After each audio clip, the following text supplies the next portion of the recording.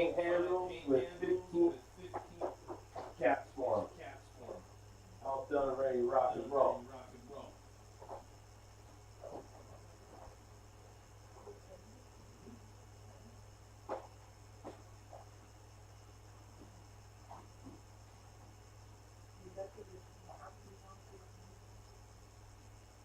Yeah, so you put these guys on here, paint the model, then you can take this one off, put another one on.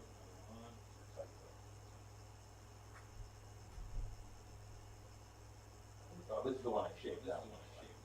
So these are fine. This one, I printed on the printer on the left, and it came out with like bubbles on it, so I couldn't use that to make these clips. This one's like that. The other one should be nice.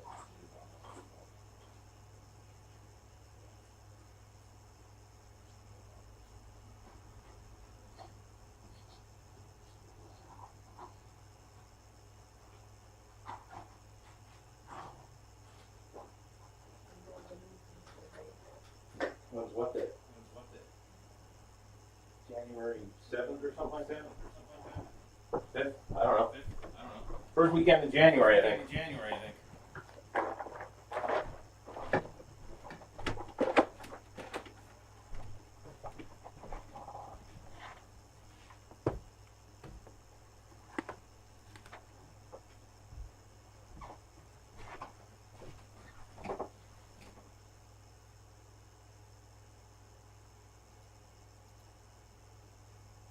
Hopefully its stream's current bit rate is lower. You recommend it uses stream bit rate of 6800. Why are you streaming so low?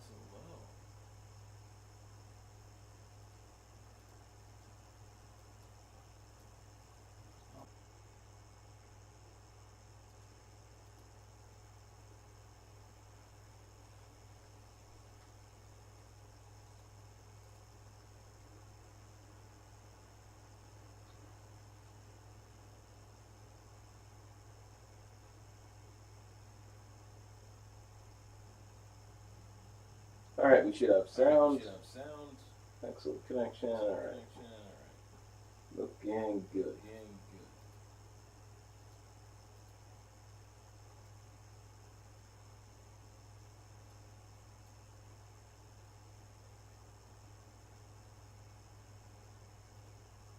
Hey, Colin, if you're around, let me know. I want to check the audio on the stream, make sure it's up and running and working.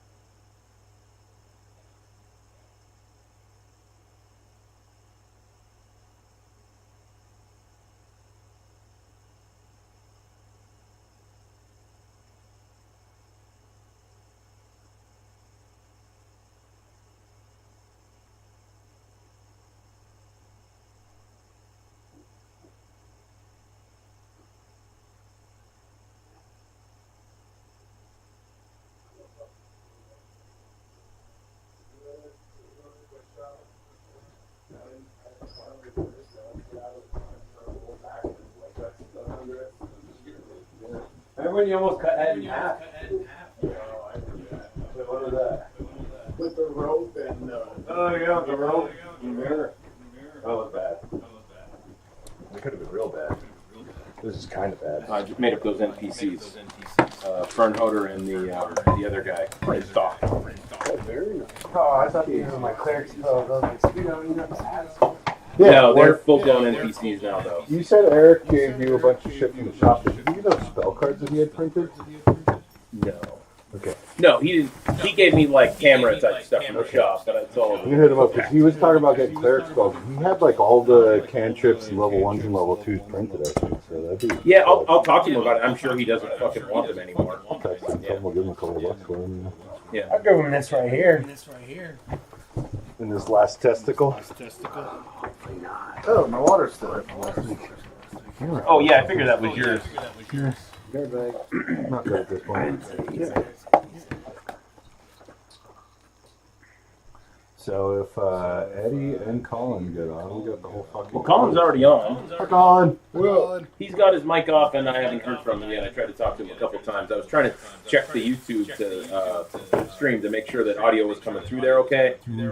But he didn't pop on. I did a quick test on the OBS software, and it recorded okay. I'm sure you guys are going to be fine. And I talked really loud, so that was going to be an issue for me. And Eddie said he'd be on a little after 5:30, tad late, quote unquote. Yep.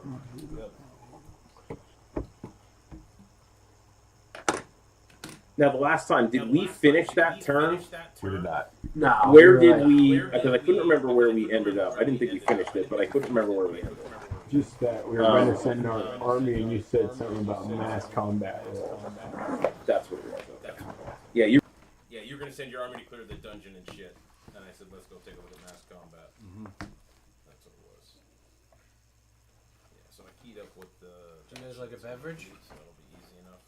I would definitely go with one. I'm not drinking, so I'm only going to drink 4. I'm not drinking, so I brought this 12-pack to 15. share. 15-pack? Alright, even better. Oh, they're full. I just want you guys to know I usually drink one of these by myself. So, I appreciate sharing. well, I'm not drinking all of November, so if I drink 4, it counts as 1. That's what I tell myself at baseball. I love your math somehow. Yeah. Thanks, man. It all makes sense up here. Up That's there, all, that's all all that that matters, matters. honestly. Because honestly, I didn't tell you to not drink for November. That's all you. Yeah, that was me just thinking it would get her off my back. Still, very much on my back.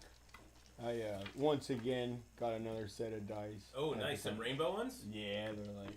That's pretty cool. much some Where do you keep rainbow. hitting all these? The interweb. No, the comic book store. They sell them in these pouches with coins. Alchemist Cove. Do you Scoop not know Raven. what's in them when you get them? Like Correct. you can't get to see it, right? You just know you're gonna get like this random set. I'm not. There's a QR code. I'm not sure. I haven't scanned it yet. I don't know if that could tell you which one is in it. 'Cause that's Oh, the so case. I'd these be are all my online cleric checking spells out. right here. Okay. That's Yep. a good page to have. Yep. But then I don't know what they are, so I'm gonna have to look through all of them. Well, what you could do is, if you wanted to tag that up, I'll give you. I got these post-it tags I just been throwing my pages in. that you can put on.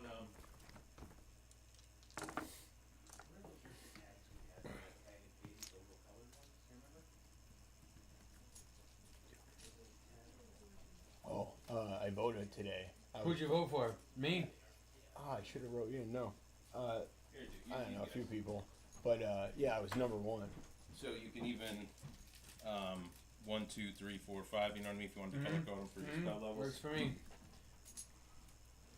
So what am I? I'm on my You're a cleric. That's what you are. touche. I asked for that. Alright, so let me pull up the sheet over here too. And I am only doing.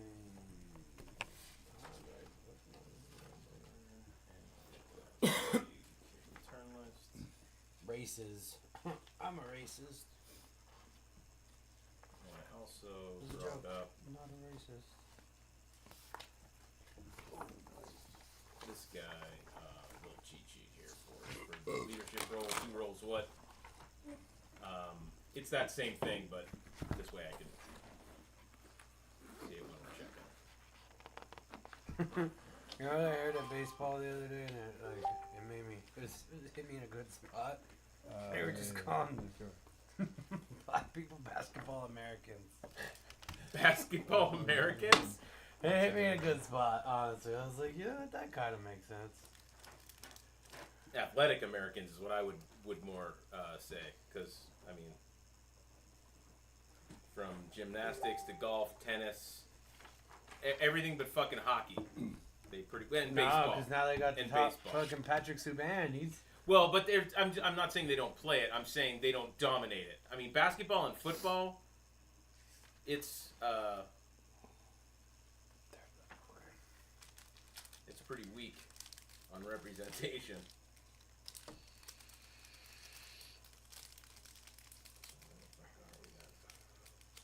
everybody wants to party, party, party, party. So we did finish the first turn, came around to the second one, and we made it to, we did the assigned leadership and got everybody in there, Okay, so we were on okay. exploration. And I just lost the page. And that's where you guys were going to send them out. We're level 6, right? Level 6, okay. So Correct. I get up to level 3 spells, 3 of them. And then if I just write it here. I gotta remember how many I get. You with us there, Colin? Can you hear us?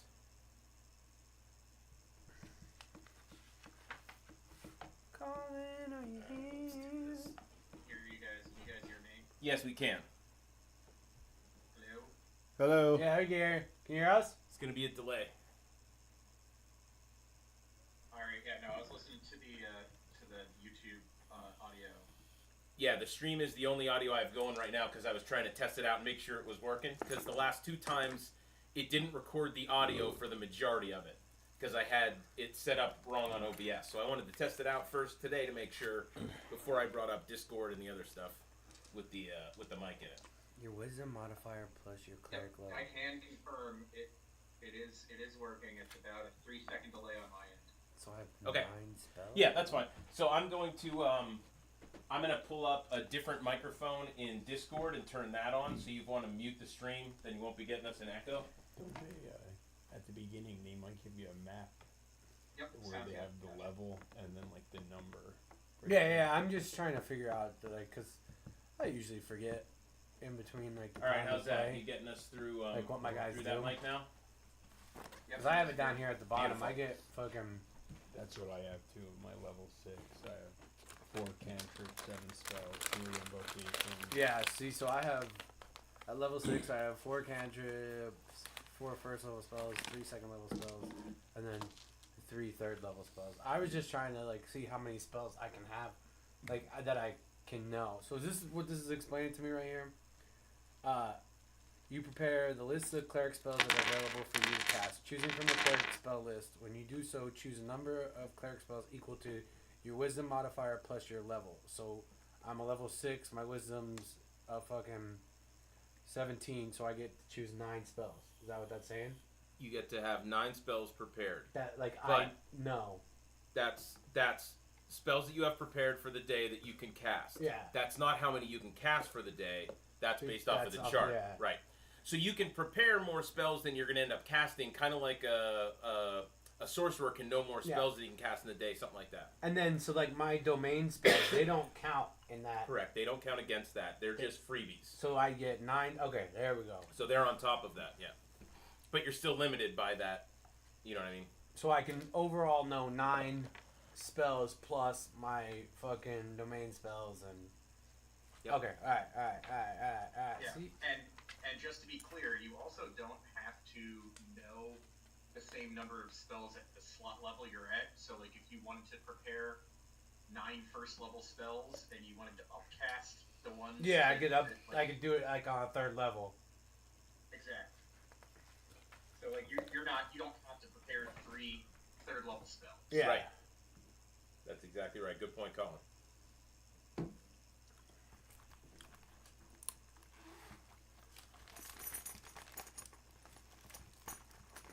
Check on my spells. We're gonna use Tuesday from now on. I'll just make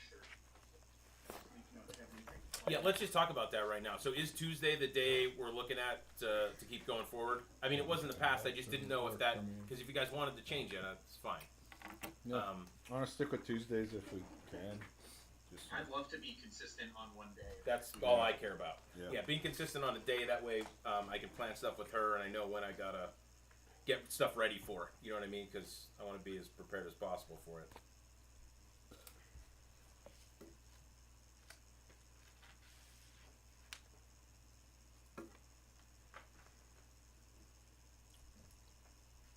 Grenade.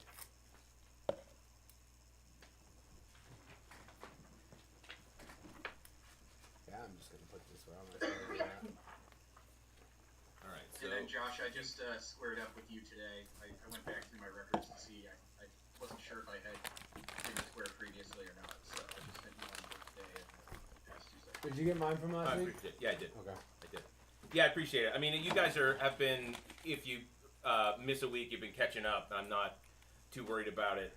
If I look at it and I see that like you didn't pay me in a month, then I might bring it up. But otherwise, I mean, you guys have all been on top of it, so I appreciate that too.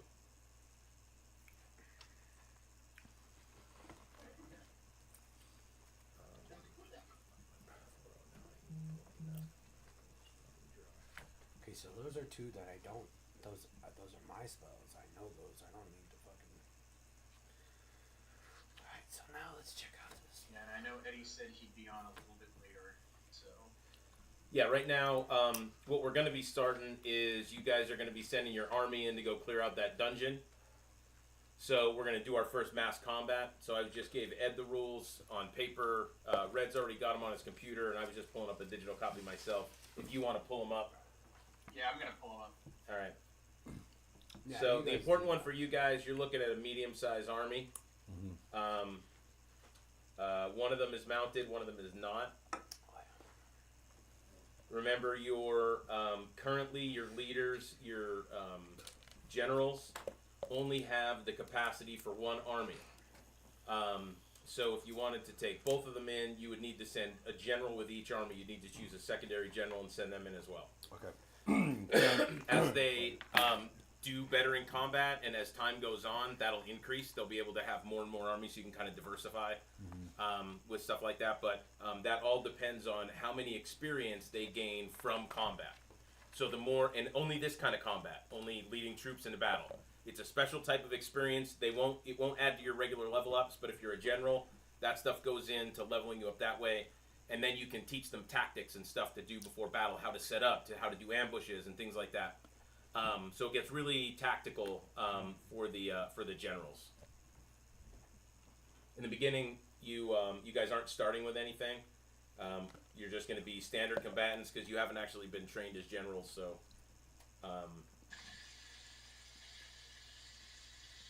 we'll just go for there. So can we, since we have two armies, can we send another one of them out to? What's up, man? What up, Eddie? Can we send the other army out to like explore a different hex while we go take care of that cave?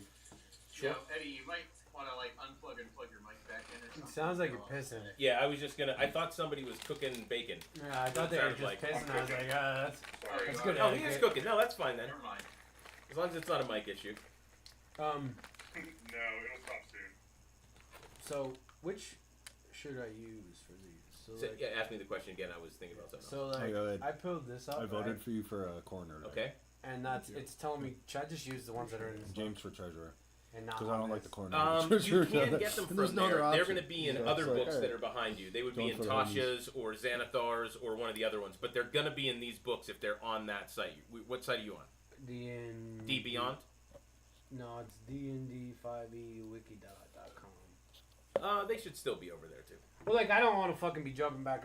I'll just use these because I'm not just making Okay, so much. so then yeah, you just want the core book stuff. Yeah, So yeah, go with what's in the book then. because then I'll be like, oh, I got this fucking thing. And Won't it's remember like, where you got it from.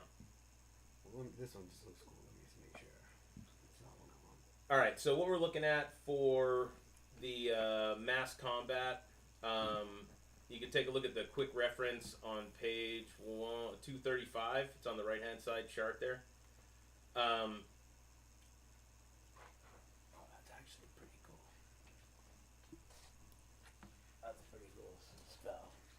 So one of the differences is when we roll simultaneously. We roll against each other. So we don't like you roll and give me a number, and then I roll and give you a number. We roll at the same time, and then it resolves like that. 251. We've already got the stats of your armies. I have the sheet here. Now, are there modifiers on those rolls? Yes, that's part of what's here. So see this. So here's the sheet with your 2 armies on it. The one on the second one, I think, is the mounted one. Yeah, because this says this spell's in the Xanathar's Guide to Everything. That one looks like a cool cantrip to have. Now, one thing to note, your cantrips, I'm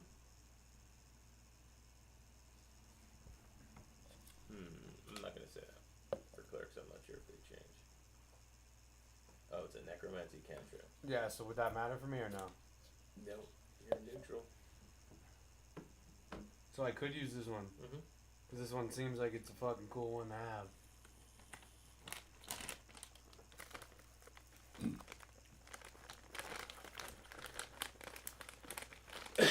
So basically the way it works is there's an offense check. It's a d20 roll plus your offense modifier.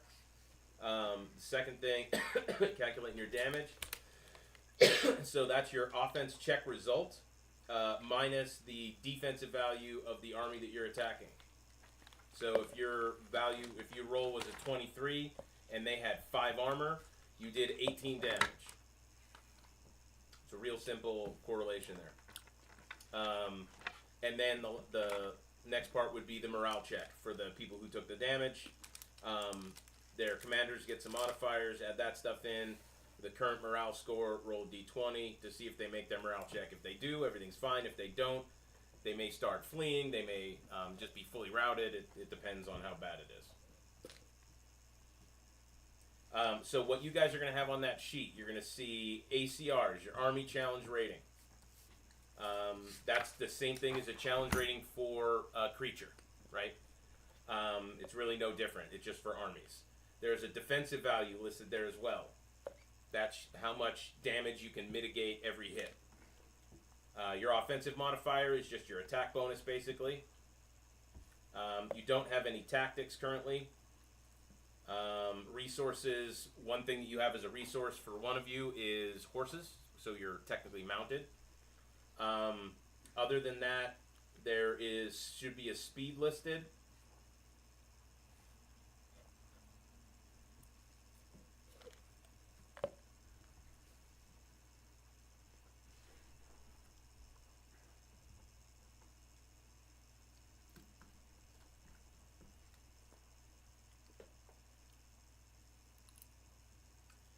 So there's 3 phases of battle. The first phase is the tactics phase. So this is where I decide what modifiers are going to play in on this. So basically for this dungeon, the army is going to get a decrease to their, they're going to get disadvantage on their attacks because it's a cramped environment. It's really, really small quarters. You can't get 300 guys attacking with all their swords, so only about half of them are going to be able to do it. So we're going to roll with disadvantage on the army's attacks. However, they also have advantage on their anytime they're being attacked, because there's so many of them compared to the amount of enemies you guys are facing. Even if they do take out 5 or 10, it's nothing compared to the squad that you have. So they will impose disadvantage on attacks, but they also have it themselves. Those are the only 2 modifiers I'm putting in for clearing out the dungeon. So normally you guys would choose what kind of tactics you want to do to do this, but this is not a battlefield combat. It's a dungeon crawl. So your tactic is going to be go in there and kill it. So there'll be no penalties or modifiers or anything based off of the tactic you're using. There's also no ranged phase. You guys aren't trying to blow up the entryway to this dungeon. You have to go in there and kill them. So there's no like ranged attack phase that's going to happen. We're going to go right to the melee phase. So we've hit melee combat. Basically, it's just a back and forth for you attacking and then taking damage.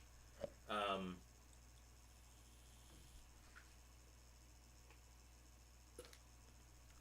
just looking at some of the tactics here to make sure there isn't anything you can do. No, because you guys don't know them yet. Yeah, have to already be talking. After this, you'll be able to start choosing tactics and stuff. There's some, so on page 241 where it says what the leadership roles are, there's some that you get automatically based off of your role. There's somewhat. There's some Yeah. boons that you automatically know. Like the ruler has loyalty and bloodied but unbroken. The general has flexible tactics, merciless, and sharpshooter. Well, you don't have all those. Those are what you can choose from. You choose only one of those, but that's the list of available to you. But I'm saying technically you guys aren't commanders of the armies yet, not until you've had your first battle. That's all I'm trying to say. Okay. So once you guys do that, then you'll be able to make your pick. Because there's, I guess technically Grog you would start off with one because he is actually the general. But anybody else who's kind of picking it up will start off fresh. So Grog, you're the what now? General? The general. Yeah, alright. Can you hear me? Yeah. We got you. Okay. Do I need to roll or anything? Nope. We're just getting it all set up. I was just going over how the standard stuff works, but because we're hitting a dungeon and not having a battle with another army, it's going to be a little different for this one. We just kind of explaining that stuff. And they were talking about the tactics, and I said you guys don't start with them, and they were saying that they actually do start with them. So I was looking for yours, and you have a choice between bonus tactic, flexible tactics, merciless, or sharpshooter. Do you have this document? Well, it's on the drive. What? The Pathfinder Ultimate Campaign. I think it's called it's just called Mass Combat on the Google Drive, the Reds Ruffians one. Combat. It's under the Kingdom Builder folder. Mass Combat is the PDF name, and we're looking at page 7 of 18. Is that right? Okay, I go to the wrong page. 8 of 18, sorry. Top left of 8 of 18. You said mass combat, right? Yes, Mass Combat. Yeah, not masked combat. What page did you say? 8 of 18. And you're looking under General. You've got 4 choices there. If you look above that, it describes what each one of those is. I see. One sec.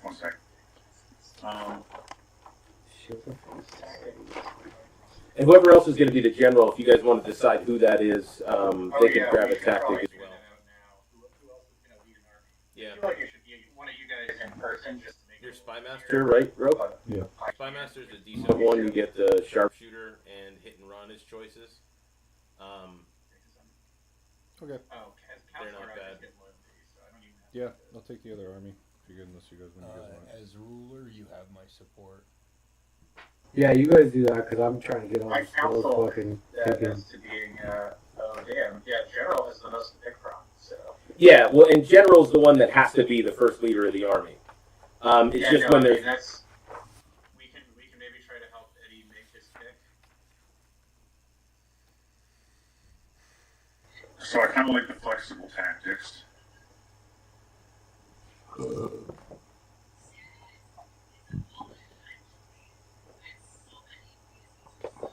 What is the leadership score? Where do you find out what that number is from? Leadership. Commander was at leadership 6. Leadership is based off of your...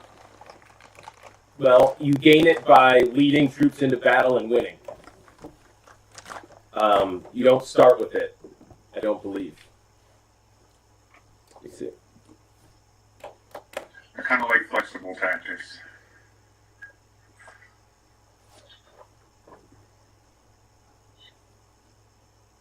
Flexible tactics is good if you're going to be, start one way and then change it up once you get to a certain point, and then do something like that. It's really good if you're going to be swapping them. But remember, what you're choosing is a tactic. So while it's great for allowing you to change from one to the other, if you don't have any other tactics and that's your only one, it's not quite useful. So you may want to start off with a different one that you can use right off the bat.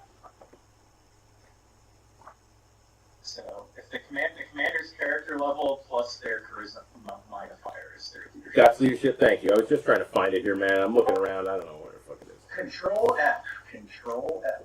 Oh, there you go. I thought I could use strength instead of charisma. Is that wrong? Well, this is for everybody.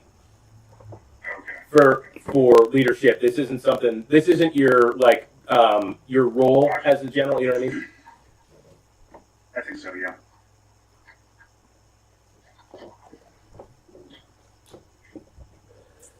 So your level is already 6. Even if your charisma is a 0, you could still choose whatever one he was just talking about. What about bloody and unbroken?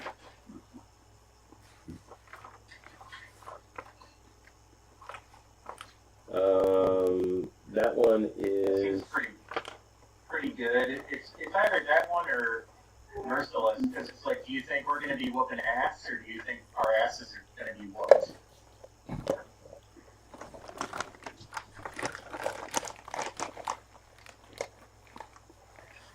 I mean, ideally, I like to think we're going to be whooping ass. Yeah, so then I want to see whoop ass.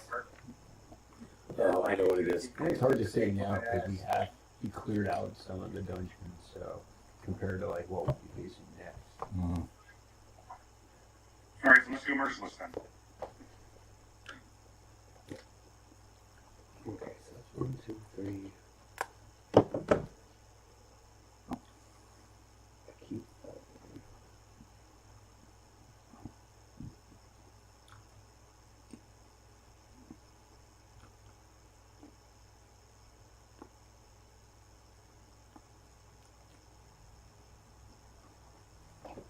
To determine your bonus on morale checks and maximum number of boons, you can now use 1/5 your ranks in a profession, which you guys don't have, so 1/6 your character level. So your bonus on morale checks and maximum number of boons is 1 currently for each of you.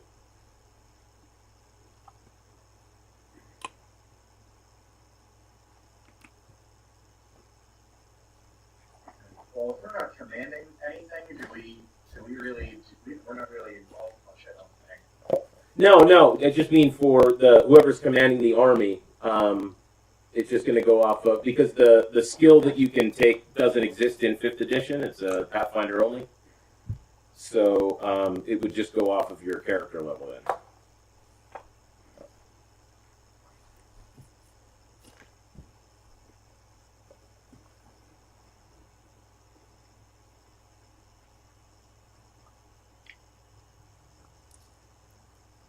Oh, that's fucking cool. I like that one.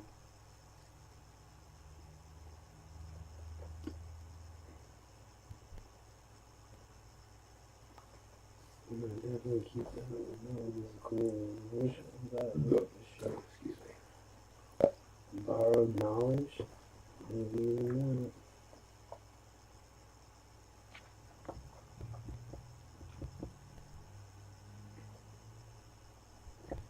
All right, so are you guys taking both of the armies in, or is one of you taking an army into the thing? What's happening? I was planning. I thought we would send one army in because the place is already almost cleared out, and then send the mounted army out to check out another hex because we're gonna need another. So hex who's to going into the dungeon? I assume Grog, you'll take the army to go fight, and you'll take the army to go run. Mm-hmm. Okay. Yeah, I'll definitely roll with the army. All right. So you're going to be doing the rolls. The way it works is we both attack at the same time, and resolve it.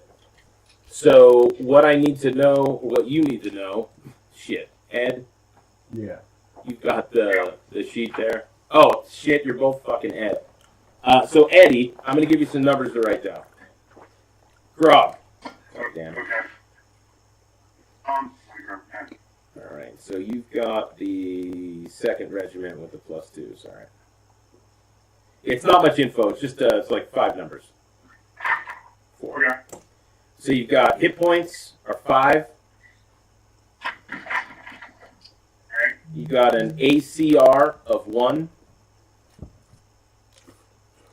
You've got a DV of 11. And an OM of +1. So basically that's your defense is an 11. So if I say I did 15 damage, you're only going to take 4. So you got a really high defense. Your offense modifier is the OM +1. So when you go to attack, you add that into your modifier. All right. Are you ready? Believe so. All right. Give me your attack. My attack is 16. All right. My attack is only a 12, so you take 1 damage. And I am, let's see what your damage is. Your total roll was I'm sorry, what was it? Your attack? 16, I think you said? I think it's in there. All right, so that's going to be. Sorry, I was on another screen. My attack was 16. It's all good. All right, so yeah, they're dead. So they wiped out the dungeon. That fast. Woo! So- Good job, guys. Good job. Well, as you said, it was pretty well wiped out. So I started them off with some pretty low hit points, but on a 16. And Get in there, get her armor.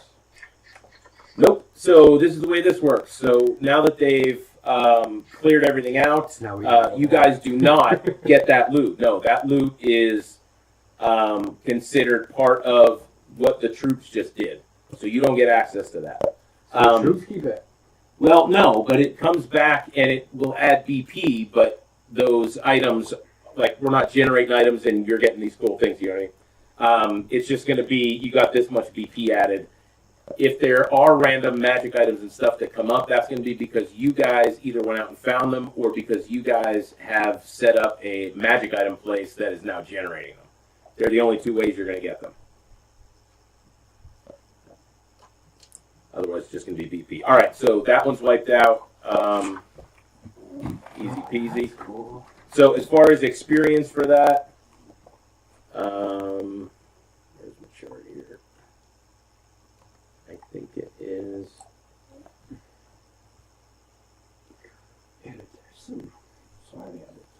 I'll figure out the experience later. After we do the exploration. So where are you going? Let me pull up the map here. Oh yeah, let me get on Discord. It's a question to me. Nope. Red's going to be running the exploration, but I'm getting onto Discord so I can share the map with you guys and we can all look at what I'm talking about.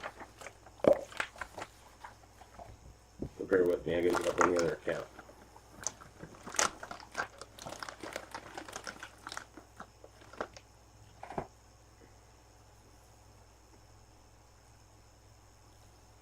It's downloading updates, sorry.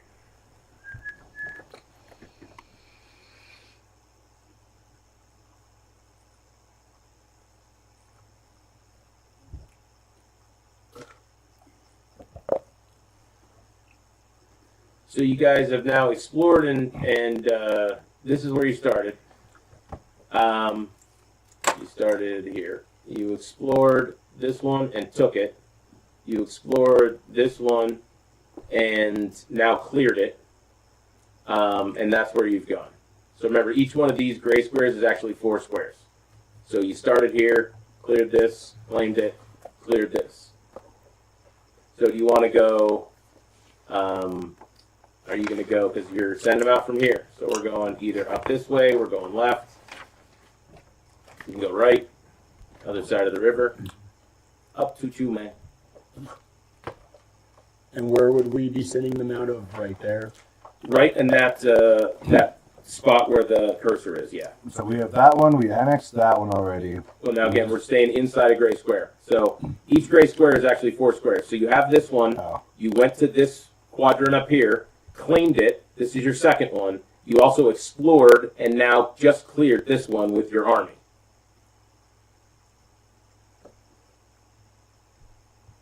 Okay. If you give me just a minute, I'm pulling up the Excel sheet that actually has all that stuff broken down. So 2 things that I'm thinking about, right? We were talking about trying to build off this way because we wanted to get to that other area over there, like the second location, because we want to build up like a Let's just go with second this. spot in the mountains. Let's just go with these gray blocks, and let's say that they are. It's going to make things move faster in the long run anyway. Yeah. So let's just do that. So this is the box you guys started in. Unfortunately, I can't make new markers at this zoom-in level. So this is the one you started with. This is the one you've claimed. And this is the one you've also explored and now cleared out. That's a better picture where we're at. This L right here. Now let me go to Discord so I can show that to Colin and Eddie. Sorry guys, I'm getting there. So you're thinking more towards the coastline? I'm thinking we start moving off this way. Towards me. Yeah, because we want to get towards the, because wasn't the second location just north of Profenschel? Yeah, I believe so. So we want to go that way because we wanted to have like the It mountains. is directly above Ravensville. It's right here in this spot. This is the X. So let's do this one at the river here. This You one guys here. okay with that? Can you guys now see on Discord the stream? Or the, you know, the thing? Oh, yeah. All right. All right, so let me go through it for you guys. So this is the current square that your capital is in, the starting square. You went up to this one, you've cleared it, claimed it now. You've gone to this one, you now cleared it. You haven't claimed it yet, but you just cleared it with your army grog. So now you're looking at where to go next. We're talking about going closer to Ravensville to kind of link the two up and get something up here with the mines. So then you wanted to go east again. No. Oh, this one down here. So you're going to go, okay. Yeah, I'm down with that. Ooh, I'm getting some fucking shit out here, bro.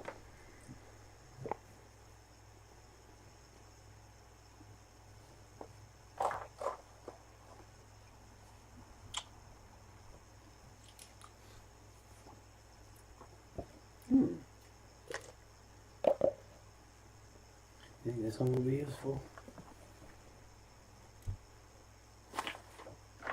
Yeah. That'd be very useful. That's what I thought too. Because next level I was planning on switching one of my level 1s out for comprehend languages, and that pretty much is the thing. Have we done a long rest since? You remember? Yes, at this point, you guys have all had a long rest. Grog took the army out. While this stuff is happening, this is kind of on the, like, days go by kind of thing. So does that mean, are we still strength trained, or are we, is that a permanent thing? Until you have somebody cast a spell that's going to remove it or find a way to remove it, you got to use something. Otherwise, it is a permanent thing. Yeah, it's got to be removed by magical means. We're all It won't fucking fade. magic. Why can't you? I've got all these negatives. Where the fuck are you guys at with your magic? We need a hotline, lippa leppa loppa list. I got all this magic and no magic friends. Fucking. Is it that the spell's too high level for any of you guys? Is what I think the issue is. It has to be the 5th level spell. Yeah. That's a 5th level. Okay. and you use greater restoration. Yeah, I mean the What about mine? the best thing that you guys can do would be to find somebody who can cast the fucking spell and get that done. Is mine? Doesn't mean you have to travel somewhere. You can send word somewhere and somebody can come to you for maybe a little bit of additional fee. But coming I'm guessing with that Orga can cast greater restoration. who? What's his name again? He is not a druid. He's not a druid. Actually, let me. I'm going to go to the drive and I'm going to upload those guys.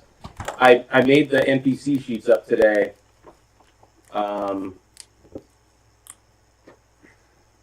So I'll put them up there so you guys can see him. But he is a wereboar barbarian. Oh, so he got bit by a board. Now he turns into a board. Something like that. Something like that. I also did Fernhoder. So he's got his full set of abilities and a link in for you guys to be able to find new ingredients and craft new morsel ideas kind of out of your own concoctions. They do have to be existing spells.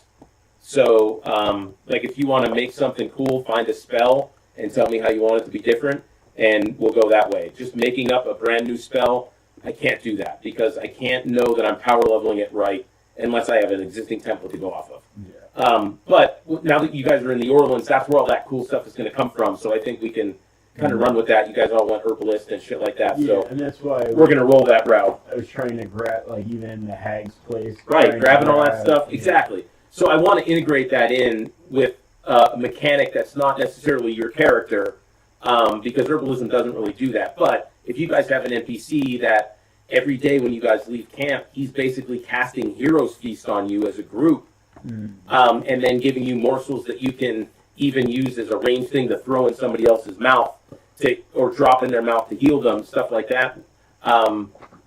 It makes it easy to keep the group flowing and gives you something interesting. I don't know. I thought it was cool. Also, I don't want to pick a bunch of fucking third level spells, but I can only cast 3. Yeah, Okay. So you're probably only going to end up casting 2 of them and 1 of them twice, yeah. to be quite honest. Yeah, I started getting crazy. That's the way that works. Yeah, well, just remember, you've only got 9. Well, I'm up to fucking. I got 7. Plus the ones I own, but those are all third level. Those are third level spells too, so Okay. I shouldn't know too many third level. Well, keep going through them. We're going to take a few here and go through the exploration. Yeah, well, you guys are good. All right, so the distance, so you're going just to the east, so we're moving right to the other side of the river. So there is a river involved. You going to do the checks for me, Rook? Sure. All right, I'm just going to roll through them. First thing you're going to do is give me a nav check, so it's a survival. Nab check. Navigation. Roll the 20. Oh, not even dirty? Nope. Oh, beautiful. All right, so that's perfect. So you've successfully been able to navigate the entire terrain. It does take time, but you smoothly move through the whole thing. Now we just have to check and see if you ran into any encounters or located anything along the way. Give me a D8. 6. All right, yeah, just give me 3 more. We got to do this 4 times.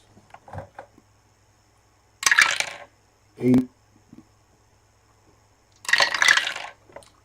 5 and 2. All right, no encounters. Nothing came up. Sweet. All right, so you're able to clear the entire hex. You don't find anything that's going to cause any problems there, so you can consider it cleared and ready to be claimed at this point. Okay. So you can head back in. That was your full day. That was 4 watches, so it was a full 16 hours. You were pushing hard. Okay. So they're ready to drop. But you guys can make it back to camp, settle it up for the day. Anybody else? Grog, you were out fighting for the day. Actually, Grog, you're out because of where you had to go. You're going to be gone overnight. You'll be back tomorrow with your army. So let's see how much BP you got out of that place. Sounds good. Where am I?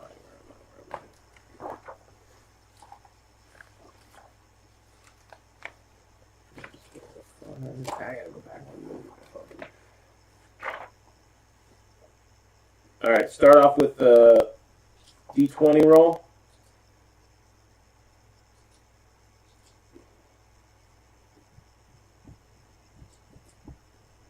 Grub, start off with a D20 roll. A D20 roll? Yep. Alright. We're going to get up with 17. 17. So it's going to be an 18 with your offensive modifier. All right, give me a percentage. What? Good. percentage. So 2d10s. Yep. Oh, yeah, gotcha.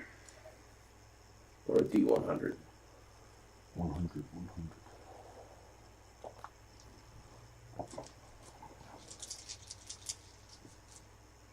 41. All right. So you're going to get 2d6 worth of BP out of the dungeon. That's going to be 8. So you pulled in quite a bit for what I thought was left there. So your BP available just went up to 15. Yeah. That should help things a little bit. Mm-hmm.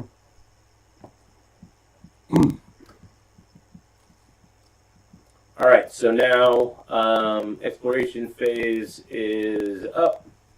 So now we're on to you guys thinking about claiming hexes. Did you want to continue exploring? You do have time throughout the month. If you wanted to go explore some more hexes and see if you're running into trouble, you could do that before we move on to claiming and going through this stuff. How many hexes can we claim in one turn? So each turn that how many can you claim? One.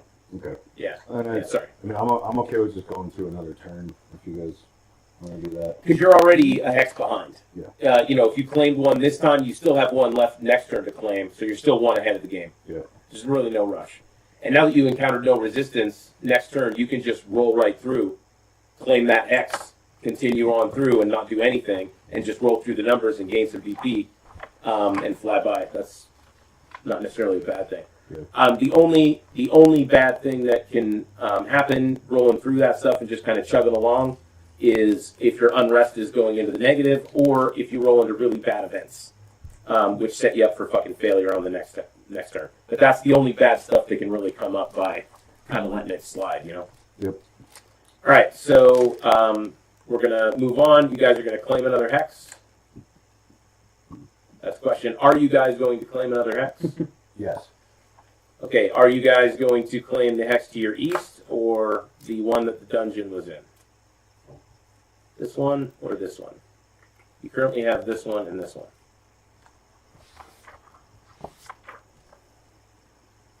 The one the dungeon's in? No, what do you guys The only thing that matters, the only thing that would matter would be the river. And there's a river in both of them, so it doesn't really matter on this one. Actually, there is one difference. The northern one is in the mountains a little bit.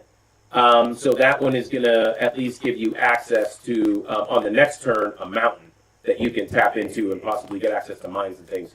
Where if you stay south, it's going to be a couple turns before you get up there. Okay.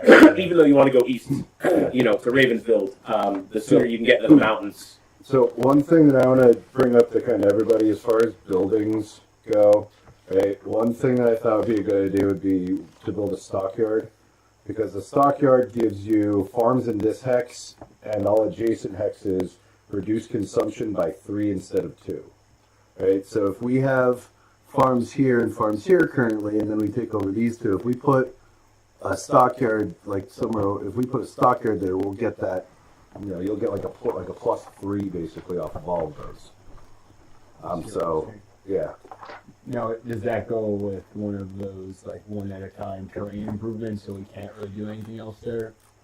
No. No? Nope. That's just a regular building, but it's 20 BP for that. One other thing about BP, I don't know how you guys would think of what you guys think of this, but that magic chain that we found, the evil chain thing, right? Josh said that would be worth 70,000. I think he said we'd be able to sell it for like 40 or 50,000 only, though. Yeah, right. You won't get the full value of the item because of its, its provenance. You know what I mean? Yeah. But when it came time to put it in a museum, they still don't want it. And then how much does a BP cost us right now if we were to buy one? I want to say it's 1,000 a piece. Okay, so And you sell them back for 500, I think is what it was. yeah, so I mean that could be like 40 or 50 BP right there. Plus, none of us can use it right now. So I don't know how you guys would feel about that. I think that would be a good way to kind of jumpstart things a little bit here. Right, and it's only going to be useful if you were evil. Yeah. Which I'm not to be. None of us are going to be evil. Well, that's what I was. If you were to get rid of it, maybe that would be a little bit less incentive to become evil. Yeah. Having the big cool magic items sitting there. Yeah. By the way, give me a. For fucking what? I've been sitting here. It's very important. I didn't have you do it the last time, and I should have when we were sitting here. Literally just been sitting. Ow, fuck roof. Yeah, careful. Sorry. Pitch walls, man. And then there was one other We look for the dice thing. over here. Oh, you brought him over I there. already And I set was you up, like, man. I have a little thing to roll, man. See, that's why you're the DM, and I'm just the guy who comes in there and hits his head off your roof. Probably, I'm using the fucking stone, guys. Hey, Eddie and/or Colin. Every once in a while, if you think about it, can you check the YouTube stream? Just make sure there's audio coming out of there. Oh, yeah. It fucked up the last couple times. I just want to make sure it's still coming out. I got a fucking concussion. I can't I'm not even sure if you're roll. listening to it on Discord or not. So then, if, Wisdom save, here you go. Yes, sir. Yeah, I can hear stuff coming from YouTube. 14. Okay, thank you. Total? Oh, plus 11 plus my 3, yeah. Okay. I can't count. I'm fucking concussed. Roof. Hope you have homeowner insurance. Supposed to have 7, right? There's 7. 7 what dice? Yeah. that's what's known as an obvious hazard. It's a fucking wall, bud. There's no sign that says, hey, watch the roof. Who put that wall there? Well, it's a roof. It is a roof. Honestly, I'm going into the No, it's a wall you're hitting your head on, but on the other side of that is a roof. And I'm going into the prison You're very tomorrow. correct. It is a wall inside. Freaking cop. Slam dunk. So, Make sure you get hurt at work tomorrow. That's what I'm doing. Gone. There you go. what would you guys think about selling that thing, getting some VP for it? I'm thinking because we only have 7,000 in the bank right now, and then we all have a couple hundred in pocket change. If we sell that, we get 40 or 50 grand for it, right? We get 20 VP, use that to do a little bit of building, and then we have some more in our cash reserve. Because there'll always be other stuff. Yeah. And there's also that cloak of Elvenkind Yeah. that you'd have to attune to, and I kind of have a lot if you don't want it. Then maybe Yeah. you can sell that too. Where's that belt? Where's the other belt? I'm going to put the plus I think one that belt thing on, only sells too. for 500 gold. That sounds like it's worth more keeping. Yeah. Concussion now. For anyone, really. I mean, Wait, we the have belt that I'm wearing? No, the other belt. We have 2 belts. Yeah, we took your belt while you weren't fucking here. Now you got nothing to hold your pants up, pervert. I just wanted to spend money on a cart so Fernholder could take it, his shop, I want to find that cart that we had. Remember that cart that we had once upon a time? yes. Yeah, it's 1,000 gold for a BP until your kingdom size hits 25. So you guys got a while to go, and that's hexes, or in this case, squares that you're controlling. You said 1,000, so that's 40 fucking So, BP. because these are hexes, but they look like squares, right? Does adjacent mean like all of these would be adjacent to this one, right? All Even the diagonals? 8 around that are adjacent. Yes. Okay. And then do we? I have a lot of questions here. Do we? If we're gonna build a building, right? Do you have to have a settlement there? Can we put a stockyard? You do not need settlements in places that you're going to put improvements, but you need a settlement anywhere that you're going to put buildings. If it's like a building, Yeah. then you need a settlement. And the settlement does not have to be big. It can be one district and one building. Yeah. Damn, As long as the building doesn't require another building to be there. Yeah. But yeah, that's perfectly fine. And it And could then- just be John's fucking house. It doesn't have to be we're creating a whole big village here. Yeah. They could all just be mining camp number 2. Whatever you're setting it up to be, it only has to grow that big. Okay. And then if we build a building that generates magic items, right? How does that work? I know that it's part of the one phase where you roll for magic items. Like if we were to build a exotic artisan, right? It says magic item, 1 minor ring, wand, or wondrous item. So every time you roll to see what you get? No, if it produces one, it's going to be one of those things. Okay. So give me just a minute, and I'll tell you. Did you read this? Oh. I don't think anybody else saw it, no. God, Terry Brown would have been into a beast. So, if the 3 languages that he can speak, Are those 3 languages we pick? I left it open for you guys to decide. Well, one of them is going to be, I don't know if it said there that he speaks Giant, but one of them is going to be Giant. No, it just says any 3 languages. Okay. So Giant is one of them, and you guys can pick the other 2. I don't really give a shit. And you can prepare. And Common, obviously. So I am looking for the, what am I going to call this? Sidetracking. What did you just ask me, bro? Rolling for magic items. Yes, magic items. We can do a lot now. Should be the magic item table.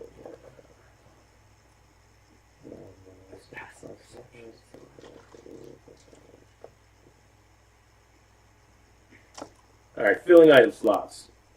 So, well, first you have to gain item slots. When you construct one of these buildings, you mark the appropriate boxes in the magic item section of the settlement's district grid. It indicates that that settlement has gained a slot for an item. So you gain 1 slot for each of those 3 items. Okay. All right.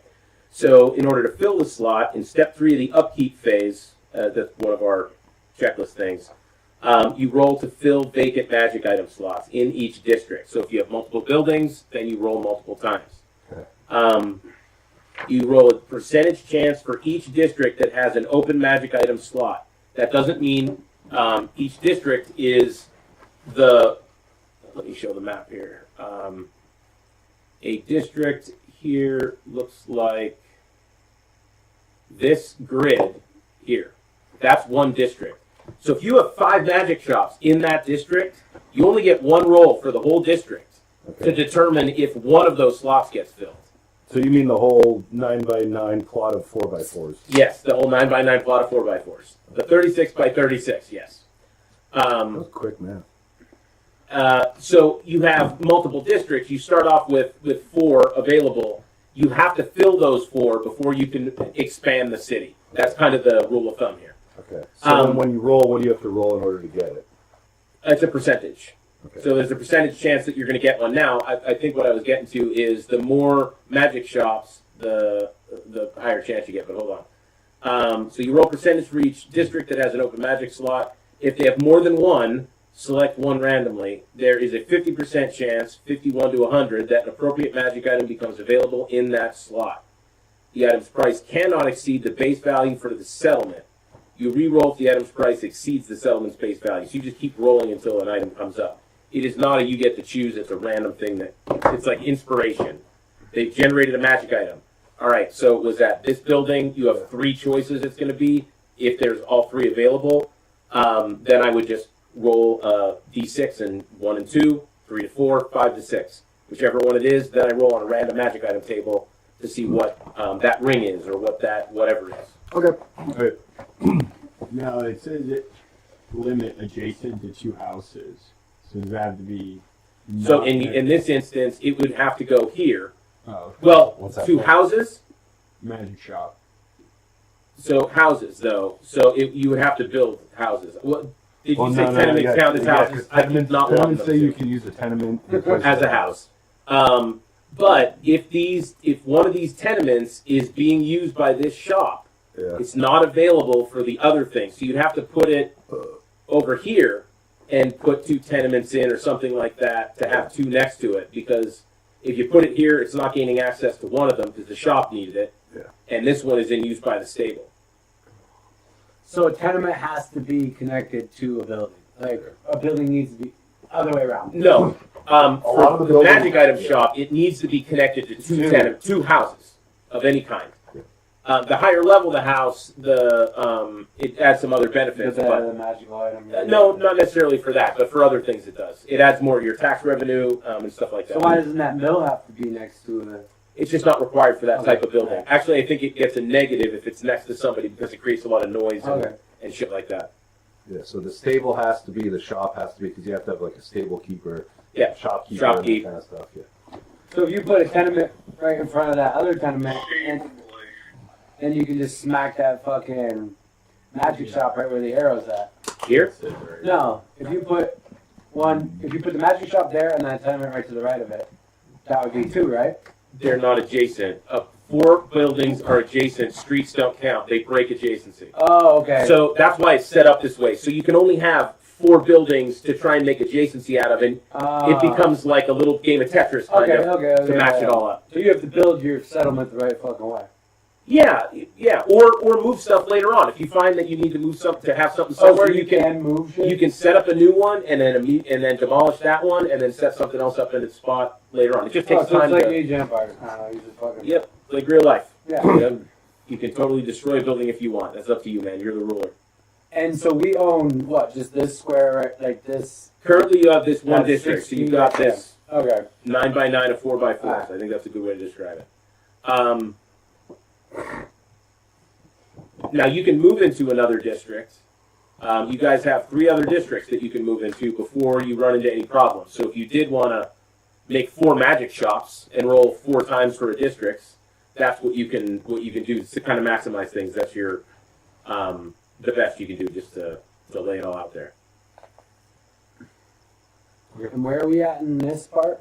So right now, you guys just finished up exploration. You claimed the hex. I have to remove the 1 BP though.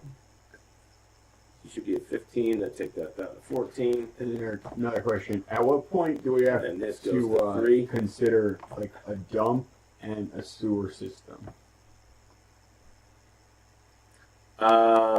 That's a good question. I don't think you have to worry about it just yet, but you do have a lot of people. I don't think you have to at any point. The dump just increases your stability. I think a sewer system Probably do both too.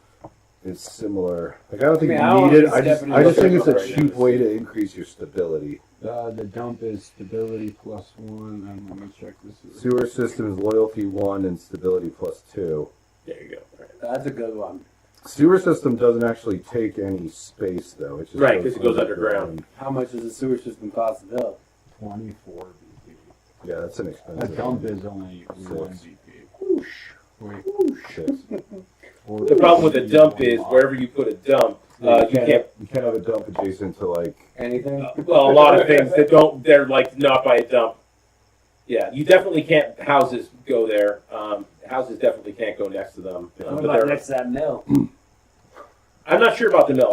I'm not 100% 'Cause sure. the mill's The already mill has to be negative. on water though. The mill's already a negative thing, right? I'll give you this. So your western side of your city is bordering the river. So if you need anything that needs to be adjacent to the waterfront, that's where it needs to be. The other 3 sides are land for you guys. In your next hex to the east, you can do the same thing. You can set up one along the river, and then that does bring with it possible events though. You know, if there's a huge flood, it's really going to affect whatever's right next to it. You know what I mean? That kind of shit. But they're rare.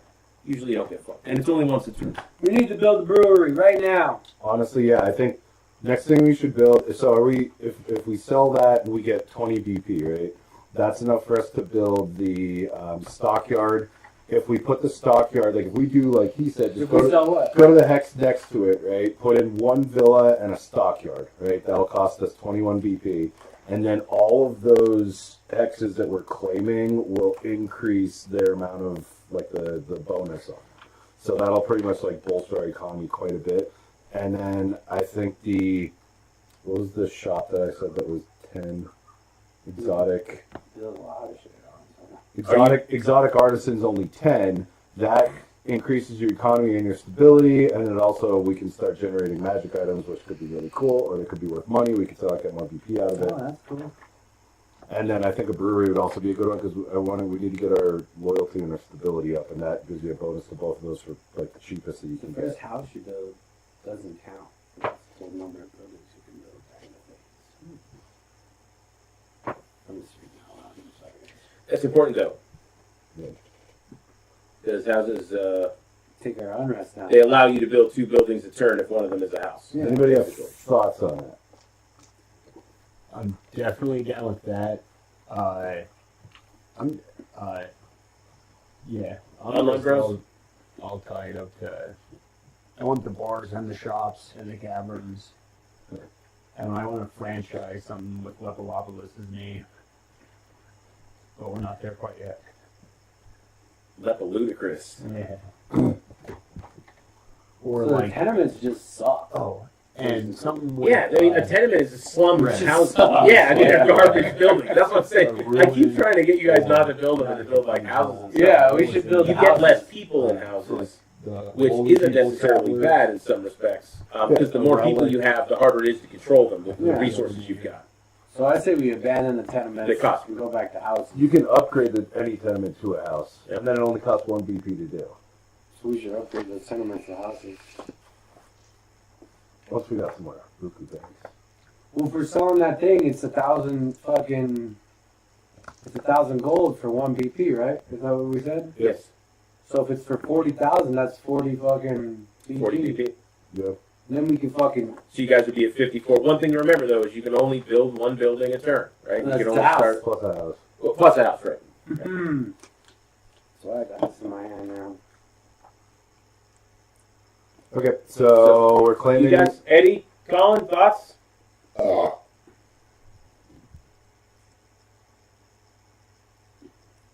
was muted the whole time. Yeah, you stop muting yourself. Well, like, whenever I'm eating or anything like that, I don't want you guys to hear me going. I honestly don't think we could. I don't think it'd pick you up. I still got a concussion, so I can't hear anything. So what do you guys Hear think? me okay right now? Yeah, I hear you fine. Okay. No, I think we spend money to make money right now. So, like, I kind of agree with Red's plan. I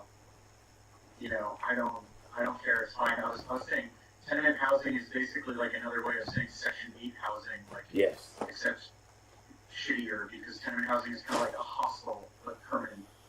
Like third world. Yeah, it's just fucking us if we build tenements. So like, let's build houses. House, new building. House, new building. Wait, why are tenements bad? They take your unrest down. I think it was -1 or -2. No, it increases your unrest. Yeah, which is bad. You don't want your unrest to go up. Yeah. Yeah, it's +2 to your unrest for 1 tenement. And you have 3. We have 3. I'd say house. Upgrade to house. How many can you upgrade a turn? So this turn, what we would need to do is we would need to build a house and a stockyard in the hex that we're claiming in order to get that effect on the farms in all the adjacent districts. And the next turn, yeah, we could upgrade one of the tenements that we have to a house, which would eliminate that, and we could build one of the other things that we're talking about, which we had suggested a brewery, because that gives you an increase to loyalty and stability, or an exotic artisan, because that gives you economy and stability, and it also allows you to start creating magic items. I think what we should do is not worry about housing so much or like small advancements. I say we need to take a pick that's either saving up for a very large advancement or be a very beneficial one. Like what's the most importantly beneficial thing that we could potentially get right now? That's what I'm saying. I think the stockyard is the most important thing that we could get right now, because we already have all these farms and it increases the production of all farms. Yeah, so max econ is always my strat. So whatever maxes econ with our available resources. I think either a stockyard, and I also like the idea of expanding to the mountains. I like the idea of getting mines. Yeah. I mean, the thing that would probably be the best to build would be a waterfront, but that's 90 BP. It increases your economy by 4, settlement productivity +2, adds 4,000 to your base value, halves loyalty penalty for taxation edicts, 2 minor wondrous items, 1 medium wondrous item, and 1 major wondrous item. But that's going to cost us 90,000, and we do not have that yet. Well, Yeah, we can save up and get that. You're at 54 if you sell that thing.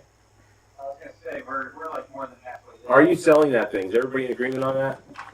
I mean, the best item would be Grog, but Grog, are you gonna become chaotic evil at any point?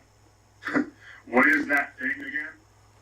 It's a whip chain that we found on the demon. You remember the demon elf priestess bald one that we found? She had a whip chain. It's a +3, but you have to be chaotic evil, or else you take 3d10 damage every time you touch it.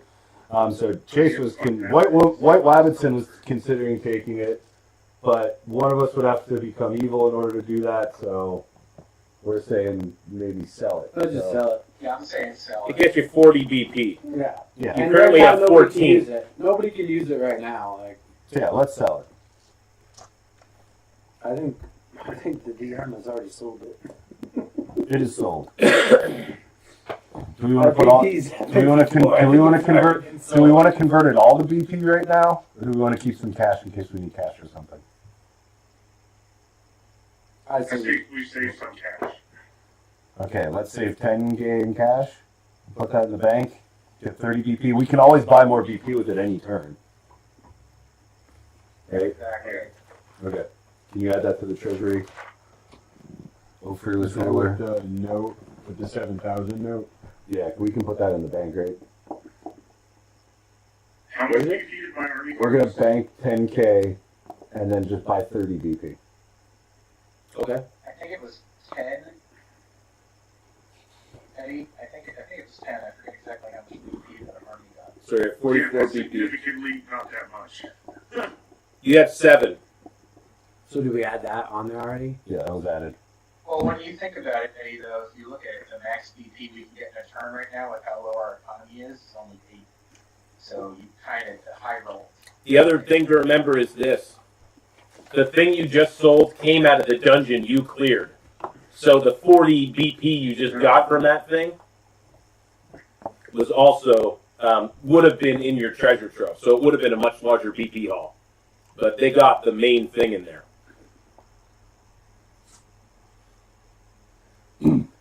Okay, now And you kept that figurine, so don't forget about that. Oh, we didn't forget.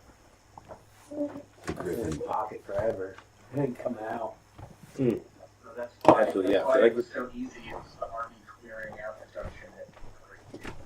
I see. Okay. That makes I don't have a sense. mounted one. We'll use this.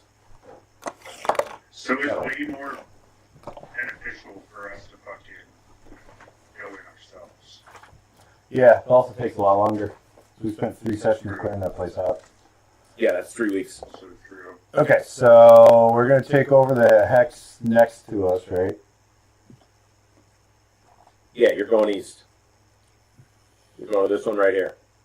So then you'll have this L. No, wait, no, we want that one, Oh, you do want this one? right? So if we take that one and we build a stockyard there, then it covers all of these. If we build Now, these farms. are mountains. You can't build farms in mountains. You can. It just costs you a fucking lot to clear it. Oh, Yeah, really? you would have moved mines and now. Okay. So maybe we should just put it right in our current place, and then we could take these ones as well. I don't know, because we can't really take Foster If you put it in, there. this one is your best bet because you're only losing these two. Actually, this one you would still be able to put the farms out here. It's more than 50%, or at Yeah. least 50. Yeah. So that's fine. You would just lose this one, which is most. But then you have a mine right there anyway. Yeah. Okay. What do you guys think? So we already have that one. We'll build there, and then which one of the other two do you guys want to take? Because we claim the two Are we to the right. trying to go the stockpile route, or are we trying to go Yeah. the Stop. waterfront route? I think right now the stockyard, because the stockyard will give us like a major bonus to our economy. If we're trying to save up to build a waterfront, we're gonna need that to keep money coming in. So we're going west, So North. medium investment. Go north. and then north. save- No, we already claimed that one. We claimed that in that last turn. So So we're we gonna go take one of north and these get two. here Oh, so on east. We'll be going Before east. we go over east, Which one is it though? It doesn't really matter honestly at this point. I say the more northerly one personally. I think we should go toward now. Try to get something I like that, yeah. more distinct bio. Okay. So we're claiming that one.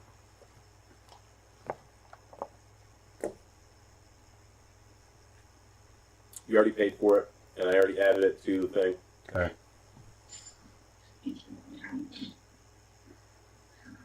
All right. So Now we're on building. that's it for claiming your hexes.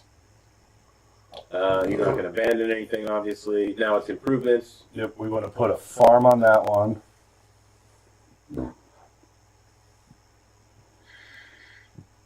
You said we can only do one per turn, right? Yep.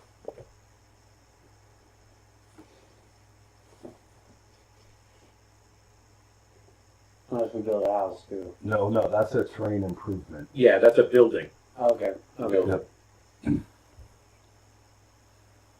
Terrain improvements, you can only have one per hex. So now we want to build a house and a stockyard there. Or do we just want to do a tenement?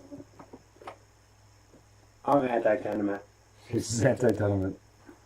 How much does a house cost? 2? All right, so let's go through the. Well, first, putting the farm there costs what? 1. Let me check the table, but I believe it's 1. If it's on planes. Hang on, I gotta find that. They're all going to turn into this though. Farms with stockyards instead. Yeah, I'll farm on it.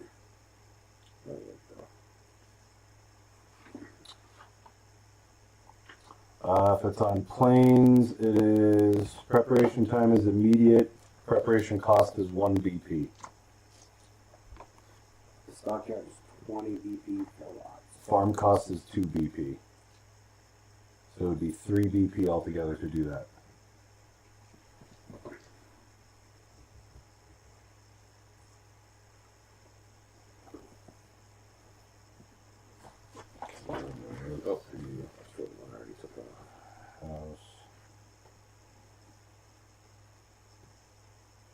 And the stockyard, so we're gonna go, this is gonna be settlement 2. We're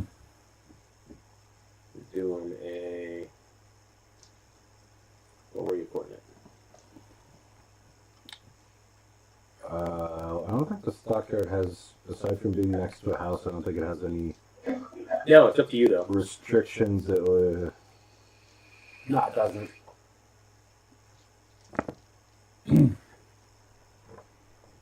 It just says every Let's just stick it somewhere in the corner.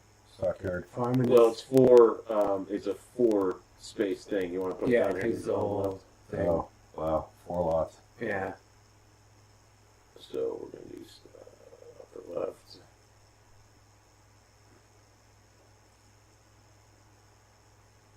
Right.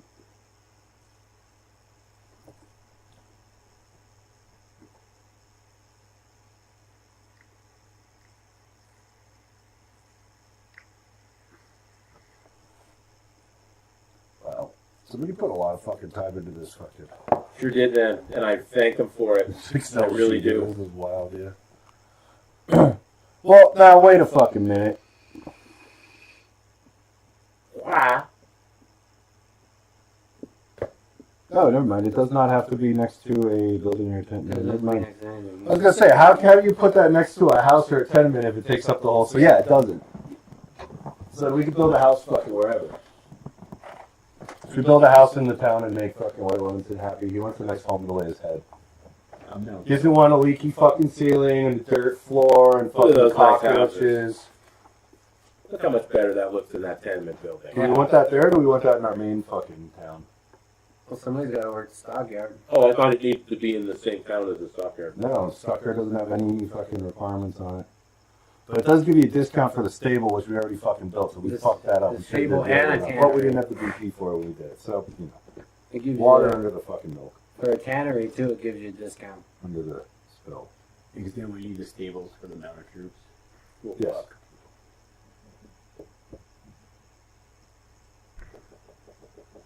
But if we build a tannery, then it'll be a discount for the tannery. Damn it. Yeah, I think the tanneries can't be. Oh, I can Yeah, Adjacent to a house, mansion, noble We villa. could stick a tannery up there. We put all the dirty shit up in there, like the dump and the we'll just put all the dirty shit up there. They'll smell terrible, but they'll have nice beds. So are you upgrading a tenement to a house? Can we do that? Or are you adding You a can- house somewhere so you can do You the can magic upgrade a thing tenement next to a house for 2 BP, or you can build a tenement for 1 BP. If we upgrade a tenement to a house, I think that decreases the amount of unrest that we have, so we could do that. Okay. That's always good. So you want to do one of the ones next to the shop? Yeah, that one. That looks good. And we still can't build a house? Or does that count as building a You could also build a house, but we want to get rid of the tenements because they create such unrest. Yeah. Oh, we had squat. You were here that. For that, we had So squatters squatters are back still. then. We never took them out. No, we did. I don't think we did. Yeah, He dealt with the squatters. We did deal with the squatters? I go with the fucking squatters. So that was 2 to upgrade or 1 to upgrade? That was it's 2 to upgrade. And then the stockyards, 20. I think it was 20, yeah. Why did our stability drop so much? Stockyard was 20, yeah. But it brings your stability down 1 and your economy up 1. But your productivity goes up 1 too. Oh, so that's from the stockyard? Yeah, that's from the How does the stockyard. stockyard make you less stable? Because now you got all those fucking shitty animals shitting. Shit. Bunch of low-level workers. Probably fighting and causing trouble. Yeah. Riff raff. Yep. We gotta hire some cowboys. You get runaway bulls occasionally running out to the street and boring people.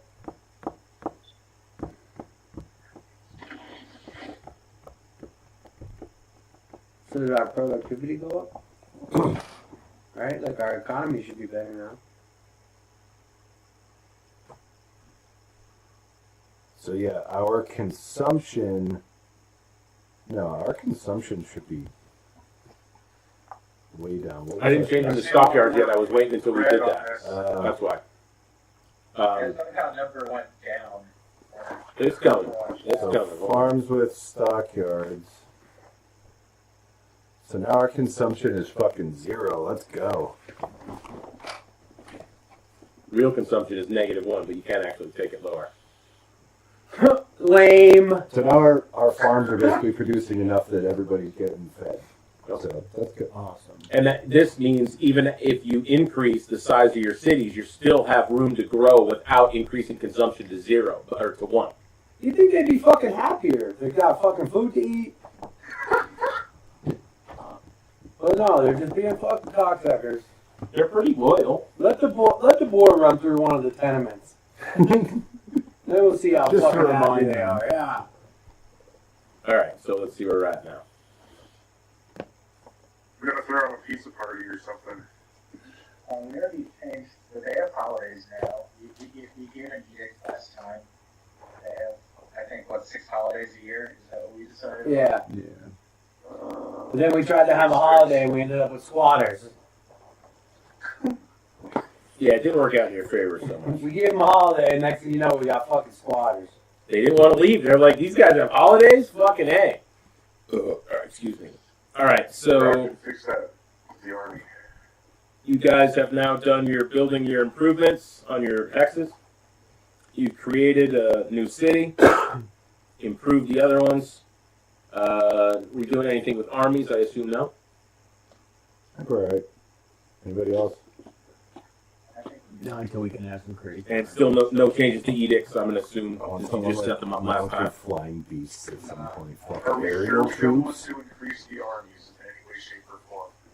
No, because Defense, good offense. I'm always a big army guy, but like, it's up to you guys. Yeah. I feel like 2 full armies for our little town right now is like probably okay. It's okay if you're a coward. Okay. Well, right now we're trying to maximize the economy. One thing to Money think maker. about moving forward is having a settlement in a hex allows your armies to station themselves there for exploring and then come back there to resupply and stuff. If you don't have a settlement, they have to go all the way back to the nearest settlement. Yeah. That's why his guys were stuck out there for a few days while they were traveling back. You guys are close now, but as you start exploring and going all the way up in there, I mean, you're going to be 80 hexes away. It's 3 weeks to get back, you know what I mean? It's just travel time if you don't hit any problems. And then guys are deserting because they gotta walk all the way back. Like every so often have outposts. Yeah, like little staging areas where you're, because you can, the other thing is if you only set a house there, you can destroy that thing later and abandon the settlement and move on. These can be just like forward operating bases or something like, think of military strikes and stuff and what we do. It can be very similar to that. You don't have to set every one of them up. But just realize when you don't, they will give you some negatives, you know. All right, so not changing any edicts. So withdraw gold. This would be the time to do it. You're obviously not doing it. We're doing the deposit gold. Let you guys do it already. Items, we don't have any. Buying magic items, this is where you would buy the items that are in your shops if you wanted them for yourselves. Since you don't have any in your shops, wait a second, where is the...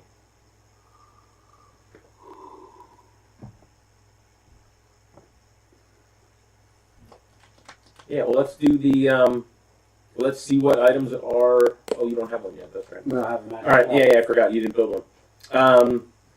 All right, so economy check, let's see who handles that. Should be the, what should I call it, treasurer? Economy check. Do you have a treasurer? We don't have a treasurer, so Yeah. So that's going to default to the ruler.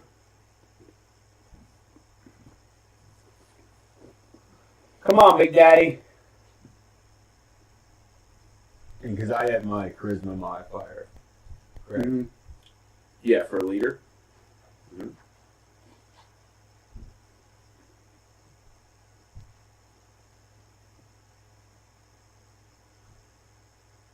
+4. Mural? It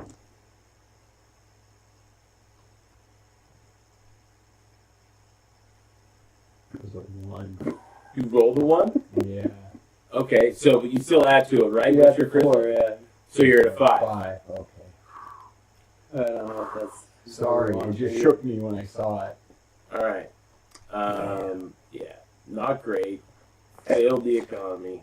Oh, a 7. Switching that one right out. But that means you get 2. So you're still coming away with 2 DP. So it's not for nothing. You have your floor is above 0, so that's a good thing. So you guys are up to 21.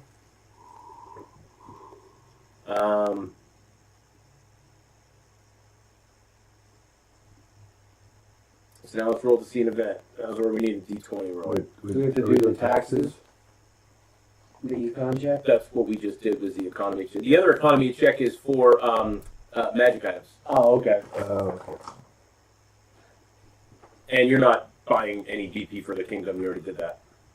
So it was the other. That's where I screwed up the last time. When I saw that economy check, that's where I was doing that one. But it's actually the taxes one. Oh, you look right away. Yes, you can. Give it to me. Let's go. Roll better than I did. 62.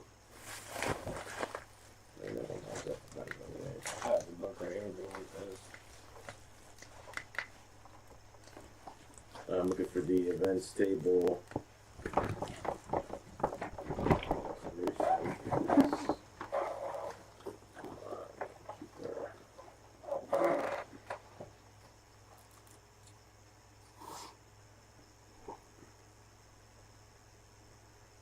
So what would it be?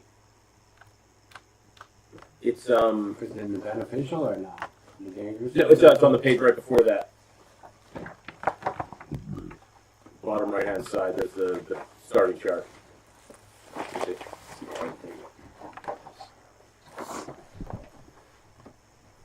Alright, event type and danger level. What was your roll? 62. 62 is a beneficial settlement event. So we're going to roll on the 410 table. Give me another percentage. Page you on? 99. 221. 220, 221. I believe that's a 99. 99. 99. So that is a wealthy immigrant. Nice. Hell yeah. You know Trump's not our leader. Letting them in, baby. Good thing we put up that house. A rich merchant or a noble from another land is impressed with your kingdom. Ooh, this is going to be interesting. All right, and ask to construct a mansion or a noble villa in the settlement at no cost to you.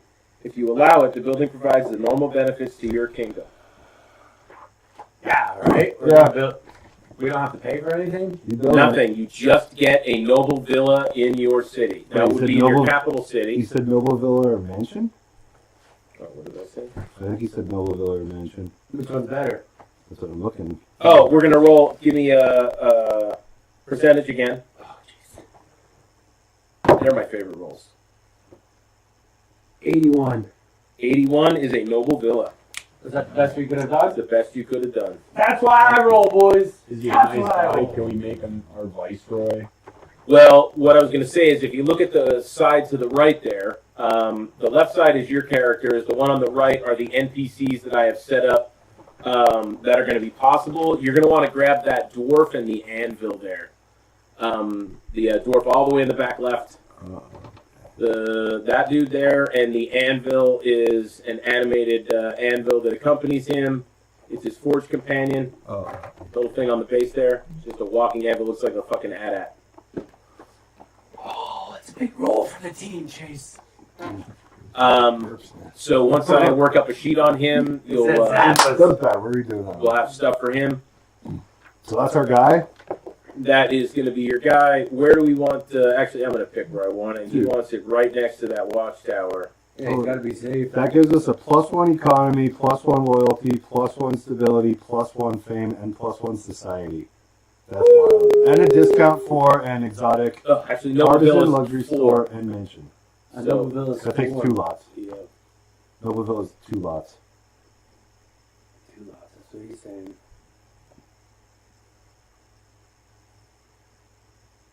Come on. Oh, it's left and right or up and down. So I'm going to do up and down. I just saw 4 of them and got confused, so I'll put down here. Up and right. Yeah, there you go. I know we can build our exotic artisan next round. It's only 5 BP. Let's fucking go. All right, so we got the free nobleman. That takes us to the end of that round. Now, can we put him in somewhere on our government or no? Because we don't know what he is. Yes, you can. So give me just a minute. Hurt I'm actually going that could've been fucking to try catastrophic. and do this right Yeah, here. but I don't do catastrophic rolls over here, bro. We could have had a fucking dragon kill it. Fun. You know what I mean? But no, we got a dwarf for the anvil. So I'm going to try and do this right through the website. You guys can see my screen, right? I'm still sharing. Yep, you're good. Once we build a caster's tower, I think you should live in it. I know what you live in. You gotta live in the palace.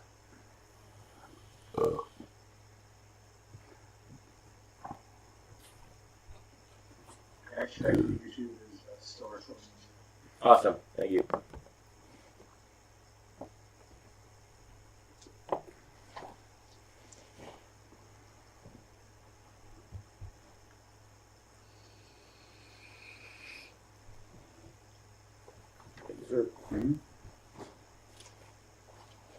Cut out the middleman there.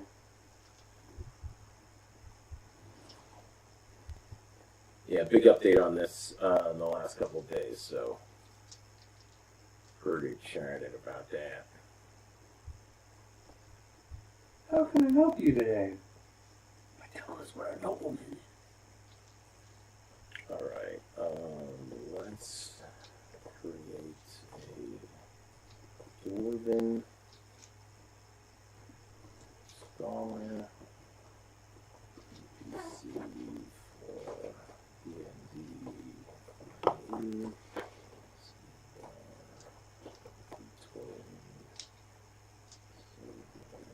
12.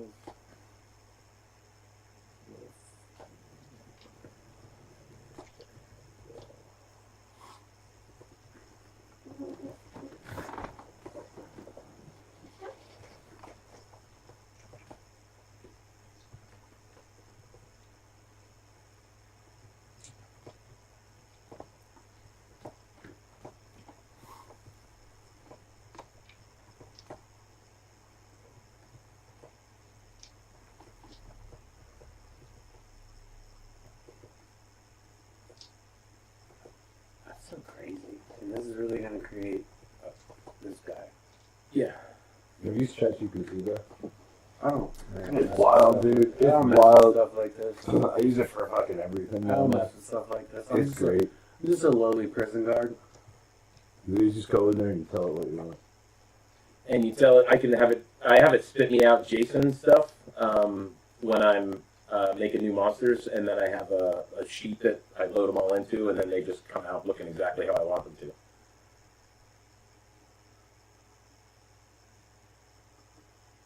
That's crazy. Holy shit. That's wild. Yeah, I didn't want it to do markdown. I said standard markup language, not markdown. Stupid fucking thing. Anyway, it'll still come out. What did it mark down? Well, this is a type of, like, it's not really a coding language, but it's a formatting language that if you open it up in stuff that knows how to read it, it'll make this like bolded. It'll give this italicized text because it has this asterisk in front of it. This gives a line across the entire page, stuff like that. Cool. It's kind of like CSS for web coding, but in a really simplified form in text. Let's use just ASCII characters. Damn, he's still going. Well, he's making the familiar. Yeah, that's great. The dude with him. So, what are we looking for? I just need his beginning stats here, and then this will be saved for me. Here are his stats, and they look pretty good to me. Yep. So he's got a plus. 18 con, 17 wisdom, 14 or 18 con, 17 intelligence, 14 wisdom, 12 charisma. So we'd want to put him somewhere for con or intelligence, right? They'd be the best, yeah. And his saving throws are +8, +7. That's pretty good.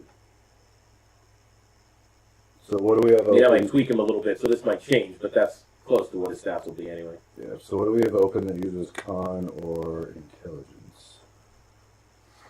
Yeah, I'm definitely going to need to change him because he's not in plate armor. So, see, I got to tweak this, but What are you gonna put him in? well, he's going to be in rotes. He's a, caster dude. He's not a melee combatant. He's that little dwarf figure over there. The guy sitting with him in that anvil. So he's a blacksmith enchanter. So you guys would give him your items. He'd be able to enchant them with a certain thing. It's limited in its usage, so you'd have to go back to him, revisit this guy, get him to do it again, that kind of thing. And he's good at upgrading weapons. He's a great blacksmith. Yeah. Can you fix our broken manacles? Certainly. Yeah. Cool. We're gonna need that. Yeah, so he'd be able to do standard stuff as well. His anvil will do it. He's not going to do any of that stuff. Can you fix your broken rod, Rook? Maybe he can give you a little blue skill. Oh, maybe. We've got to continue to generate. The animated anvil can repair non-magical objects once a day.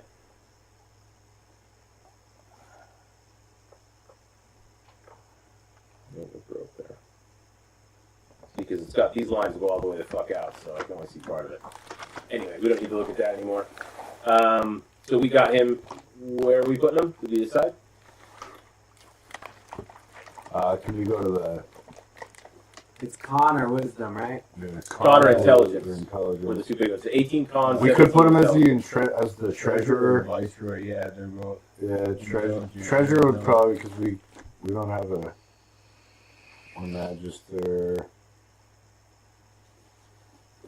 I could put him as the treasurer. Yeah, because the penalties are 4 Yeah, on the penalties treasurer, are yeah. 4. Or the magister is a 4 too, so either way we can. You know what I mean? Doesn't matter to me. Yeah, magister's like your court system, like magistrate, that kind of stuff. Yeah. So that would bring up our stability. Treasurer is your IRS. I say we put him as the treasurer. Yeah. Treasurer, yeah, get our economy up.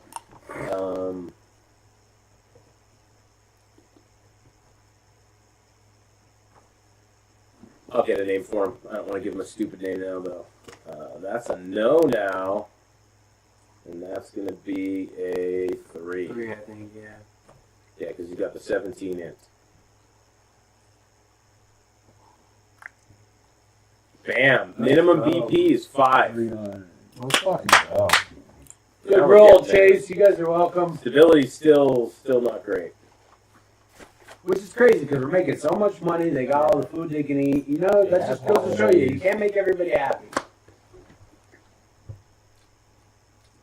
All right. Keep them in line if we have So to. let's get back to our. I say we have the board run through a tenement. Well, the first thing we're going to do is back up to the new round here. We're going to do that stability check. Because that round's over now that we got the event done, and I'll calculate it in. So stability check. Stability is the ruler, I believe, right? Give me just a second. I'm looking.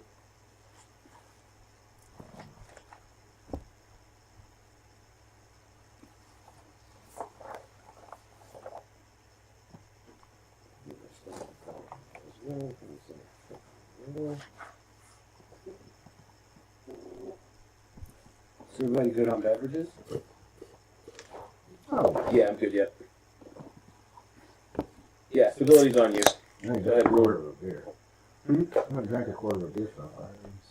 I've gotten one. 13 was the 4-1 ratio. Yeah, I know I've gotten one. 13, and you get a 13. Meets it and beats it. Good job. Pass your stability check Is that with by your? a Quinter. Is that with your 4+ or not? Yeah. All right, so that one's out of the way. So unrest goes down by 1, which it didn't need to. So BP goes up by 1. Fuck yeah. 22. Look at you go. All right, next up is paying consumption. Your consumption is actually negative, so you don't have to worry about that one. Again, good job selling it, guys. All right, now's when we make magic items. We don't have one there, so we're going to modify unrest. +1 unrest for each negative stat. I think we have 2. 2, right? Or am I wrong? Because we got the 2 there and the 4 there in the penalty. Yeah, what counts as a stat in this case? I think it's just isn't it the little bars over there? Yeah, that's leadership bonus. No, because the 2 and the 4, or am I wrong? Well, no, because that would be offsetting the other ones that we have in stability, and we have a 7 and a 3, so we don't have a negative there. Or on the other one. Let me go back and look at that again. Each negative stat.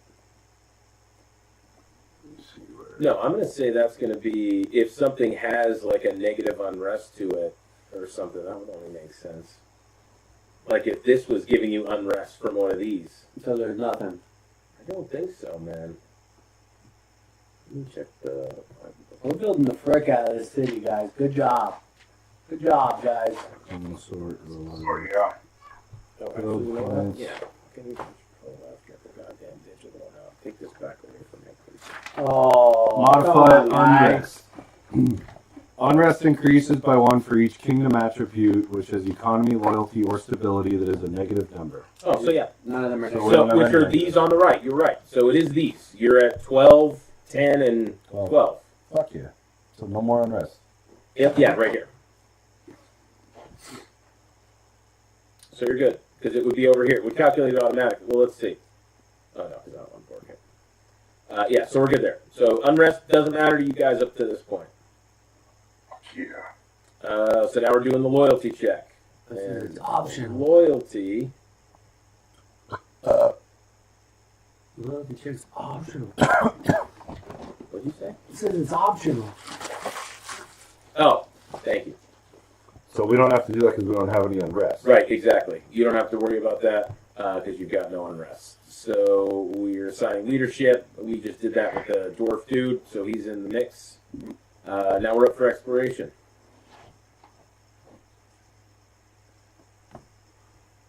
So we currently have that one, and that one, right? Hold on 1 second. Let me do something there.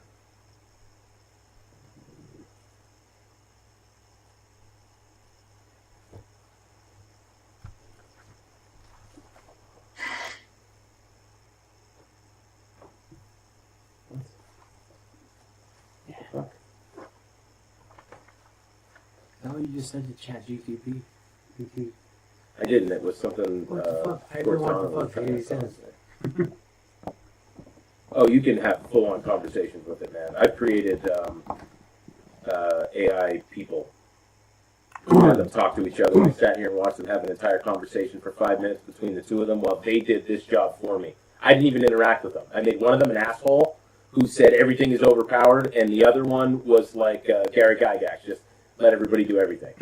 And all they did was sit there and bicker with each other. There's an AI company right now that's basically developing it so you can fire basically everybody in like your company And not have to do it in person. and have separate iterations of the chat do everything for you. So you can have somebody be your accountant, you can have somebody be your HR person, you can have somebody That's be your crazy. fucking web developer, somebody, and just like have all these little virtual people who are It basically does the, not have real people. yeah, no, IBM was like about half of the white collar people in the country are gonna need like a new job in the next 5 years. Yeah, good thing you can't chat GPT me out of a freaking prison. Until they have, you know, they start putting these people into the chat GPT generated people into virtual jail for the crimes that they committed. Then you're gonna need virtual prison guards. Good luck.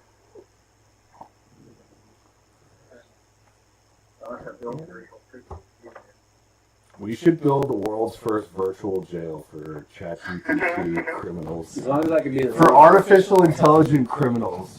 That's what. Pretty soon it'll be that. I guarantee it. Yeah.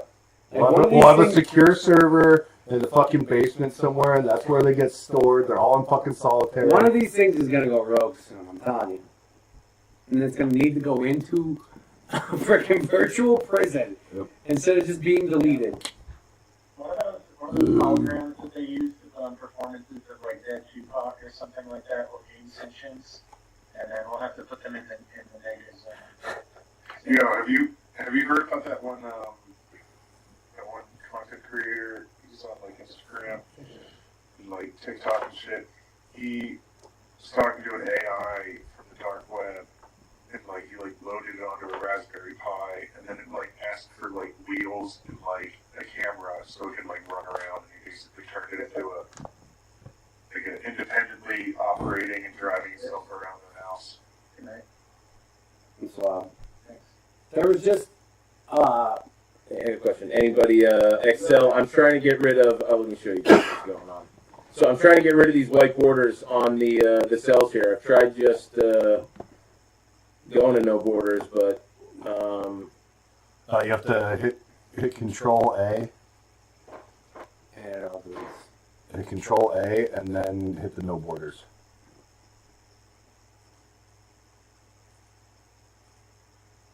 Nope. Those are like that's just the same thing as Control A is put out there. yeah. Because the black ones are on the map, the same ones we have. You're trying to hide the cells. It's not going to work. Yeah. Try view. The other problem is that I can't. I'm looking to try and find a way that I can mark this up while we're doing it, so I can show you guys what we're doing. Try view. There might be something in grid lines. There you go. Beautiful. Yeah. Thank you, Red. Now we get another guy for that. Up here. We get another guy for that. And Excel spreadsheets. I closed my eyes, honestly. I was just hoping that you were good at it, but you weren't. Nope, my hand's way off. all right, so you guys are. Giant. See, that's the other problem. Zoom. So what's the gray area? Is that just like nothing, or is there? That's ocean. No, because it looks like there's like mountain peaks there. Those are icebergs. Is that what those are?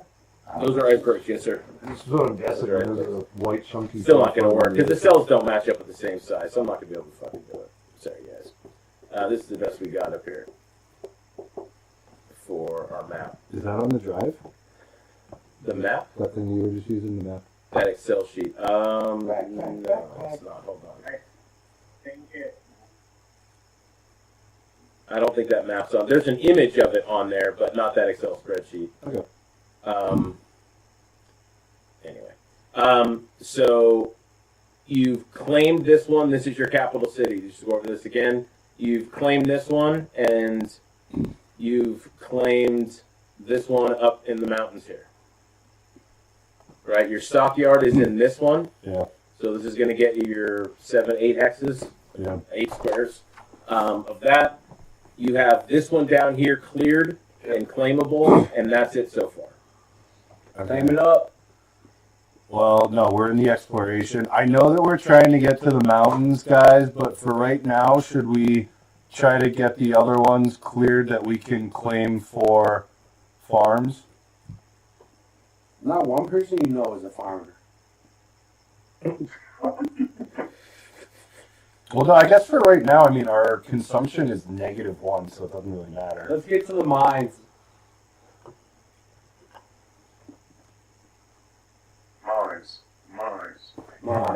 Mines. The children Mines. yearn for Mines. mines.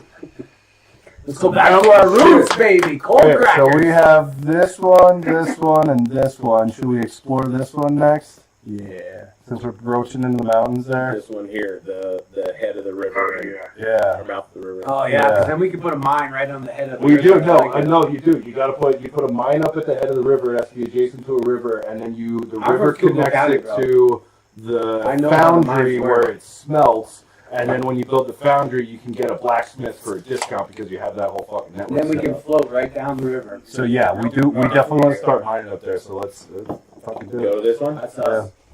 All right. Do we want to explore 2 of them since we have 2 armies? Or do we just stay one ahead of the game? Let's stay together just in case we run into a mountain troll. Well, again, when you're out exploring, you don't have to fight the things that you encounter. You can definitely run away from it. It just becomes something you have to clear before you can claim it. Not a coward.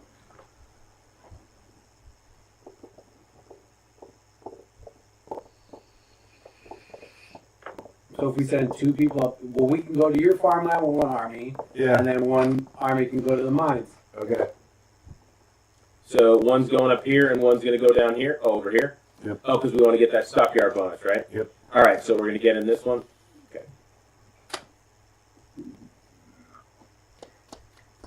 All right, so let me just mark down what ones we're going to. So we went north 1, we went east 1, we went northeast 1, we went northeast 2, and we went northwest. Yeah, I'll figure out what's going on with this map thing and try and get that worked out for next week, so I could put markers in and we could just see what we're fucking looking at here. Because I have all them in there. You know, when I zoom out here, you can see there's a fucking million of them.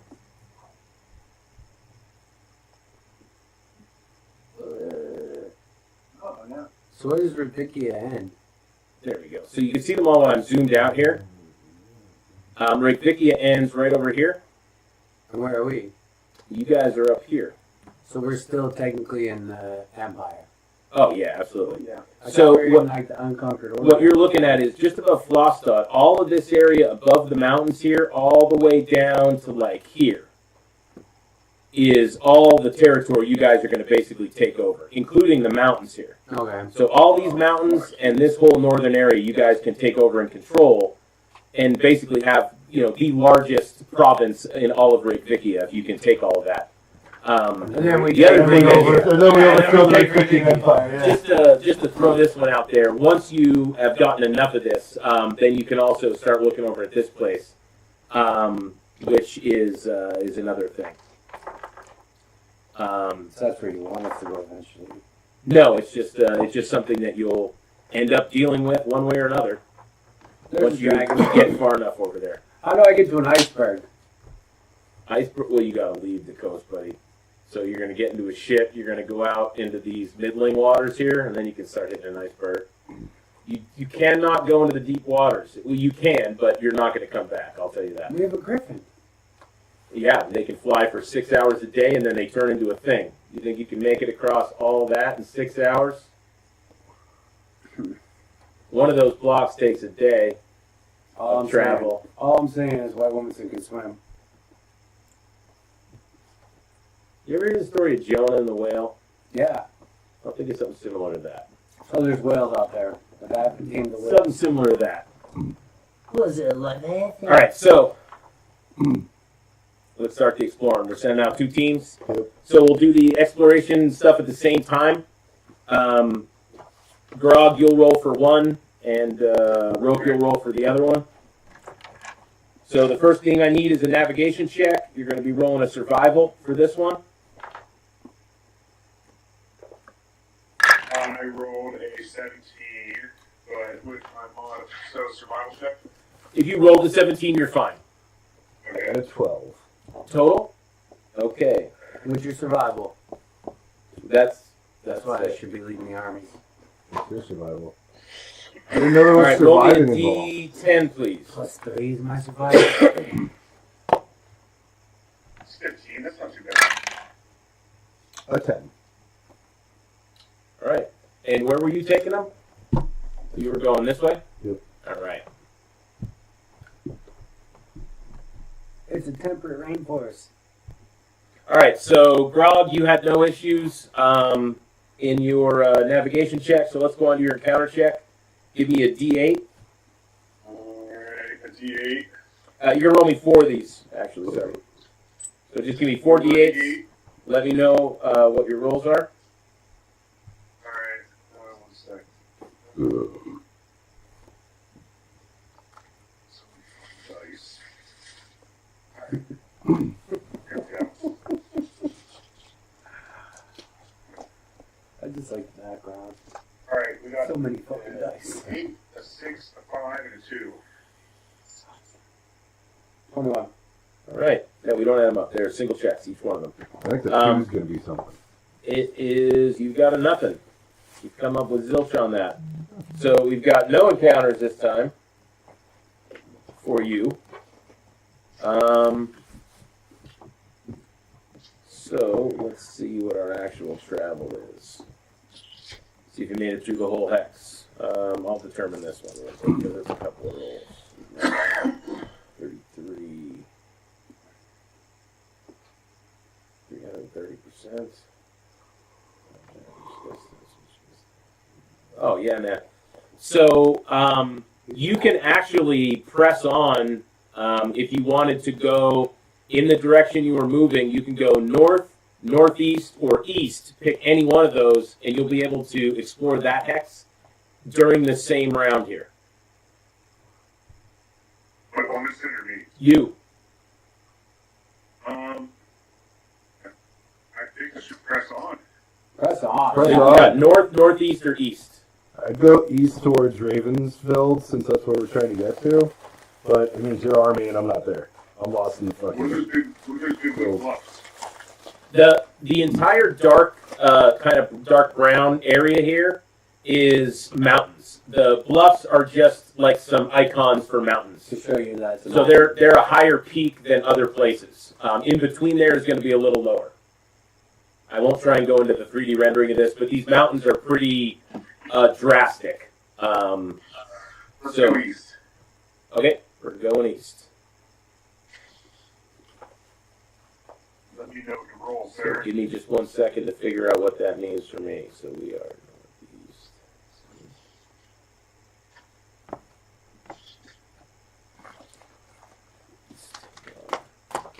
All right, so first thing we're going to do is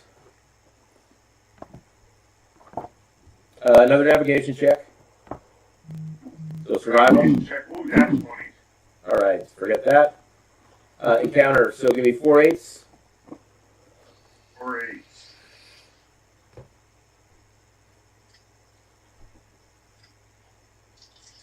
Alright, we have a 1, 4, 4, and a 5. All right, so give me a percentage. Percentage.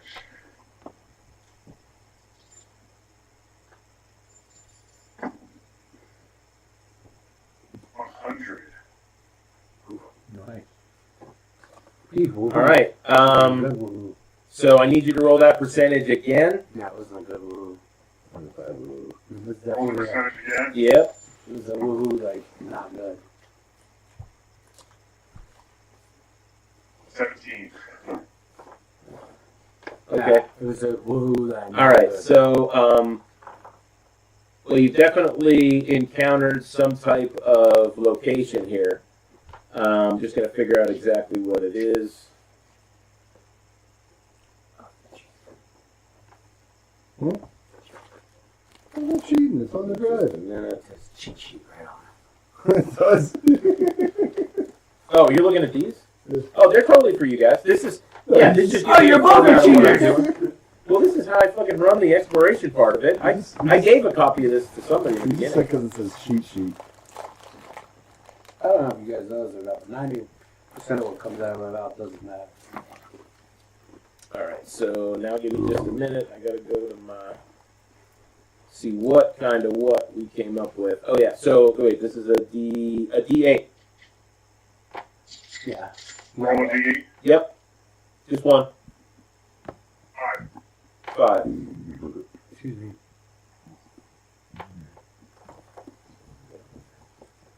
All right, so in this location, you've actually encountered a small settlement of some kind. So now we're going to roll to see what kind of settlement it is.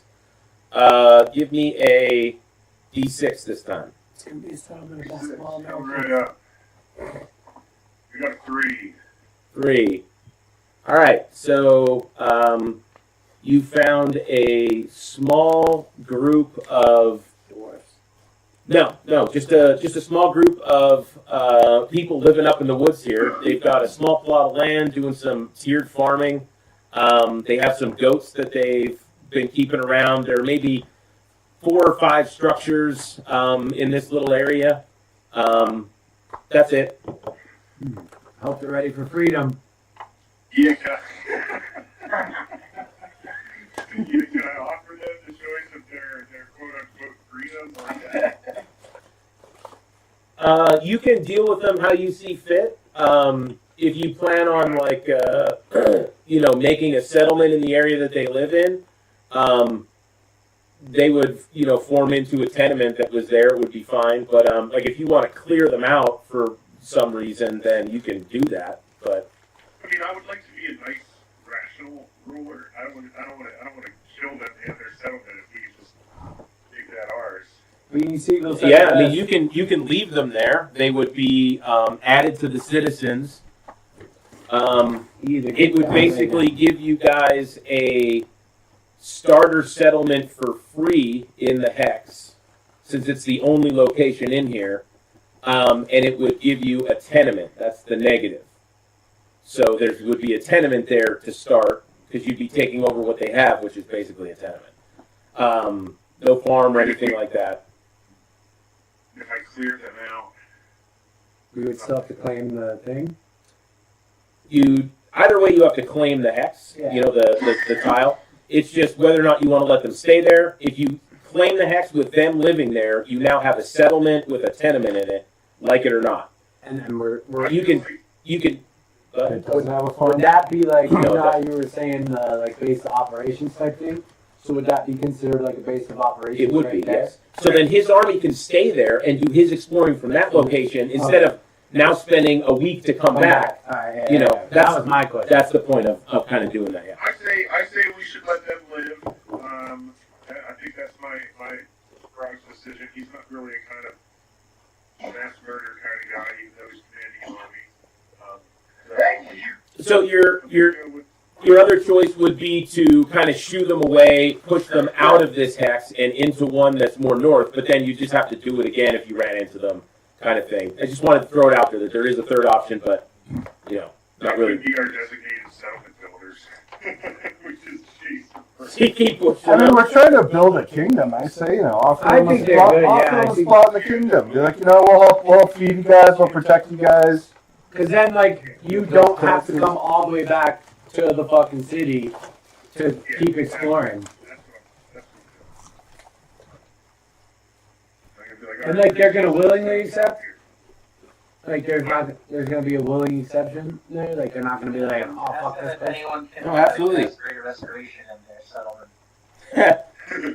The 4 crippled old fucking farmer Joes here. No, nobody's guessing Greater Restoration. Unfortunately, this was not one of those.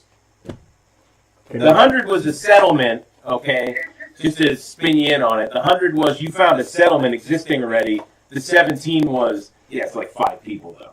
So if it would have been like higher than If that, you would have got 100 and 100, you would have found a city. Well, yeah, it would have been a city. It probably wouldn't have been a good city though, and you would have just like encountered like probably the entrance to a large cobble lair where there would have been like thousands of kobolds in this area or something like that. So it Because of wasn't a bad the roll. region he's in. It wasn't a bad roll. Wasn't a bad roll. Learn how to It set deal you with guys up kobolds. with a scouting A camp. piece of jerky. It's gonna increase your unrest a little bit, you know.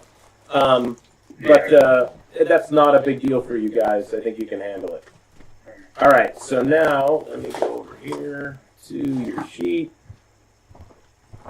We're now picking up a Yeah, city the party 3, provides, guys. and we're just gonna drop a tenement in here. Does it matter where that's at? No, it doesn't. It's just gonna. That's the temple. It's just like drop it down. Yeah, it's just to put it there so that it tags the sheet for the. That's what that is. That. Motherfucker. So I get a settlement and a tenement there? The tenement is yeah. Oh, okay. Yeah, the settlement shows up in the settlement. We'll upgrade that. We'll upgrade their wares. Yeah, we'll get them happy. They'll be happy. All Growing right, camp. so this is going to be a freebie. Lady houses. You're not going to have to pay to claim it. They basically did the work for you in this sense. So you get the kingdom size increase for the hex. You don't have to pay the BP to do the actual claiming. So I'm going to throw that in there right now. You are up to 50% on that loyalty check and 65 on your stability check. So really got to be careful there.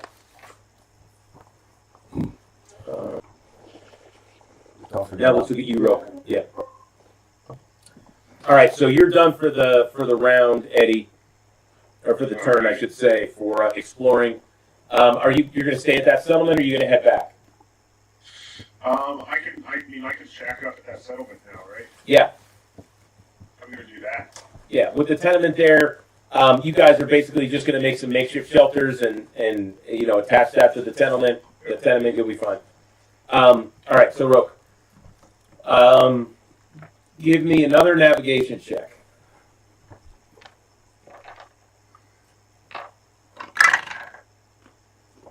Nice. 18.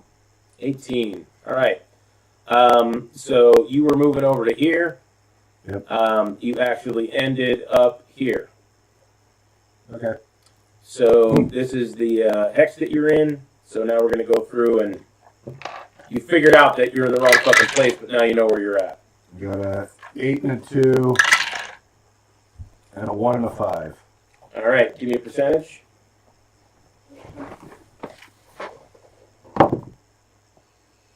$89. All right. Give me a D8. 5.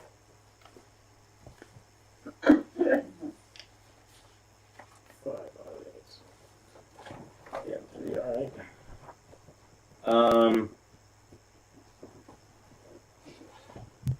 Uno minuto.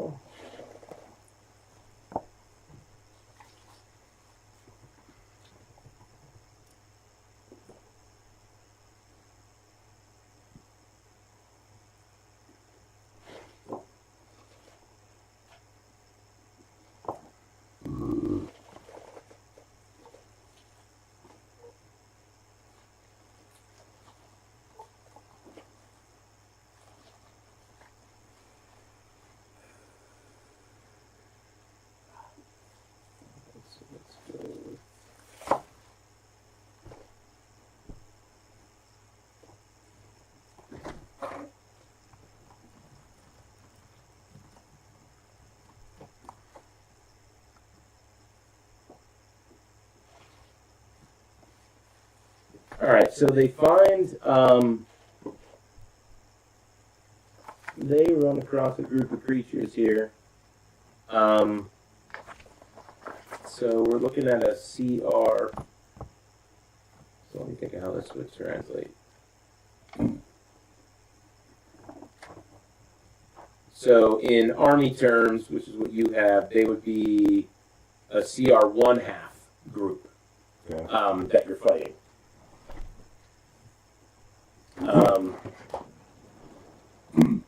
Say bad. Yeah, it's just it doesn't really matter what it is. Monstrous fucking creatures, that's what they are. You come upon a group of them. Yeah, I don't really feel like figuring out what they are. But as far as challenge rating goes, they're gonna work out to be a half on the army scale. If that means anything to you. So your choice is go in and clear them out, leave them there, and continue exploring. Kill them all. Because eventually we're gonna have to clear them out. I can't try diplomacy.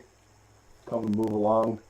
You can tell just by looking at them that they are 100% savage beings, not interested in discussion. Yeah, they're dead. They need freedom. Yeah. They're not people, They need is freedom, what I'm saying. they They're need freedom from their monsters. bodies. Yeah. I don't feel like looking to see which kind of monsters because it's not that kind of fight. So, but it's a group of monsters. Okay, kill them. Cool. All right. So let's do the attack. You've got the mounted guys. Yep. Ride through, baby. So your OM, your offensive modifier, I believe, is a 3. 20. Roll the 20. 17 plus 3. All right. So 20 is going to give me 12.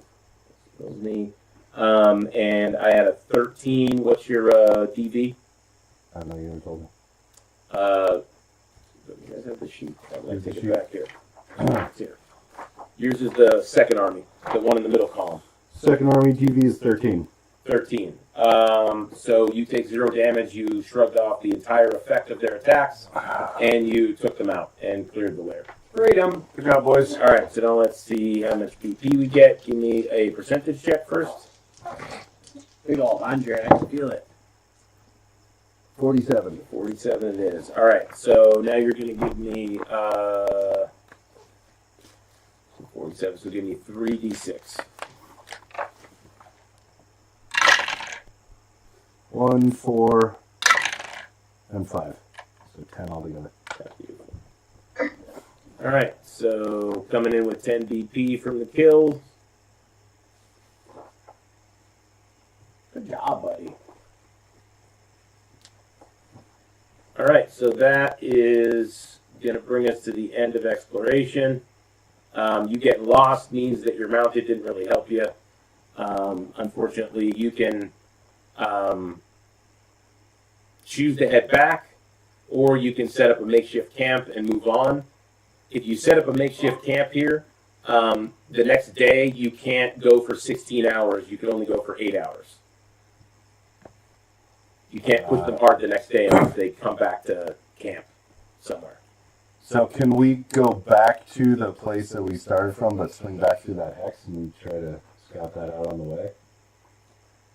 Well, the going through the hex is faster than exploring the hex. You know, exploring the hex, you're going to every corner of it, searching to see is there anything here we have to deal with. Okay. Moving through it is just a 4-hour jaunt through that little corner. So we can't explore it in the same day. We'd have to camp out and do it the next day. Yeah, your exploration currently took you 16 hours of exploring. Well, yeah, we'll camp out and go back through there Okay. the next day. All right. So, all right, let's head through. Give me 2 washes. That's going to be 2d8s. Oh, actually, give me the navigation survival check first. Sorry. 19. All right. So then give me the d8. 2 of them. 6s. 6s. All right. You're good. Not locating anything in your first pass.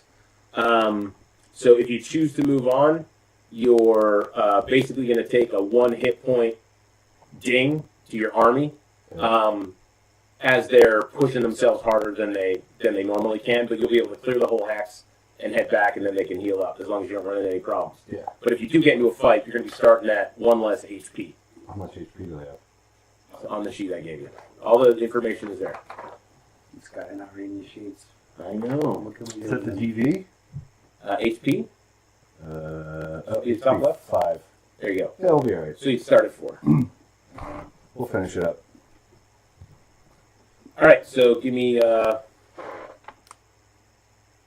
other two 2d8s. 3 and 8. All right, not finding anything else here. So you can head back to town and go camp out for realsies this time. Yep. And We're gonna camp out at that little farm guy because we figured the other arm will be coming back that way. so you're going to go to that middle house up there, Yep. to the stockyard. Yep. All right. And Eddie's keeping his troops up at the other one. All right.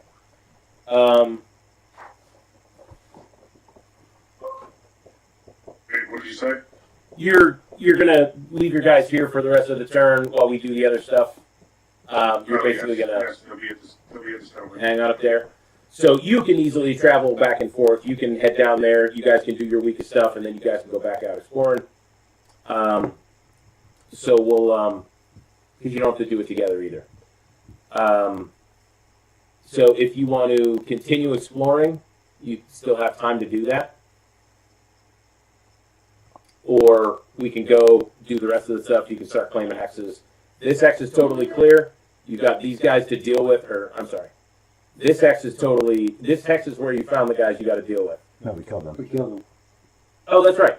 So you killed these guys. This one was empty, so both of these are claimable. Yep. The one Eddie found was already That claimed. one. Um, I cleared that one and then found people in that one. Yeah. yeah, I wrote it here. It's over here. I marked where we went. Yeah, northeast, northeast, east. I'm covering the map too. With the... Oh, right on.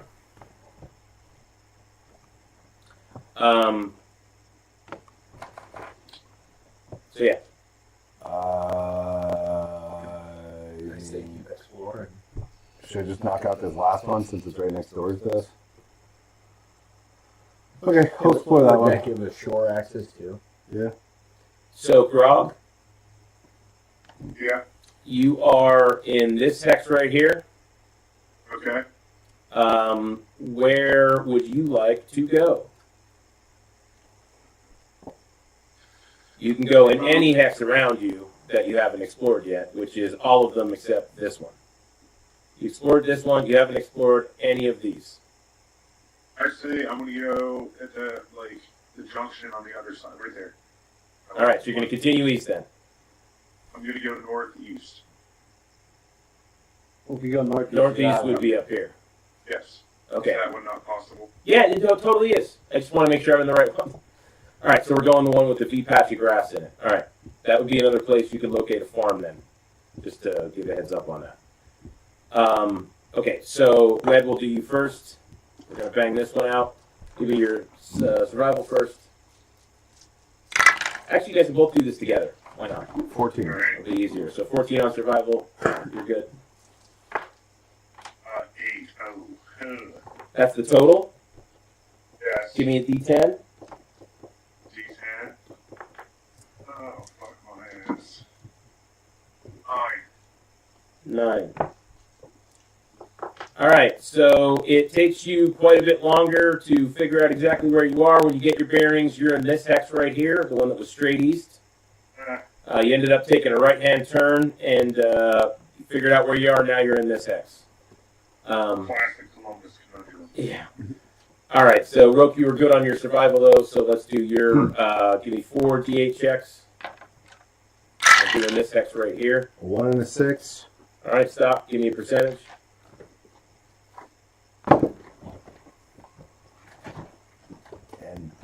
10. Okay. Not going to be a good one, I don't think. All right. So, yeah. Now, just need you to give me a D6 this time. You didn't have to do this here for 2. All right. So you just find some people wandering through the countryside. They look like they were out gathering some herbs and stuff. Maybe some foodstuffs. They've got some like wheat-looking things hanging out of their bags. That's it. Just walking through the woods. Can I have somebody, or can I trail them and find out where they're going? You can have somebody trail them and find out where they're going, I guess. Yeah, sure. Okay. Can we talk to him or not? You can, yeah. I mean, you notice them, they don't notice you. I'm not there. What do they look like? People? Just people, yeah. Not angry, dark, No, they look like I said. They look like they were just out like picking up some food to go back home and cook it.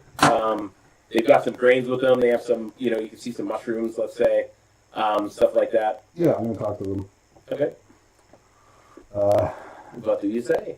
Hello, fine people. I am from New Reykvikia, and we have settled these lands near you. We're just wondering, where do you guys live? What do you do around here? What's good? Those mushrooms. What's Oh, good? we're just unassuming army coming all through here. Just, where do you guys live? What food do you guys got? Don't need money or Are those the any good important shroomies things. or what? You know of any large, dangerous creatures in the area that you need saving from? You said you're with who now? New Reykvikia. Oh, you fucked up. They're Orland people. They don't like Reykvikia. What exactly is that? I've never heard of that before. It's New a- Reykvikian? Yeah, it's a settlement nearby. Oh. Where is it exactly? Nearby. Okay. Where do you guys live? Well, we live up in the mountains. Oh, wow. You guys are pretty far from the mountains. Yeah, but some of this stuff you can only get it down here in the marshes. Okay. So Oh, what kind of stuff? we make our way. What kind of stuff? What kind of mushrooms you guys picking? You're not gonna take any of it, are you? No. Just tell me that, because if you're gonna take it, then I'll just give it to you, and I'm not gonna tell you what to do with it. No, I'm just wondering if there's some tasty mushrooms around here. I might be a there mushroom are. guy. Absolutely. If you'd like to try one, so this variety, he pulls one out of his pocket. I can cut your piece off. This one, you eat it right here. I'll show you. Cuts the piece off, takes it, puts it in his mouth, cuts another piece off, hands it to you. Eat it. It's good. I promise you. Puts it back in his pocket. You don't have to eat it. If you don't want to eat it, that's Yeah, fine. I'm gonna take it back to my cook and see what he thinks of it. He's a good Do you have cook. a tuition check on that bad boy? Okay. Cowards. So yeah, I've got some stuff that's edible, but mostly what we're looking for is stuff that is stable. So we got there's some decent grains down there. Use them to make some sweet rolls. They're pretty good. Cool. Yeah, the mushrooms were just a great find. We weren't looking for them today. Okay. Anything important? Anything interesting in this area that I should be aware of or stay away from? Or The coastlines. Don't get too close to the coast. oh, what's on the coastlines? The amphibians, Amphibians. What kind of amphibians? all different kinds. Yeah. Yeah, all different kinds. The angry types of amphibians. They don't like us very much. I can tell you that. They don't like humans, Okay. which is what they are. All right. Well. Yeah, I doubt they'll like you very much, especially with all the pointy sticks and stuff. Yeah. They'll definitely see that you're coming there to attack them, and they're gonna want to fight. They want to fight everything. So Okay. they're gonna want to fight you. Well, I just want you to know that we're your neighbors. We'd like to be good neighbors. If you see any of our people walking around, just tell them that you know Roke and that we're friends now. How does that sound? Sure, sounds good to me. Sounds good. Yeah, and where's your place? Like, just give me a cardinal direction. Do you know where Flossstad is? I do know where Flossstad is. North of Flossstad. Okay. Yeah. Okay. So on the north side of the river or south side of the river? Oh no. North. Okay. North side, nice. All right, that's good. That's good. Why is that good? Well, I mean, Flossstad's on the south side. You don't like Flossstad? Well, we don't like much of Reykvikia. Yeah, we don't either. That's why we're here. That's what I was hoping with Yeah. the nude Reykvikia. Yeah. I mean, I don't know what nude means, but I'm just assuming better. No, we actually really just like noodles. Have you ever had them? No, I don't know what that is. It's like a dish made from grain. It's kind of like stretched really long. It's kind of chewy. They're really good and they're really nutritional. Yeah. Tell them to come see the city and we'll film. Yeah. Stop by sometime. Yeah, I'll see if we can find it once we're set up for with our can and all that stuff. Maybe we'll head down and see if we can find you guys Right. that time Great. before the winter hits. Great. Sounds good. All right. Okay. So we'll head on our way. Yeah. Yeah, I still want to have somebody follow them back to their fucking camp. Yeah, I figure we're just gonna have a guy go off with them, and then Yeah. he'll come back in due time and let you know. I still need 2 more DAs though. Good. Then I'll get to you, Grog. I'm sorry for you other guys. I know it's, 2 and 3. but you can always jump in and roll 2 and a 3. Now we're good. All right, so that's all you found in this one. Just some wandering people. No lairs, no dens, no nothing there. Okay. It's cleared. It is clear. So now let's head to Grog. Grog was east, so he's here. Roger here. Yeah, because he messed up. He's right there. Yeah. So first up, give me your 4d8s. I guess we already failed the first one.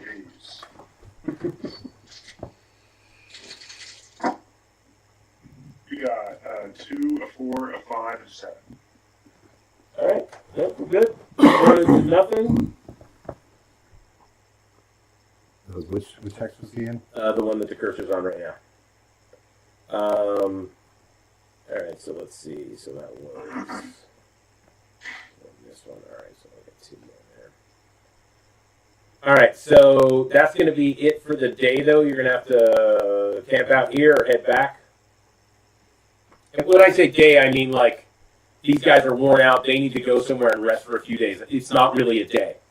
So I'm sorry that I'm saying that. So I don't But find there- anything there. No, you did not run into anything throughout that whole thing. So it's basically cleared. Then. It is cleared, yeah. Okay. What's the difference between camping there and going back? Well, just where you're going to start from when you're, rolling. I'm gonna stay here then. I'm gonna camp. So camp. Okay.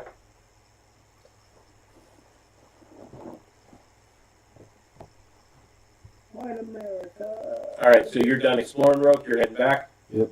Okay. All right, so Grog, you can go do another exploration run if you wanted to hit that north one that you missed the last time. You can get another run in, and then you'll have to head back to get your week's worth of duties in.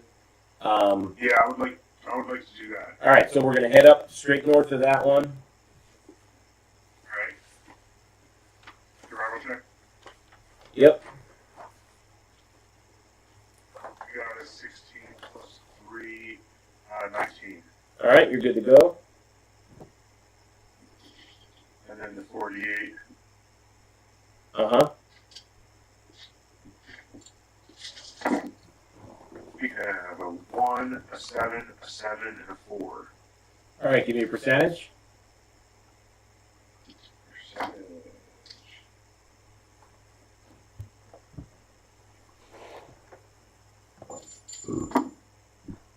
D7. 87. All right, give me a D8.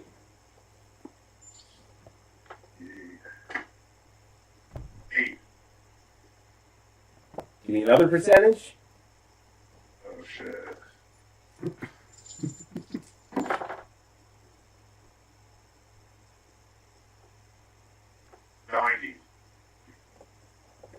All right. So, just on the north side of the mountain, you find a large manor, like a large estate, on the north side. Part of the property accesses a mine. Doesn't look like a mine, but looking at the area, you guys open up the vault doors that are there. It kind of looks like a mausoleum, but once you open it up, you realize it's actually a deep mine. What you can see goes in for at least 100 yards. Oh yeah, score guys.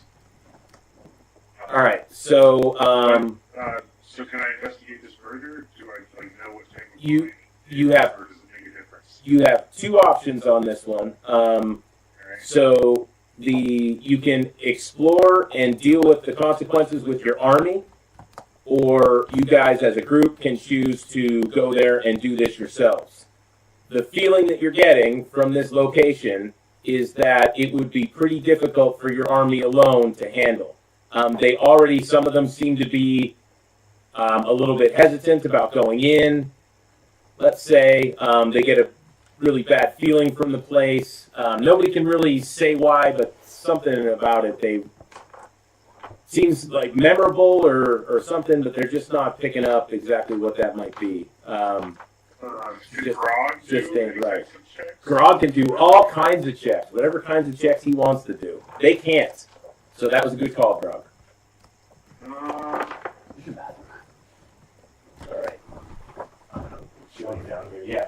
I'm just gonna give you the first pass. Yeah, we'll add them because I already turned the lights on. So we're going down like this, right? I'm balling, so we're gonna course through. And I rolled 16. 1 second, Grog. Which is 6. Wait, hang on, Grog, hang on. He left. He had to go show Chase where the bathroom is. Oh, okay. Well, I rolled 16. 6. So I rolled a 22. I'm thinking, though, that we're going to want to, like, fucking shoot this through ourselves. Yeah, I was going to roll something like, I haven't rolled the dice yet. The next time, I'm sure it feels the same. Maybe. Yeah, that's what I was saying. I mean, you guys, it doesn't always have to be you doing it. Like, you spread this out a little bit. What I'm thinking is if we're gonna do this like 2 armies, just like we'll split up and some people can, for example, I have a +5 to survival, so I can help someone who doesn't maybe have that high. Oh, yeah, there you go. Survival score. That's perfect.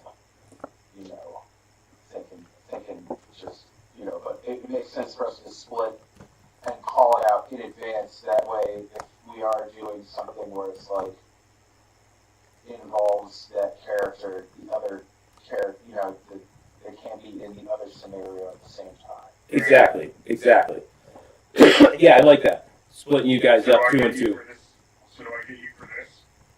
I mean, that's what I'm saying. I'll do that if we want to do it on this one. I'm saying I'm down for that. So, can I do a survival check on, or like an insight check on this place as well? Because I know Eddie rolled a 22 on what you say, insight. Yeah, you can do any kind of checks that you would think would be useful here. I kind of gave a couple of little things in there. I don't want to say anything else. All right, I'm going to roll a history check then. Okay. And your insight check tells you that something consequential happened in this location. You can see signs of, not like a big battle, but when you look around, you look at the structures that are here, some of the damage that's done to them. Also, just how kind of opulent they are. Like, they're amazing carvings in here. It's just one manor. So there's a large house, and there are a couple of small buildings here, and then there's this large vault that goes down into the mountain. You haven't been in any of the buildings. I'm just giving you a kind of lay of the land here. So go ahead. Does it like seem evil or like magical? Yeah, I mean, you certainly get vibes of evil. I mean, it doesn't seem like a place you would really want to hang out. Now, nothing's giving you that. Like, there's nothing you can point to, but you definitely don't feel comfortable being here, and just like, you're very uneasy in this location. Put it that way. All right, so I rolled a 16 plus 3 for history, so 19. 19 on history. All right. So you find that this was, you believe, the location of one of the Raven family. Not the head of the family, Vonder, but possibly his brother. You're not exactly sure, but it definitely has some of their family, not family crest, but family, I don't know, what would you call it? Style, we'll say. They have almost their own architectural style. They had statues that they would put up at every one of their places, would have some of the same statues. There was, people just knew it. Okay. So you can tell that it's one of their family's estates. You don't really know enough about it to know which one.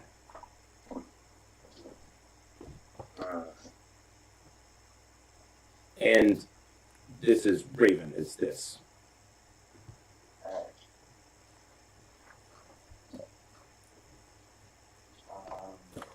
So do you want to send word to Roke and whoever's with him to meet up I with think- us here? Or I think we,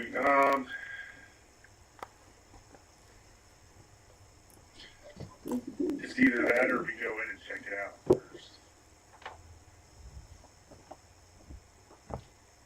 One thing that's different, let me just say this. One thing that's different with Army combat, when you engage in combat, especially with the guys that you have, there's a chance that everybody's dead after the first turn, as you should have seen with me. When you guys were more powerful than me, the one turn, you kill them. They're gone. Just keep that in mind. You are not your characters. You are your army. When they're defeated... They're defeated? Well, yeah, you're incapacitated, and now, depending on what's going to happen, is going to happen. So, I would just caution in that way. Alright, I think we should send word. Something's giving me a feeling.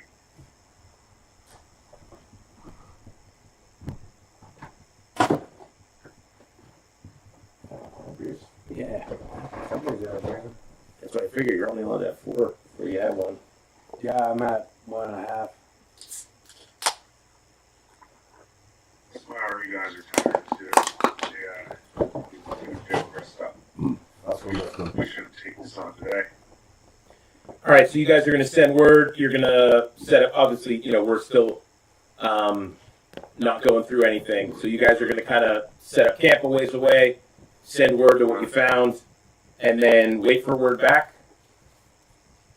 Or what? What are you sending along? Just give me a short message that you're going to send on a carrier pigeon, because that's what you guys are going to be using.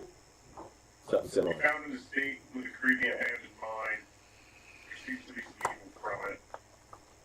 We were hoping to crack crawl this dungeon with you as the fam. Oh, you got anything to ask? no, that's pretty, So are we assuming here that the 3 of us are with the other army? That's what I was assuming. Well, you could be together. I wasn't assuming anything until we got back to you, and then I was going to ask, okay, now who's over here? Because he obviously went with him. Yeah. You go with him. When you were Well, picking- that's it. Yeah, European, and he when you were peeing, he you guys, teleported, and everything changed. Shit just got okay. Your character's got red hair now. would it make sense that you guys wouldn't just hang out in fucking the town while armies are exploring? Well, I would. I'm trying to. It's not going to be hard. You have tenements. Think of the kind of chicks that want to live there. Yeah. Yeah, she's done pretty well. Yeah, she went. Go wants to use some shit.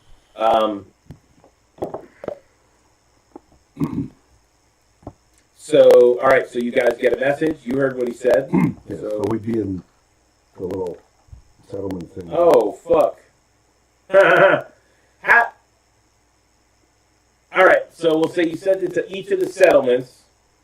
What So settlement are we in? they're not, the pigeons are not going to be able to track you guys, but they will be able to send the pigeons to the settlement. Settlement can send it to the other settlements and just copy the message. So it'll go to the closest settlement to where they're leaving it from, and then it'll continue on down the chain if it needs to. Okay. So where the fuck are we at? Are we? We're at the stockyard with the stockyard farm little So thing. you're right in here. Okay. Yeah. He is up here in this V-shaped place. Yeah. You guys are over here. And then our other settlement is in between. Okay. Your main one is right here. Okay. Then you got your secondary one here, and then the next one is one of these two. I don't remember. Is this one? Yeah, it's that one. Yeah, it's this one here. Okay. Guys, I'm just saying that little peninsula right there, that might be a great place for like fortress. Just saying. I don't know, man. It's killer frogs. Killer frogs. I'll tell you when I see you. Definitely amphibians there. Crazy shit, bro. All right, so the carrier pigeon shows up. The town crier comes to find you guys since you're camped out in town. Gives you your message. Yep. We fucking. We're coming. Yep. Right? Rolling out. Taking the army. Yep. Okay.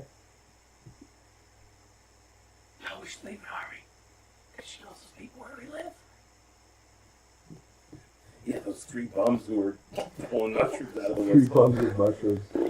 Hey, you never know. Sometimes the bums aren't really bums. Sometimes they're, other things disguised as. Like the enemy that we just gave our home away to. That's what I just said. Well, I mean, it is a settlement that's up, and it's getting bigger and bigger. Like, people are going to notice it soon enough. You've got a couple thousand people there. Alright, let's ride. Fuck it. Who cares? Or the barman. All right, so you guys are heading from here to there. All All right, so it's going to take you a couple of days. So you'll ration it out. Let's do some survival checks on your passing through. Any of you guys decent at that? I got a +3. There you go. So you'll roll those. 15. Yeah, you need 2 more. 22. Oh, beautiful. Go ahead, skip the third one. So you got enough on the second day to carry you through the 3 days, so you don't have to worry about rations or anything. All right, so you guys catch up with them. You find their camp pretty easily. And now everybody's together. You've got 2 armies. So, what's up, guys? What's guys up with this place? You guys give us a brief fucking rundown. Oh, hello, guys. Welcome. Oh, yeah. What's up? We got so we have a big estate. I don't the estate of Raven Estate. That's what That's correct. what's your character's name again? Then, That's okay.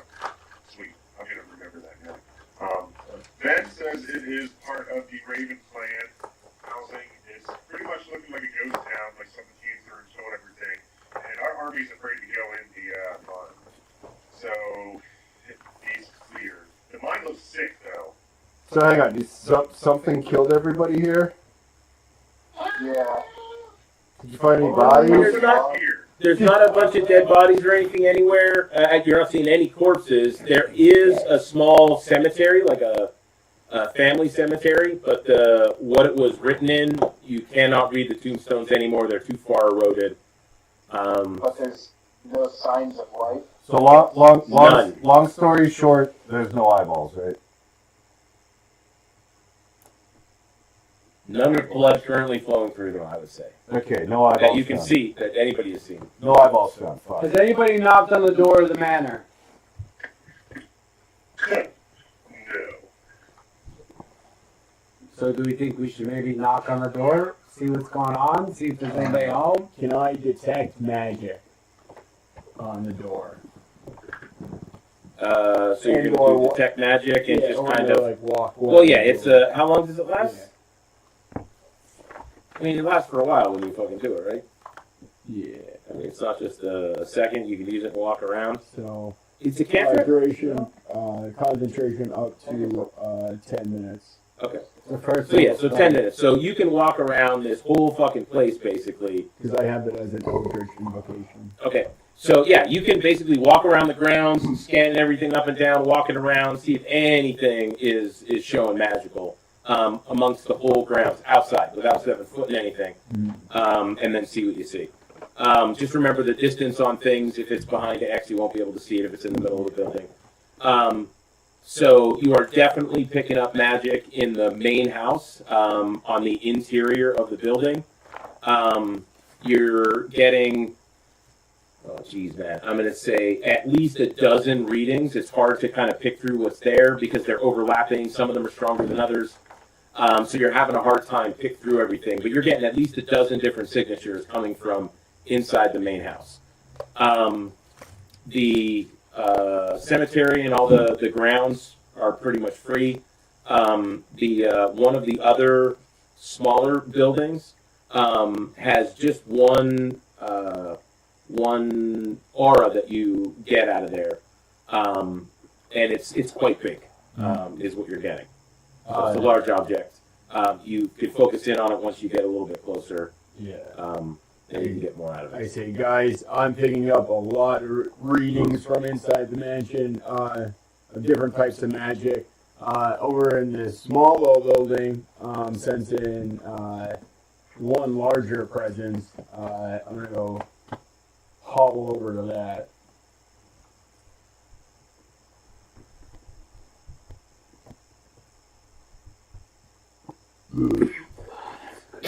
You're going over to the smaller building? Is it within close enough range? Oh yeah, what I mean, you got 10 minutes. You're walking around this place. Everybody else is Yeah, just yeah. chilling as you're scoping through. So yeah, you can walk over to the. You were standing outside the building when you caught that. What it was. You know, I assumed you were just kind of walking around with like, magic binoculars, trying to see through the walls.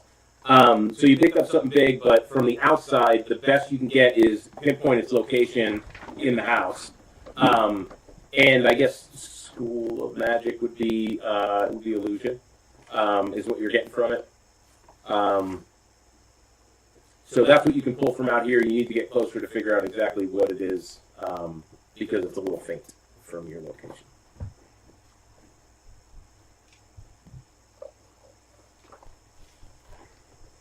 I'm gonna scurry along with them in case something bad comes up. Go drawing. Great, scurrying. Mm-hmm. Say something to me. Fuck.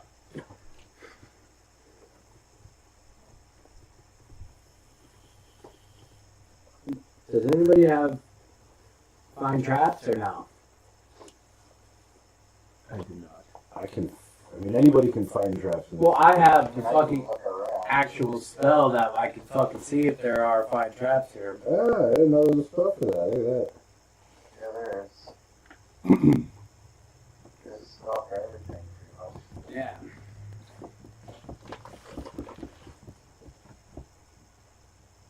So I want to waste one of my spells on fucking one of you guys walking into a trap.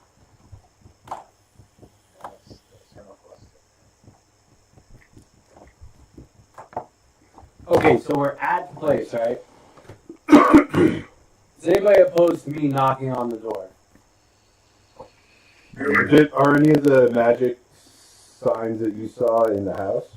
There's so many in the house. Okay. It's going on. At least a dozen signatures he was getting from in the main house. Okay. Only one other one he got from one other place. It was this smaller building. You guys don't really know what the fuck they are, but it's a small building off away from the main house, near another small building. Do we know if it's evil magic, good magic? Just the illusion, he said. Detect magic. Yeah, the spell is the class is or the school is illusion. Okay. Alright. I don't care if you want to knock on the door, knock on the door.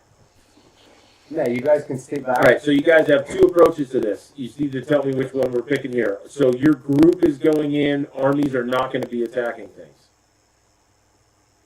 We can't keep our army in reserve? You can. They can't come with you, is what I mean. So if you guys are going in to kind of look stuff out, kind of feel it out first, you can do that, and then you can pull back, send in your generals with the armies, and go fight the rest of the stuff. As long as you can flee the combat that you are in, is all I want to bring up. If you guys get into a combat scenario somewhere, you can't just be like, oh, let's send the armies in. No, we're going to finish that combat, or you can flee out of there, get far enough away that it would break it for me, and then I'll say, okay, you're far enough away, you can go get the armies and do it that way. Yeah, but there's something that can literally just You can't do it the other way, otherwise your armies are destroyed, those Yeah. two generals are down. Yeah. The three of you can now go in and try and get them back up again, heal them up, and then continue the fight, but I say They're coming in. I say the five of us go in. Worst case scenario, we do the old fucking whoop-de-doo get out. Yeah, because like our army's gonna go in and then you two will just be dead. Yeah. Like you guys don't get to fight. yeah, down, right. Like, you guys won't get to use your shit to fight. And mounted will only work unless you're in the house, you know what I mean? Yeah. So there's restrictions with that as well. Yeah. Is everybody good with that? So we're gonna leave the armies surrounding this place.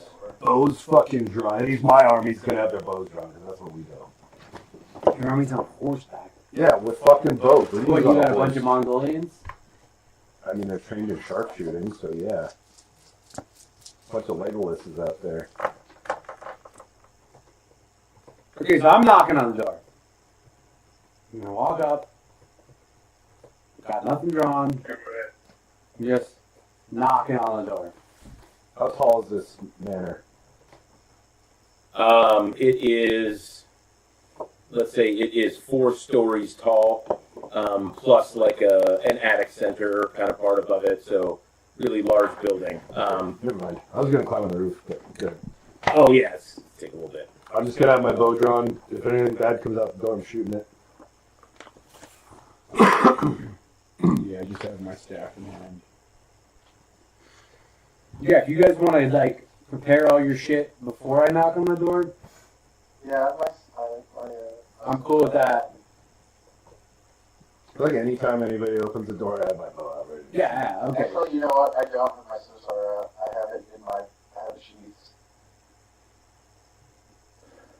All right, so you go up and knock on the door. What's gonna happen? That's the question. All right, let's figure out what time of day it's gonna be. Let's do this randomly. Give me a minute here. Where's my cheat chart?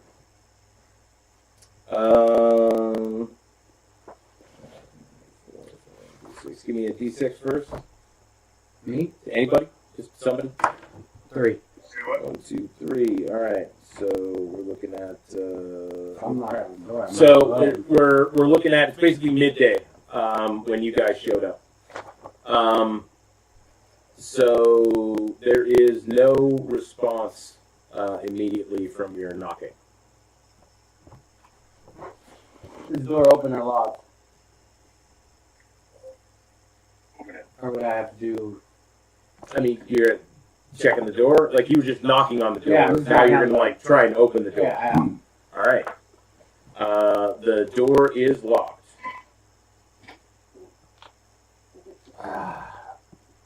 So here's my thing. Yep. Anything that's in here, if we bust in the fucking door, it's gonna instantly be fucking pissed off. Yeah, You want me to knock first? we did not first. Okay, so You gonna pick the lock? I'm gonna walk around the building, see if there's any other doors. If there's any other way into this place. All right. So my assumption would be that you went up to what looks like the main door Yeah, first. yeah.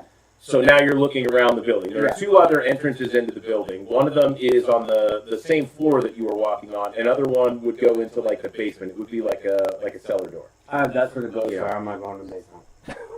Okay, so what if I knock on that door? The door that's not the basement door.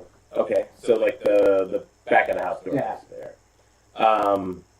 So you get no immediate response at that door either. Alright, try to open it. Still locked? The door is locked. Basement door knock. Knocking on the basement door now. Oh, knocking on the basement door. I'm sorry. Yeah, same thing. You get no response from that one. Okay, I'm gonna try to open this one.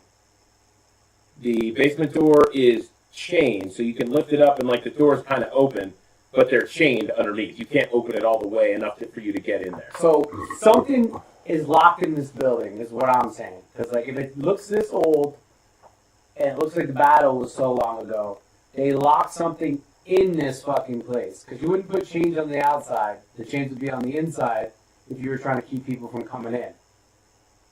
Like if you were trying to keep people from coming in, the chains would be on the inside of the door. It wouldn't be on the outside of the door. And that, to me, means that they're trying to keep whatever's in there, in there. That's just me. I don't know how you guys are feeling. Right? The chains on the outside of the door? Yes, Okay. you are correct. Yeah, but what are we gonna do? Leave the naughty thing here? I mean, we could always go check out the mine first. Yeah, that's fair. Or one of the side buildings. Or the side building, yeah, I forgot about the side building. I mean, I'll go check the side building too. So I'm gonna assume I have the highest fucking HP. So if I get hit, I can take it. We're going to the side building now. All right, we're going to that little building. Okay. Is there a door? There is definitely a door. I'm gonna knock. You knock at the door. There is no response at the door. You know, my next move. All right. The door is locked. Are there windows? There are windows, yes. Can I peer inside the window? You cannot see through the curtains on the windows. And that goes the same for the main house. For everything? If you were to go look at that one, yeah. These are like blackout curtains that you're looking at. They've got like nice, the nice white curtains on the inside, but then right behind them are like really dark curtains. You can't see anything through them, even though it's midday. And we've already like. I'm gonna climb on top of this one. See if there's a roof. Can I just do like a perception check to see like if I notice anything about anything? Okay. I'm just trying to figure something the fuck out. I got a 17. All right. So are you focusing on the house? Or are you looking at like the entire area, just trying to get Right now I'm a on better the little picture? building. On that little building? Yeah. Okay. Because that's where I'm at. All right. So focusing on the little building, from what you can see, this was probably like a servant's quarters, but for like maybe the head housekeeper or something like Okay. that. Whoever was in charge of the staff probably would have lived here. Either that or it was some kind of a guest house for, I don't know, like a retarded step cousin or something. They didn't like them, would be the point, is what I'm saying. So it's for them, it would be an insult, you know. It's not that nice. Yeah, so that's the vibe you're getting on the place. Retarded cousin is the prime suspect here. Yeah, I'm going to go to the main house and do a perception check, too. All right. 12. Nothing. Not Or getting can I much do my of it passive?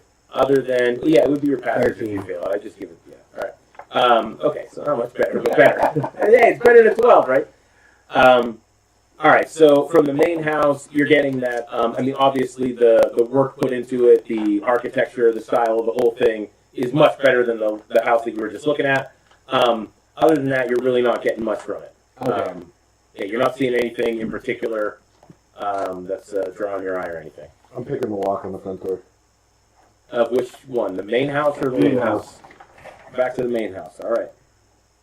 I'm back in the fuck. Anybody else choose to do anything? Growl, Ben. You guys are quiet and I can't see you. No, go back to the main house. Yeah, I'm just gonna watch. I'm gonna watch Rook. Actually, I'm gonna put my hand on Rook's shoulder and say, you definitely picked this lock, bud. That's our best guidance on him. Extra D4. Thanks, buddy. Can you maybe check it for traps before I open it? Or guys, do you want to check out the mine first? No, Or do you want to check out all three of them? on the house. I think we're at the house, fuck it. Ben, can you check the door for traps before I pick the lock? I don't want to get blown up. Yeah, I'm gonna perceive the door for traps. Let's see what I I didn't pick. got. 21. So 21 passive? Passive. All right. Yes. So, not that you necessarily see a trap, but you notice that the door itself, not really a door. So is it more of like an opening? Does it look? While you were looking at it, Portal. you were sensing some small shifts in the outside of the door, like it almost looked like it was breathing. And the more you looked at it, the more you realized it is shifting, it's moving. It's like it's skin. It's not really a door. The house is alive. It's a monster house. I know you guys saw that movie. It's a man. So. So I'm not going to pick the lock, assuming that he tells me this. Are you going to tell me that? Yeah. Well, I assume you were waiting for his response. That's why you asked him to do it. Yeah. Exactly. Yeah. No. And that was good, by the way, because You'd have been fucked if you you went would in have that. I don't know if you should pick. I don't know if you should try to pick the lock. Take a closer look. And I kind of breathe in. I breathe out. I grab him from behind the shoulder, and I have him breathe in and breathe out with me. And as we're breathing in and out, we're breathing in and out with the flapping of the door, and I see the horror kind of dawn on his eyes, and then he I assume says, Fuck that door. yeah. it says, At that point, I'm going to pull out my bow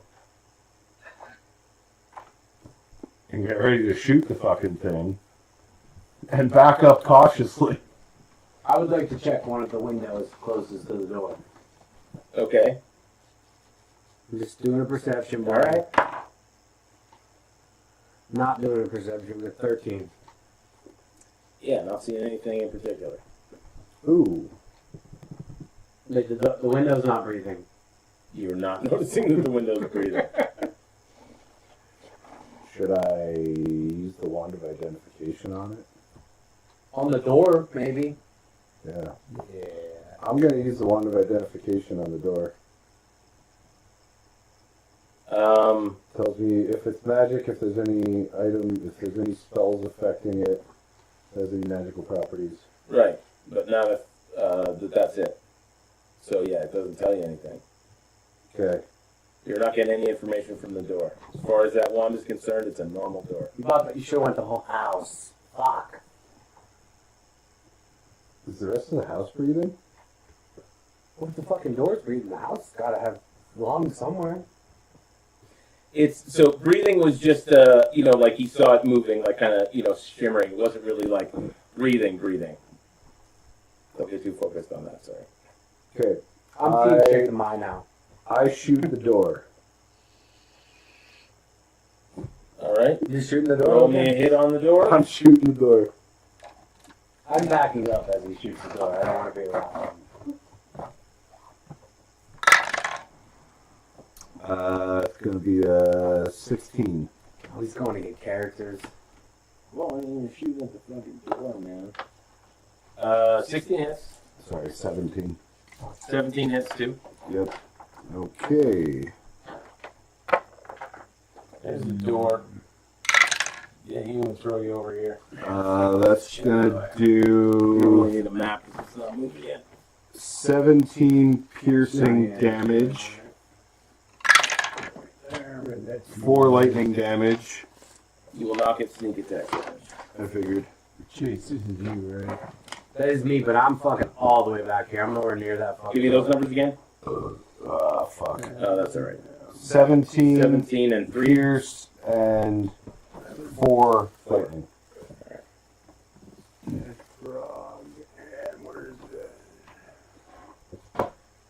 Is that correct? That's a good old fucking berry. I don't think that's Grog. No, he's the other guy. He's the guy holding the shield and the spear, I think. Alright? Grog, this isn't you, right? He's the monk. He's the monk. Oh, he is the monk Yeah. now. Oh, you were. I thought you were. I didn't the paint guy. his work one yet, so I'm just still using it. Oh. So that is him with the Yep. sword in his hand. Okay. Bad friend. I didn't mean to tell you. So is it my turn?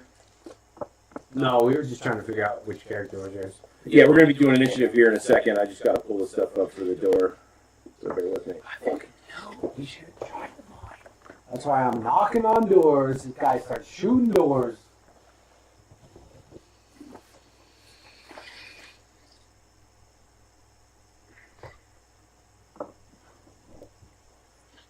Let's roll initiative at this point, since that was the surprise. 11. 20. 11. 5. Who's got a better dex? Wait, I thought Me. when you add 21. when you roll initiative, you don't add anything, right? I thought you just rolled it. Yeah, your dex. Oh, you add your dex. What was yours, Eddie? Oh, mine's still 11. 5. That's why I don't ever add anything. His And dex is 20 definitely was, better than mine. Yeah, so I put you at a 12, and he's at an 11, because of that dex. Yeah, my dex is a straight up 0.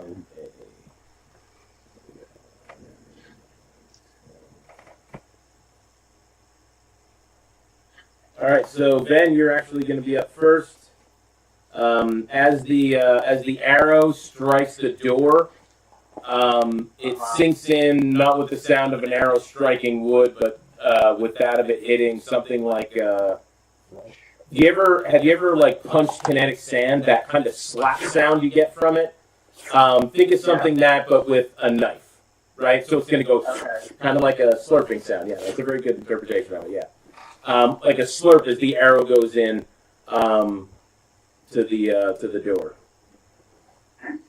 That's usually not that sound nice. It doesn't turn anything. It's still a door. Does not turn into anything as of yet. It is still a door. It's a monster house. I knew it. Told you guys 20 minutes Oh, ago. yeah.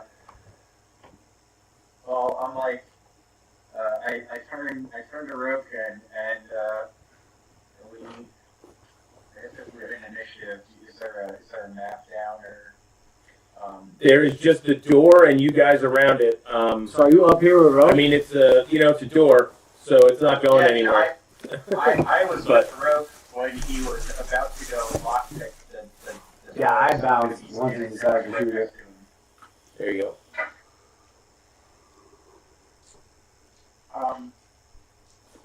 I mean, so I can't see where I am in relation to the door, but I'm going to cast. Oh, you're only about 10 feet away from it. The door is the. Hold on, I'm pulling up the screen here so I can see what the fuck you guys can see. And I'm not doing that with that though. Is that better? No, I have to put the screen up for them. They can't see, Oh, and I can't tell. Oh, actually, I can see it at the bottom. I can do that. I think I have to go to this one. Switch to battle mat now. I mean, there's no battle mat, but you should be able to see the minis and stuff now. Oh yeah, there we go. Yeah, sorry about that. Perfect. At first, I didn't know what you meant. Now I got it. I should I have still more see the Kingdom sheet. No, I'm talking Oh, about the YouTube. live stream. You gotta go on YouPorn. Four two. YouTube Game Night 3D. Oh yeah, there we go. And now there's only one. I deleted the other one. Nice. I didn't realize I had two of them until I had Deleted the Minecraft kid? He's gonna be crushed. Oh no. I seen him delete the Minecraft kid.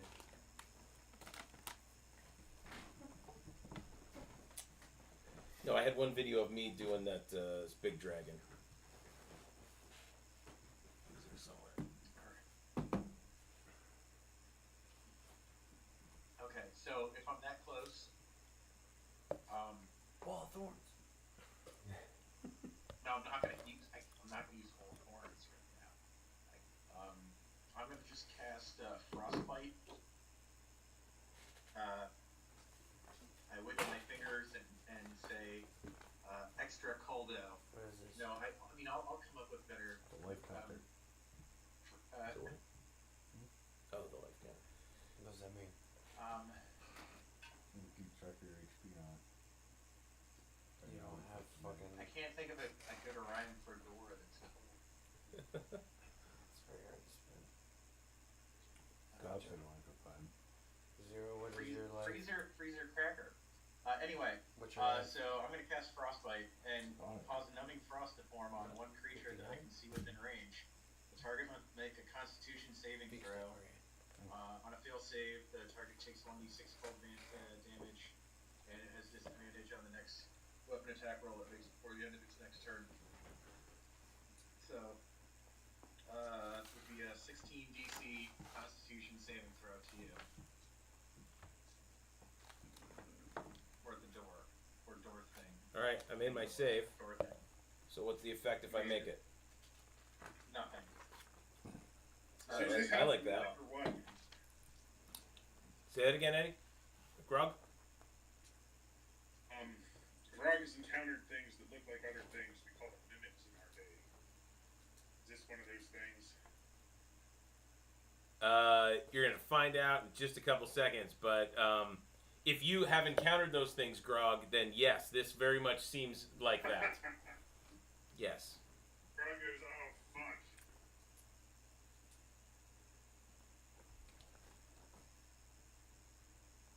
Alright, so is that all you're doing, Ben? I'm gonna start running away. Okay. You're up, Roland. You want to move him back to behind Chase? There we go. Oh, excuse me. And my turn. Mhm. I'm gonna hit him with the Eldritch Blast. Fuck you. Hadouken. Oh, nice. Or Hadouken. 23. Does that hit? Yeah, that is. Okay. And then 8 force damage.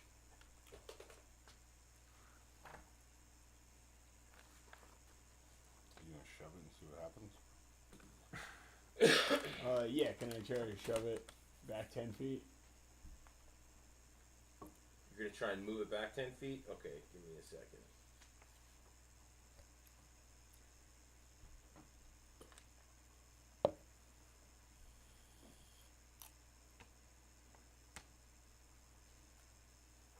it? Because I'm kind of confused. Is it just the door itself that's the mimic, or is it the whole house? I don't think we figured that out. You wouldn't be able to. You use the pushback. It doesn't seem to do anything to the door. Doesn't seem to knock it back at all. Is that it for you? Yeah. All right, stick where you're at. So then, Roke, you're up.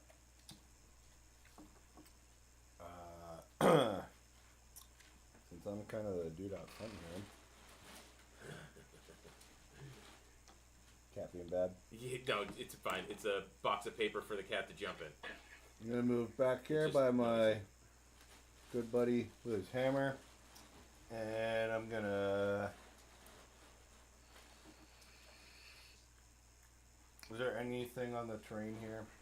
So basically, what you're looking at is where the front steps are, or where the front door is. There's steps going up to it. It's under an awning that goes around both of the sides of the house. So there's a little porch there. But you would just walk straight up the steps to the door. They're really wide. They're made out of stone. So they're probably 20 feet wide at least. The steps to go up to the thing. The door itself is 10 feet wide. Massive. My question is, can I hide before I shoot it for sneak attack?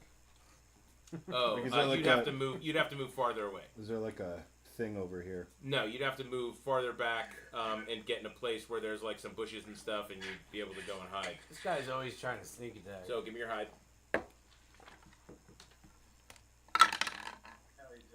17. Yeah, 3d6s are worth it though. Where's my hammer? Is it over there somewhere? Okay, what was your stealth? 17. Okay, I'm gonna shoot it. Does it see me? it does see you. You knock at your stealth. 12 to hit. 12 does not hit. It plink drops to the ground with your arrow. Okay.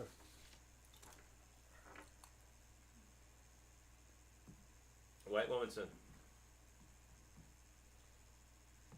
I am going to cast Spiritual Weapon on the second level. Pop that.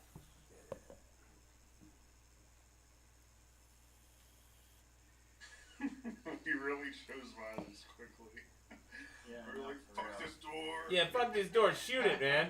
Well, I mean, my friend shot it, so like, what else am I supposed to do? Yeah, no, I think you meant we. Like you guys as the group, not just you in Oh. general. We couldn't talk to the door, right? Says who? Did you fucking try? You knocked on it. Nobody answered. The door didn't try and eat you when you knocked on it. Okay, so I don't cast Spiritual Weapon. I try to talk to the door with the arrow in it already. No, fuck this door. I'm not. I didn't tell you to talk to the door. I just said you don't know if you can. You didn't try. That's all I was saying. Okay. You know.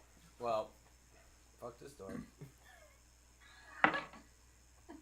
I'm gonna guess a 26 hits, 25 hits. Yes.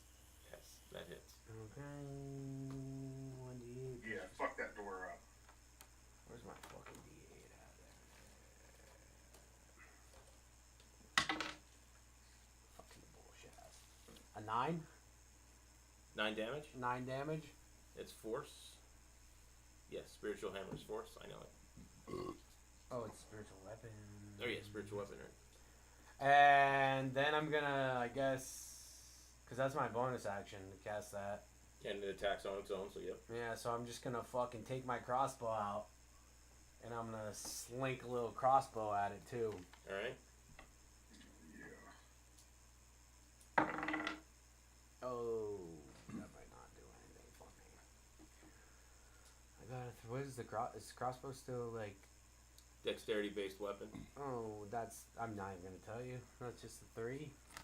Did you roll a 1? Oh, you rolled a 3. I rolled. Okay. My dexterity is a 0. Yeah, that's fine. I just want to make sure you didn't roll a 1. Nah. Because that could be bad. I mean, you could have shot yourself in the face. 3 is a miss. Yes, that's definitely a miss. So you shoot at it, and it totally goes off course and hits the side of the fucking house somewhere. Which might be alive. That's it for you. All right, now it's my turn.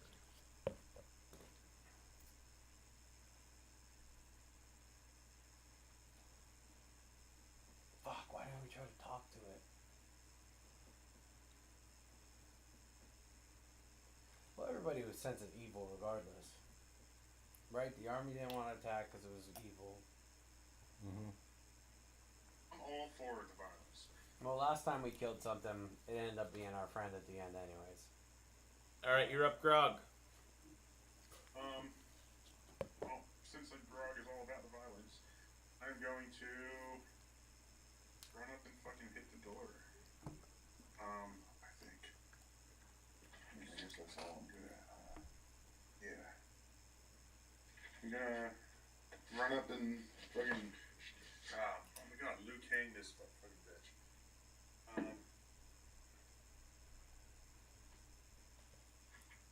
Does a 14 hit? Before I tell you that, does a 14 hit you? No. Okay, a 14 does hit me. As you walk up to the door and you get right in range to go strike it, the door's form completely changes. Like think of what the fuck are they called? Oh my god, the comic books Wolverine and all them. They're the what group? The X-Men. Think of the villain chick with the blue skin, like it. The skin kind of changes like that. Name? Mystique. Yeah. Yes, think very much Mystique. As the door kind of glitters away, this mass of some type of hide shows up. There's a large mouth in the center of it. There are 4 like tentacly armed things, 2 on the top, 2 on the bottom. There's 1 large eye in the center of the thing, just above the mouth. It reaches out with that one of those tentacles and tries to grab you. You're able to dodge it. Tentacle comes back. You do also notice that there's a some type of glimmering substance on the outside of this thing, kind of coating its entire surface. So what was your attack? Was I told you hit. Yeah. So damage. Damage is.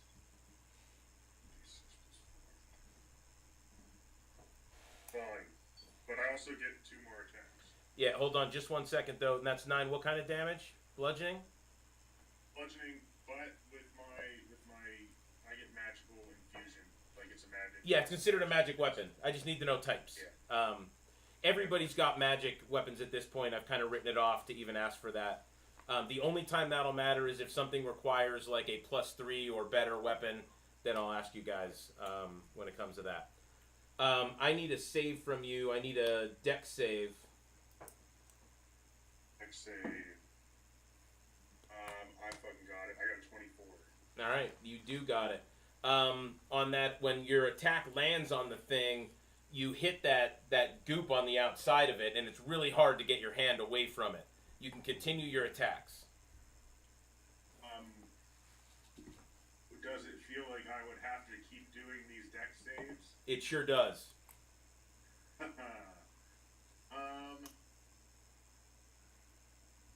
I shouldn't say it was very hard. You got a 22 on that. It stuck to your hand.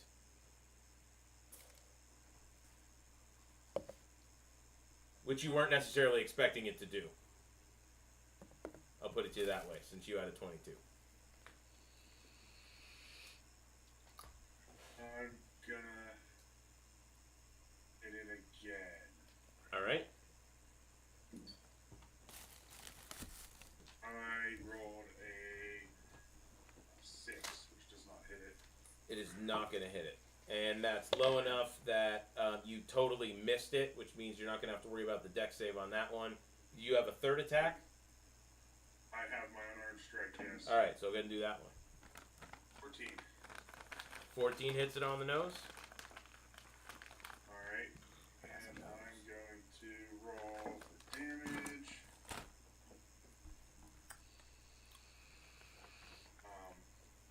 A 7 damage. And dex save. Oh, yeah.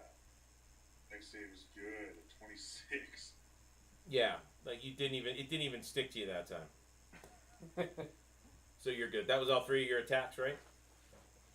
Alright, so Yes. you moved, you took your Also- full move to go up there. Your move is 30 or 40?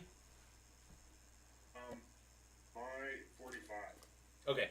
So you'd still, well, you wouldn't have any movement left because you attacked after that. Yes, it doesn't matter. Well, could I move away? Also, does Sentinel, if I have Sentinel, does that provoke opportunity attacks? Well, you used your movement to get there. You stopped. That gives up the rest of that movement because you don't have the ability that allows you to continue moving afterwards. That's something else. I think it's a feat you'd have to take. You can get it as a class feature, but... Oh, I didn't add that +1. Fuck. You might actually get it as a class feature as a monk, too, man.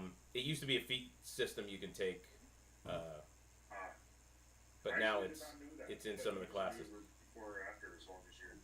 You can move before or after, but you can't move before and after. You can't split your move in half. You can choose to attack and then move away, or move in and then attack, but you can't split your move up. Traditionally, you can't unless you have this ability that lets you do that. It used to be called spring attack. You can move in, hit them, and then move out. Oh, good to know. Rogues can kind of do it because they get the extra movement. Eddie, Yeah. oh no, I'm sorry. So that brings us Ed, up. rather, Roland. Yeah. I posted in the Discord. I think that for Eldritch Blast, now that we're level 6, because when we were level 5, this was also the case. You fire 2 beams when you cast it. We're Not level yet, because I'm still at 4th level spellcasting ability. Or 4th level spells. At 5th level, I could do it then. I think it's at 5th character level, no? I think it's character level the way I'm reading. Because Well, let's take a look real quick. Yeah, because we don't get 4th... I mean, I don't get 4th level spells till my 7th. Well, no, it's not a 4th level spell. It's like, so he, for example, the monk got an extra attack. Yeah. The paladin got an extra attack. You got an extra attack on your bonus for your warcaster and stuff. For example, one of my other cantrips, like I have Thorn Whip. At higher levels, this spell's damage increases by 1d6 when you reach 5th level. That's You're a warlock, right, Ed? yeah. Yeah, so he's a warlock, and for Eldritch Blast, it says the same thing. You know, this spell creates more than 1 beam when you reach higher level. 2 beams at 5th level. So is that 5th character level? if it says when you reach, if that's the words on there, when you reach this level, then yes. If it says if you cast it at this level, then that means it's talking the spell. You It said says when you reach higher out, level. yeah. Then that's your level. Yes, absolutely, you're correct, Ven. Damn, son. So you get 2 I couldn't shots do this around for so for it. long. I was waiting Does for it this, man. up the damage as well, or no? No, you just do a different attack for each one. There you go. So you're getting 2 bolts at a d10, so you can trigger them both on the same guy even. But because I was really waiting. But he has to roll a separate attack for each one. Yeah, Like yeah, each it's like one. 2 shots out of the gun. Yes. You got it. That's not bad though. Gives you a total of possible 20 damage a turn. Can you target two Yeah. different people? They're 2 separate attacks. It's a big increase for warlocks. Huge. Yeah, that's why I hate the wording Yeah. of all some of this stuff. Yeah, it's when it's specific, it's specific. So so you got to really look at the language they're using for that one because it's your level. Yeah. It's talking character level all the time. Because I thought it was when I had the ability to cast 5th level spells. Mhm. I can see why you think that. Yeah. Alright, so we go out for the next one. So now we're back around to you, Ven. Top of the round. Because I didn't have my +1 Okay. for my So warhammer. I'm going to I take a look at the door. Actually, before you do that, everybody just give me a perception check at the top of the round here. 13. Sorry, bud. 21. 16. I rolled my passive. 15. Grog? 14. All right. So then you hear something, but you can't really make out where it's coming from or what it is. It is very, very faint, but you're picking it up enough to notice something. It's almost like like they talk about a din or a hum that you can kind of hear below the surface when everything gets really quiet, where it's kind of your body feeding back. You hear something almost like that start to start to hear it in your eardrums. There you go. I hear the stillness basically, or like I feel a reverberation. Yeah, you hear some kind of sound below everything. It's really hard to pick up, but it's faint and it's there now. You can make it out. Alright, so like And it's there's just a kind of drumming noise. yeah, just I hear my tinnitus is acting up. And that's I'm like, exactly if you know what that sounds like, it's very similar to that. You've got tinnitus really bad in your fucking ear. Okay. And I look around at the guys. I'm like, guys, do you guys hear that? Or no, I don't say fuck. I hate this noise. And then I pulled up my scimitar just to have it in hand, and I'm gonna cast.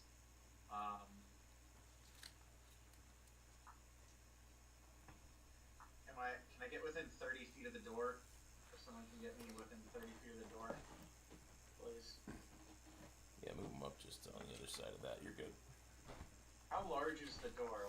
What's this? 10 feet wide and at least that tall, if not more. Like say 12 feet tall.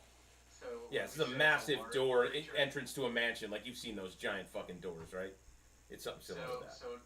So creature size, large or huge? Creature size would be large. Okay. So in this case, I'm gonna cast Thorn Whip on the door. You create a long vine whip in thorns that lashes out at your commanded creature in range. Make a melee spell attack against the target. If the attack hits, the creature takes 1d6 piercing damage. If the creature is larger or smaller, you pull the creature up to 10 feet closer to you. And then at higher levels, this spell's damage is increased by 1d6 when you reach 5th level. So, I'll roll my attack.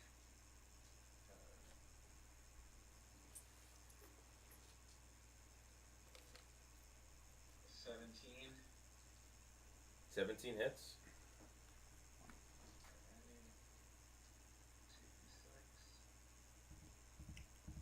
Is Thorn Whip a concentration spell that you keep up, or is it a one, like you're casting the spell, using it, and it's gone? It's just instantaneous. It's a Okay. cantrip. That's what I thought. It's just yeah, exactly. Yeah, not something you keep around. It's not like Shillelagh, where you're making a magic staff. Okay. It's just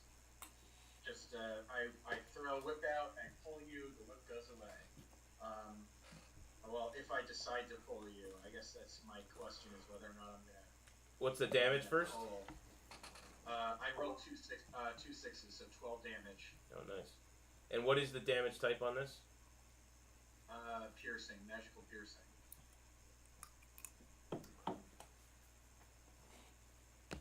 Alright, so give me a minute.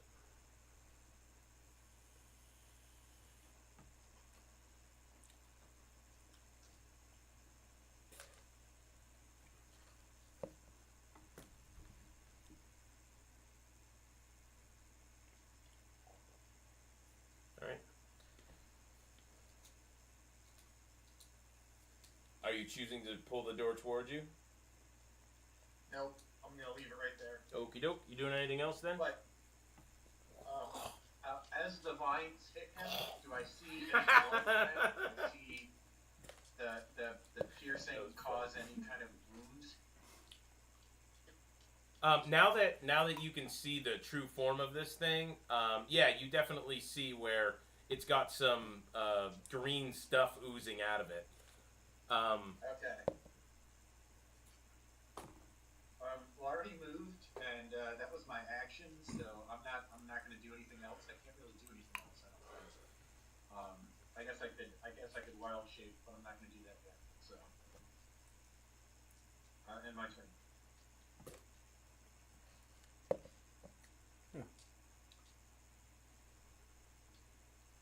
Yeah, it's not quite like that. One big eye, 4 big tentacles, and the mouth. Alright, so then Roland, you're up. Alright. Well, in honor of Van, I'm going to be good looks, buddy. And I'm going to hit him with the double Eldritch Blast. Oh shit. Nice. That's exactly what we're looking at. Boom, boom. That's it right there.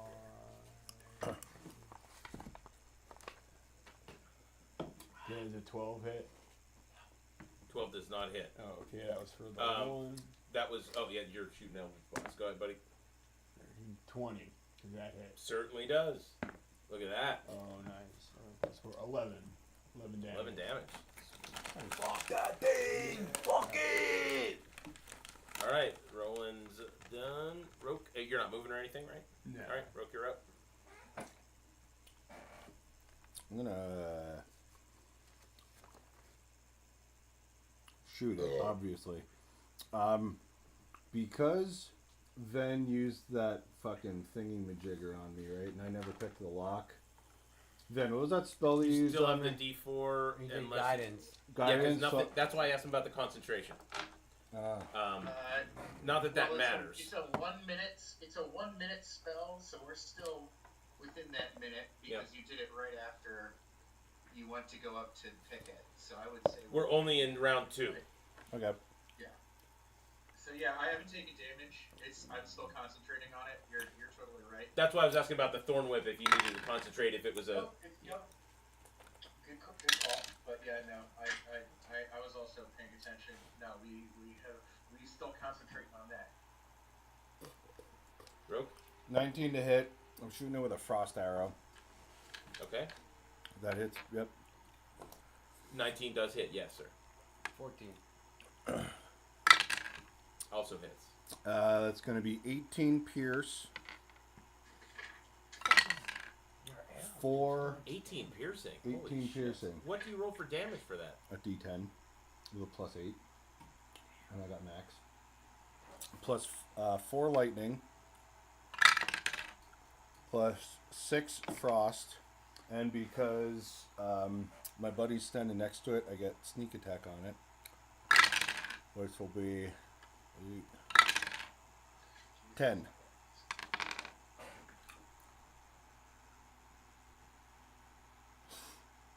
I don't get how you get so much hit Where does the points plus from. 8 come from? The +8 is my I'm not mad. I'm just like a little disappointed in my it's guy. my proficiency, my dex, and the longbow is a +1. You don't get your proficiency to damage, only to attack. Oh. Your dexterity or strength adds onto your damage, so you're good there. And the roll, right? So you had. So what's your dex then? My dex is a 4. All right, so you're gonna get the +4. So I added get a onto your +4, not a plus. No, I get a +5 because it's a +1 bow. Right? Oh yeah, you get a +1 for the bow, Okay. right? Yep. Okay. So damage is sorry. Yeah, no, it's fine. It's just I was just like, wait, an 8. Yeah. I mean, either way, it's ridiculous. I stopped writing after the 18. I just was going like this as you were saying them because it's already fucking dead. I'm like, well, alright, that's whatever. like. It's But like I didn't want to tell you that because I know how that feels. You're like, well, fuck, I have like 4 more dice to roll. What do you mean he's dead already? Yeah. So I let you finish, I but even used the special arrow for it. That's Yeah. right. I'm getting fucking 1d8, and I'm strong as fuck. right. Your job though is to get swiped at a lot. His job is to stand back where he is while you're getting swiped at and shoot over your shoulder because that gives him advantage. I also have to very specifically maneuver around to get that sneak attack. So that's why you're always like, "Why are you hiding in the bush, bro?" That's why I'm hiding in the bush, bro. Yeah, that's why I'm hiding in the bush, bro. All right, you are where we're at stuff now. So, what you see in its native form, now that it's dead, is basically a lump of blobby, fleshy, sinewy stuff. If you go up and touch it or whatever, it's kind of soft, but if you squeeze it, it's got like muscle tissue all throughout it. It's really odd. And there's no discernible features. So the eye, the mouth, the tentacles, all gone. This is just kind of like a mass of flesh now that you're looking at. There's no fucking eyeball. Just like a big There's dead no kid. eyeball. God damn it.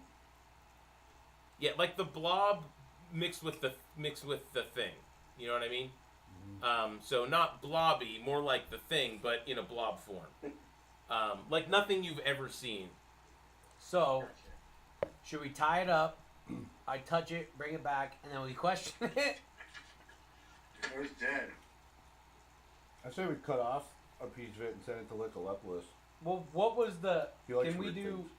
I'm down with that. I'll pay for postage. Because You there can was do that. knowledge checks and stuff on it to try Yeah. and figure out exactly what this is. I mean, Grog knows. Yeah, but there He was told you that. guys. There was that. What was? There was something coding it. I thought you were. Yes. Is that still coding it or no? No. Well, it's still coding it, but it. No, let's say it's not coding it anymore. So yeah, so like that was my question. There would be no reason to like look at it and be like, "What the fuck was this?" That was coding it. No.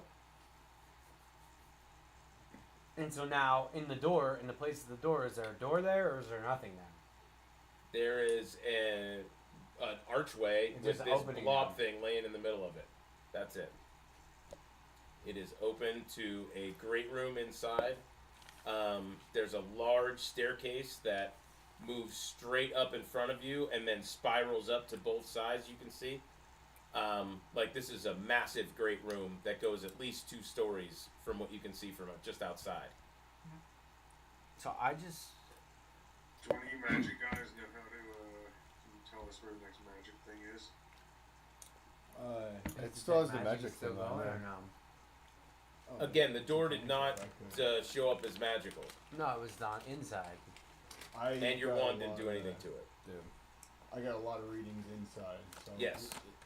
we would have to But go in for me to. since he cast that, how long has it been? Because it's a 10-minute spell.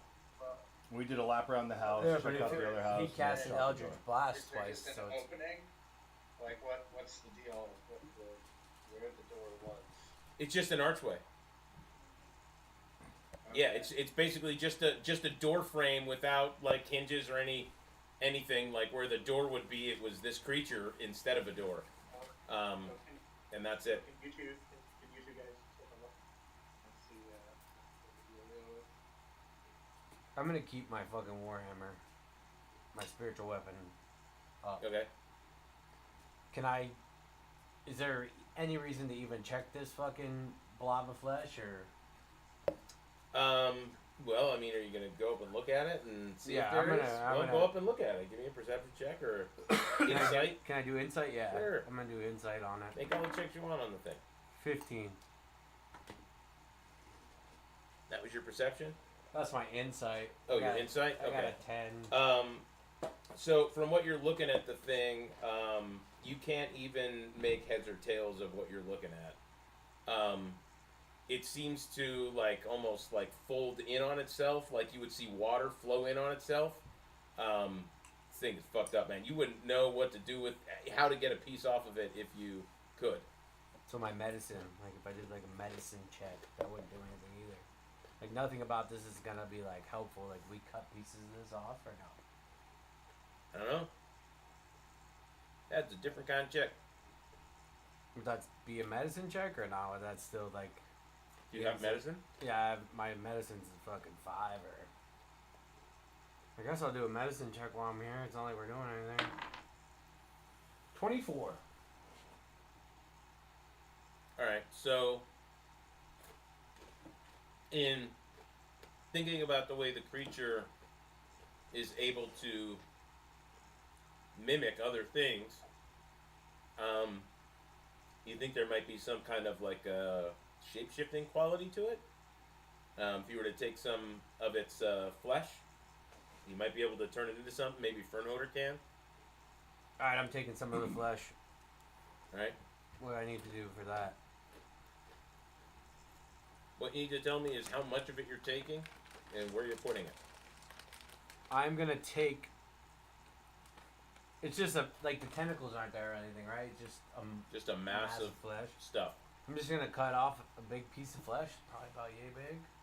Okay. I'm just gonna fucking pop. What would that be?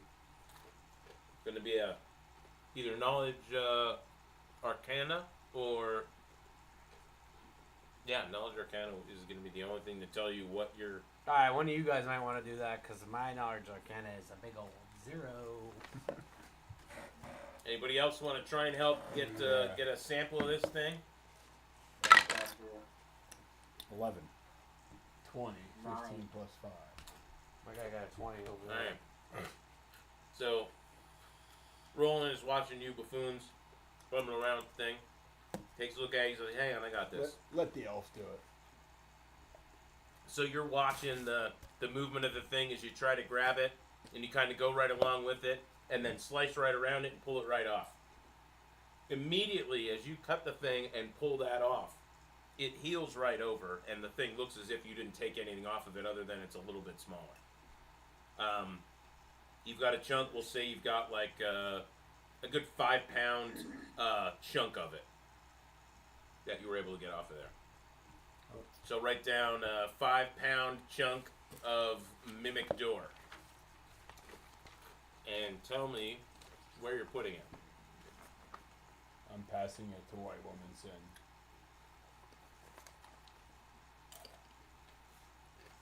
Yeah, I'm gonna throw it in my backpack. I'm gonna wrap it up, throw it in the backpack. Or can we throw it into one of our bag of holdings just in case it tries to fuck with me later? Guys holding the bags of holding. Does anybody want to throw this in your bag of holding? Ven has a bag of holding. Yeah, I do have mine just as, honestly, I don't have much in it anymore. Unless you guys want me to hold it, I'll hold it, and if it turns into something I crazy. can take it. Okay. Just give it to me. Yeah, because then we can throw it in there and then it does come out. Bang.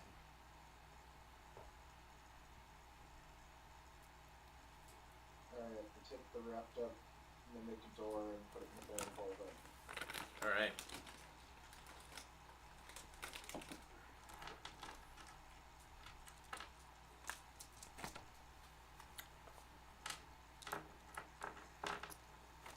Okay, so where are we at here? We're Now gonna you do can all knock of this house. again. So I'm gonna move my hammer into the building. I don't think anybody should go in. I'm just gonna move the hammer in there and see what happens. Is everybody cool with that? Or are you guys trying to do something else? Sure. Are we still in initiative? No, we're out of initiative. I mean, if one of you guys wants to go in there, I'm totally cool with it. I'm just trying to find my fucking tube of maps here. But like, I also have a hammer that could just go in there and check shit out.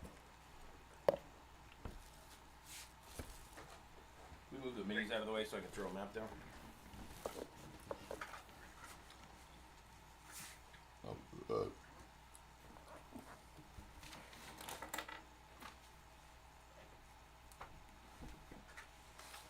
Oh, my wallet.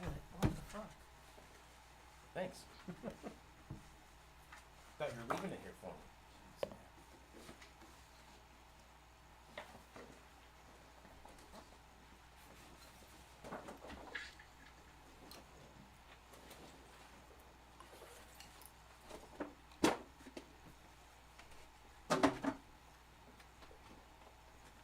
So this chair that I got was my, this was my great grandfather's chair. My uncle just gave it back to me after he had it reupholstered. Very nice. It looks like the kind of chair that you should have. It's a perfect chair for DM. He called me last week and he was like, "Hey, I have this chair. Like, I don't know if you want it. The top's broken on it." He's like, "You're gonna have to get somebody to fix it. I had it reupholstered, but then I fucking broke it, so now I don't want it." I was like, "Yeah, man. I broke I'll the fucking chair. take You can it." have it. Yeah, it's like, you know, it's, I don't know, it's fucking old as shit though. I know that much. Looks like something you should take to like the antique roadhouse. Roadhouse. I'll be sure. It's on the fucking road, right? Yeah, I'll be sure to not save you. I'll be sure to let you fucking drown next Once time. you die, I'll say, Son of a "Oh, bitch. Roadshow or Roadhouse." I can't hear you. Alright, so we're gonna put you guys. I'm gonna put the doorway. Let me switch the camera real quick.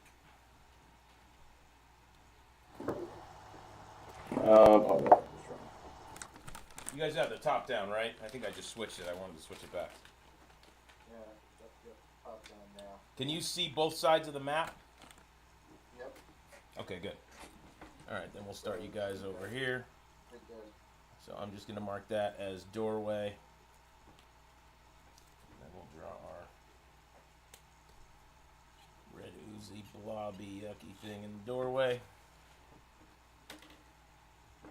Then in here, we got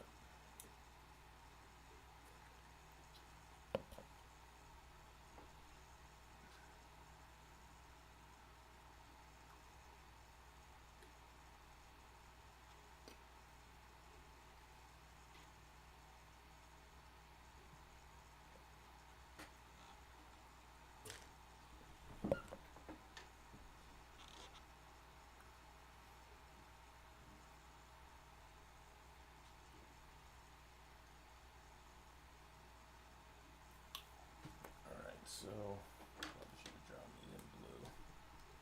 Railing.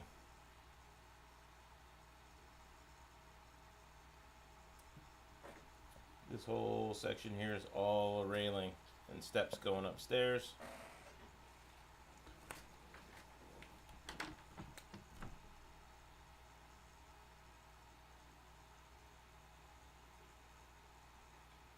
And then we've got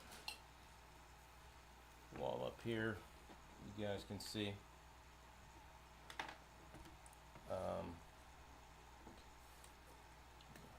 That's it, so that means that's all the way over there. Oh, I guess you can still tell there's steps.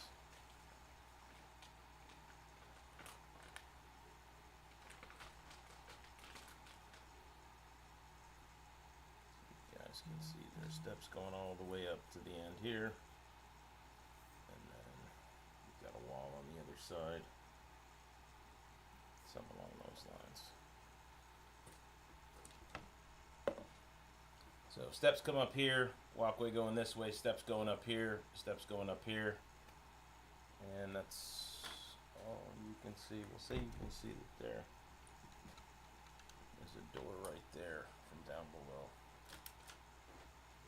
So that's what you guys are catching from looking inside the doorway. Standing outside on the porch. Not drawing any of the exterior, so I have enough room for the house because it's big.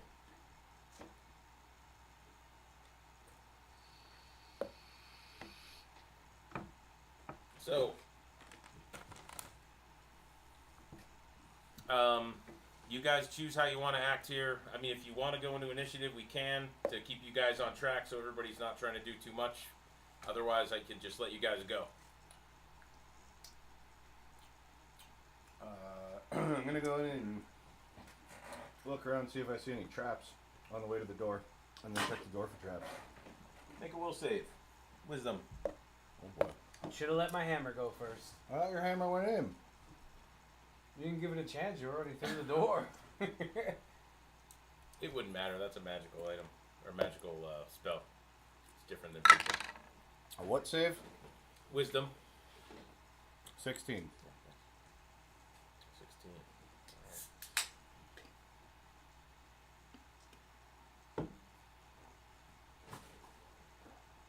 Coward.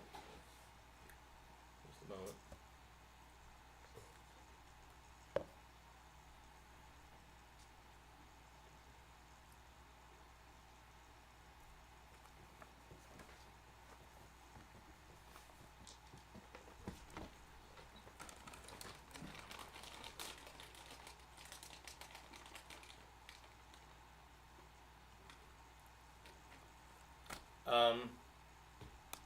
Alright, so you are afraid, you are frightened. You know what that does?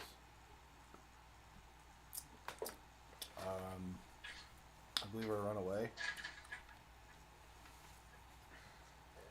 Oh. Excuse me.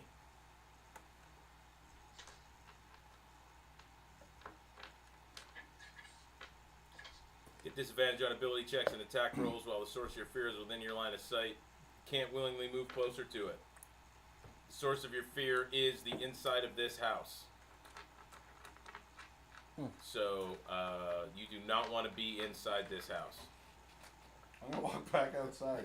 That would be a good idea. You're still afraid, but you feel better not standing in that house. I'd be like, hey guys, it's fucking creepy in there. Yeah, that the vibe I was explaining to you, Van, like, yeah, nothing to that. The vibes are not there. I'm going to use my wand of identification on the inside of the house. You got to point at something specific. It's not like the thing where you get like a cone of vision around it. You got to choose something. Can he point it at one of the magical... So if somebody else goes first and takes a look around and tries to pinpoint something for you, then he can tell you what to use it on. Alright. Now, does he still see all those magical items that he saw before, or no? He will once. I mean, he can see where they are now. He can go up there and get a closer look. And so inside. Give me a wisdom save. Yeah, right on the threshold. Woo! Okay, 19. All right, 19. You're okay. You feel very uneasy being inside the house. You are not frightened, but you do not want to go any further. Yeah, you do not want to be here. That's for sure.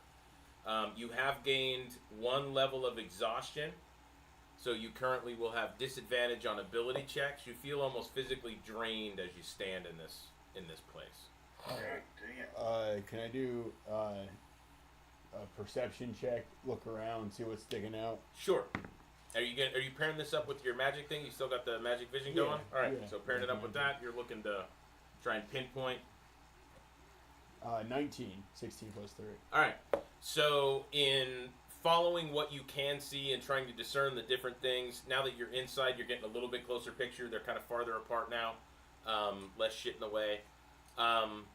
You can see that the closest thing would be at the top of the steps. There is something directly, like almost straight ahead at the top of the steps. You can't see what it is. They're too tall. But there's something up there. It's not on the wall that you can see, so it must be lower, like something on a table or a table or something that's at like below waist height when you're up there. So that's what you can glean that's close enough on this side of these walls.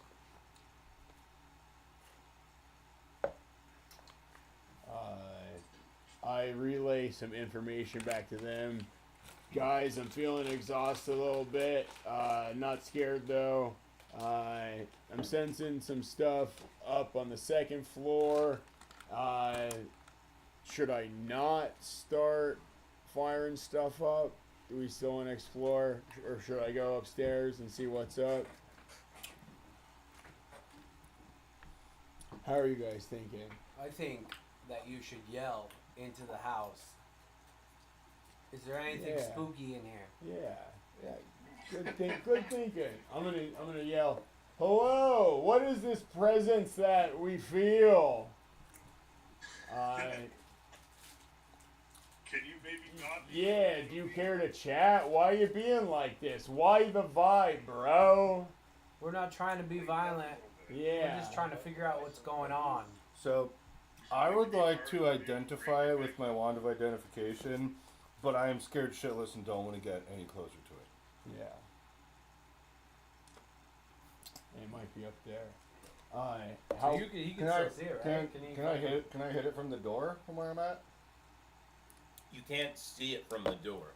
He can see it through the floor, basically, where it is, but he can't physically see it with his eyes. So does anything answer him? Good. Nothing answers him. You don't get anything in return. So I'm not moving close to it.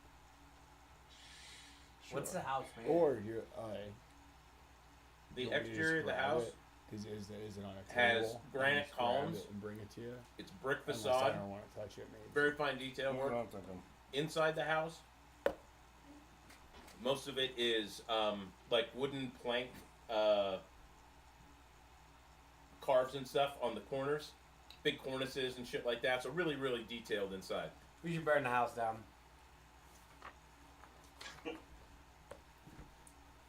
Alright, Is it like a for real? You're going in and checking? Where you want to go? With you. I have to do a wisdom check though, right? Well, where are you going? I'm gonna go up and back you up. I'm gonna walk with you. I'm not in the house. Oh. Do you want to go right next to him? Look at the. Well, as soon as you step 5 feet in the door, you're gonna make your check. So just stick him next to him. He'll make his check. If he makes it, he can continue if he wants. Otherwise, he's going back out the fucking door. Yeah, that's kind of my thought. I rolled a 15 plus wisdom, right? Mm-hmm. You're saving for And it, as well. yeah, exactly. 20. Ben's on it. Oh, that's good. All right, you got it. Same as Roland. You've got disadvantage on your ability checks. You feel like some fatigue basically setting in. Almost immediately as you walk inside, like your movements feel heavy. For you, that's not a normal feeling for you. You're used to jumping around like a fucking lunatic. I think he was exhausted in the last dungeon we were in too. Poisoned in the last one. We were both exhausted from being poisoned. I was exhausted too. I was blinded, poisoned, and exhausted. Oh wow, okay. Somebody should do a knowledge arcana check. Oh, that's a good idea. That's a good idea. I'm gonna cast protection from good and evil on myself. That's a good idea. On good. Very good idea. Can you cast that on multiple people? No. Requires concentration. Concentration, yeah. Until the spell ends, one willing creature you touch is protected against certain types of creatures. Aberrations, celestials, elementals, fae, fiends, and undead. Protection grants several benefits. Creatures with those types of advantage to their attack rolls against the target. The target also can't be charmed, frightened, or possessed by them. If the target is already charmed, frightened, or possessed by such creature, the target has advantage on any new saving throw against the roll of an attack. And then Do you have to pick the creature before you cast it? There's something else there, isn't there, at the end? Isn't it talk about consecration, desecration, things of that nature, I believe? no, that might be a 3.5 thing. I'm just going in this bitch and I'm just destroying everything undead. Protected from good and evil, right?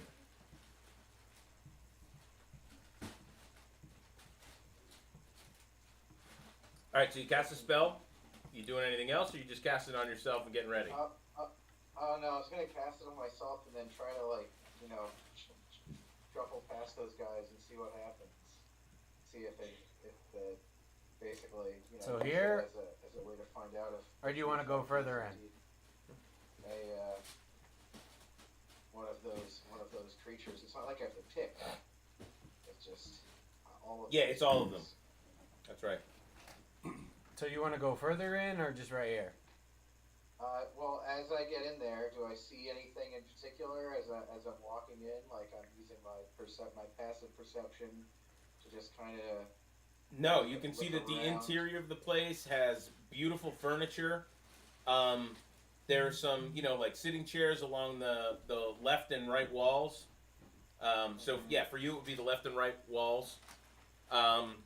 There's a grand staircase heading up above you, and on the ground floor, straight on both sides of the staircase, there are 2 doors. Okay. Other than that, it's upstairs.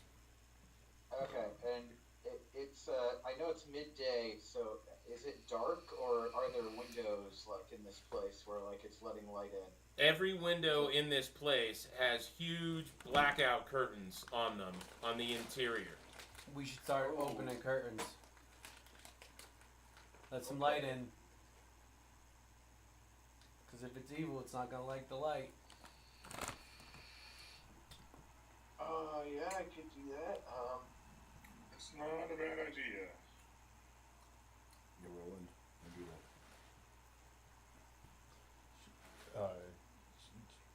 Do you have the bag? You just gotta come outside because I can't go anywhere towards it.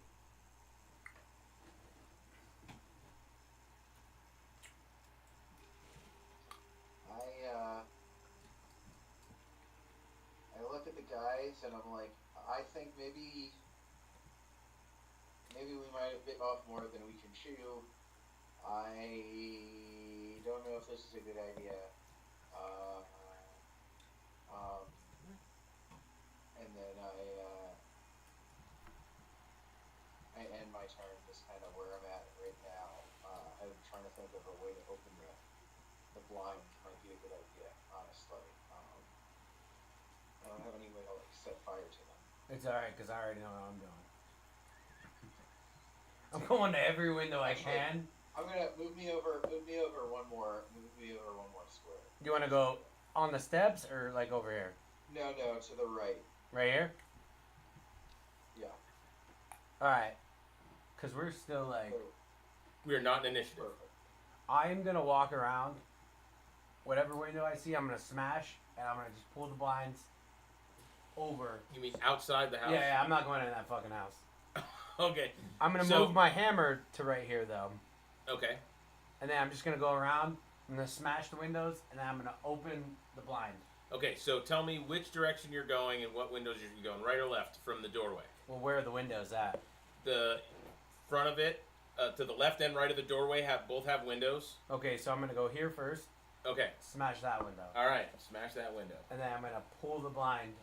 Smash that window. Roll me an attack. Oh, you're going to say my hammer's not fucking going through the window. Nope. I don't like That's not what I'm going to say.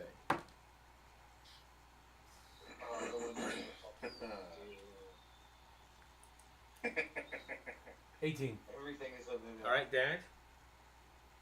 Oh, so it's a fucking mimic. I didn't say. Nobody said it was a mimic, guys. You fucking said it by me doing damage on it. Well, did you not blow up the window? All window panes have damage. A 9. Everything has HP. A 9? Well, All it right. would be the 8 plus my 1 for my warhammer, and I don't add anything to that, right? Oh, Or that's do- it. Yeah, your strength. Your Oh. strength. You're hitting it with your Okay. strong fist. So 14. 14 damage. Beautiful. All right. So not only do you smash the window, but you smash enough of the frame of the window with the damage that you did that the whole thing, the whole bottom part of the window is all smashed out. So now what do you want to do? I'm just going to reach my hand in. Or And grab the curtains and move them I'm to going one to use side? my hammer to Use move your the hammer. curtain to the side. Okay, so you're going to stick your hammer in there and move it to one side. Yeah, because All I'm right. not putting my body in there. All right, give me an acrobatics check. It's not athletics? Nope. Acrobatics, because you're trying to like hold the thing out at a weird angle and like scoop it around, so it's more finesse than strength. 17. All right, well, yeah, you could do it. So you're able to scoop it enough and kind of like get the hammer up and over it so that you get it to move on the big chains that are like 8 feet above the thing, or big, the big hooks that are up there, and you get the thing to shift and move from the right side of the window all the way to the left. So you open that whole window up. All right. And now can I go to the next window? Or is that... Let's go to everybody else, and then I'll come back to you. Yeah. Just trying to go around. All right, so we had. Are you doing anything else out there? Because I know you were trying to give something to somebody, so let's do that. And Yeah. Opening that window and letting light in does nothing? That anybody can see? there's nothing that that changes necessarily, other than it's lighter inside. Yeah. So can they see anything more? We'll see when we get around to it. Alright, so I'm gonna go to the threshold. Roke's gonna be there. He hands me the kidnap sack, and I know his usual spot. So he's gonna. I'm gonna also take the portable hole out of my shirt pocket and tuck it into yours before I jump into the bag, so we don't make a wormhole. 10-4. Yeah. That would have been really interesting with the dead mimic there too. I do that every time, yeah. And then I learned that from the have that floor. on me. And then I guess I'm gonna stroll a little bit deeper in here. So you're heading upstairs? All right. Yeah, to wherever, cause that door's upstairs. There's a door upstairs. Yes. And Are there then, doors downstairs? Where's the glowing where's the glowing Yeah. magic object? Right at the top of the stairs, right in front of Okay. his face. Now. That's what I'm Perfect, saying. Yeah, perfect. that's what I was saying. If you went upstairs. So the bottom floor where you guys are walking into, the left and right side of the staircase, straight ahead, are doors. So like here and here? Exactly, right Okay. there and right there. On the second floor, that red mark is a doorway, top right side. There's no other doorway that you can see from the bottom of the steps. Now, where you're at, if you look down to the left, you can see there is another doorway. It's just down the hallway a little bit, because the hallway continues past that staircase that comes around. So what you see in front of you, there's a very small table, and there's a little box sitting on top of it. That box is what you're getting is the magical thing. Yeah. And What's in the box? Yeah, I'm gonna knowledge arcana. Ooh. 17. 17. Knowledge arcana. Oh, you're not using your What? doohickey thing? All right. Yeah. So, well, let me do that one first because I'd check out the school. So, it is both divination and enchantment that you're pulling from it. I thought everything was illusion in the house. No, illusion was the one thing in the small house. Oh. There was only one thing there, and that was illusion. This one, he couldn't tell the difference from outside. There was too much interference. Now let me get back to Where's the other door? Down here? This door? the left and right, straight ahead. The opening's Door. right in front of those. Door, and then this will be the other door that you can see now? No, it's down the hallway like another 5 feet. Yeah, it's down there a little bit. And what could you tell from the fucking your knowledge arcana? Divination and enchantment. No, I'm getting to the knowledge arcana part. That was the detect magic. Oh no. I gotta pull up the item here.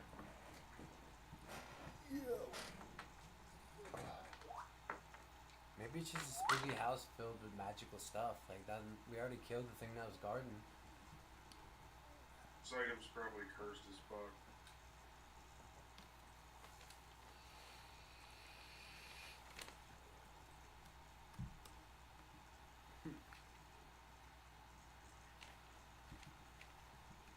Should I stab it with my silver dagger?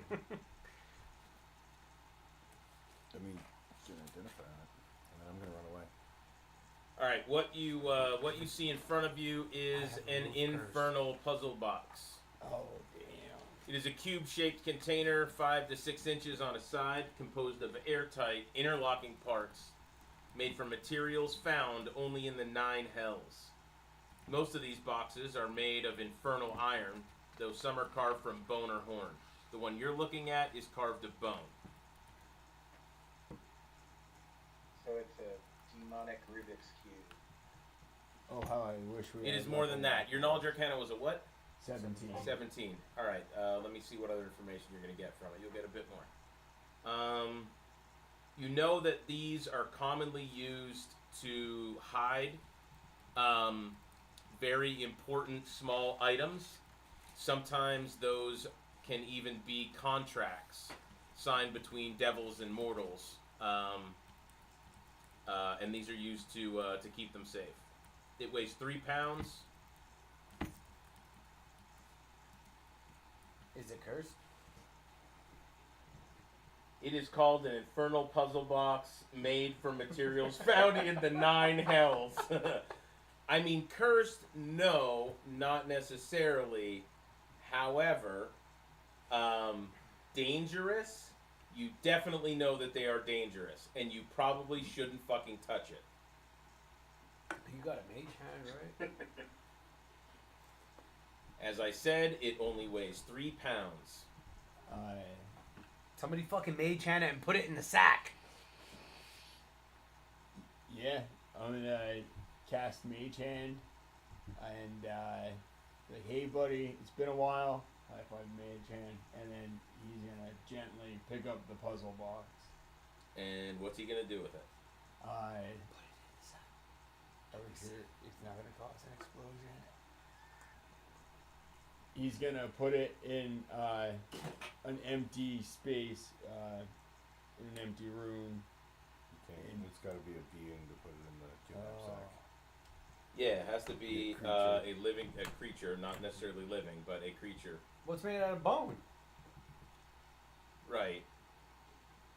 But a creature, right? Remember, you couldn't put parts in there. I refined that it had to be like it's got to be a body. Pretty intact. Mm-hmm. You could take the eyes, but that's about it. So Throw Ben's in the only the- one with a bag of holding? No, Puff has a bag of holding, but we still gotta. Yeah, his is stuff. His is stuffed full of stuff. Who fuck's Puff? He's trying. I'll at least, for now, I'm gonna start to proceed to walk out of the house with it. With his mage hand. Okay. All right, so let me Each just hand check and just see where stands everybody back. else is at. So Ven, you were kind of checking things out. You moved in a little bit. You were getting ready for shit to hit the fan. Yeah. It has not hit the fan. Put it in his bag. of holding. So what are you doing?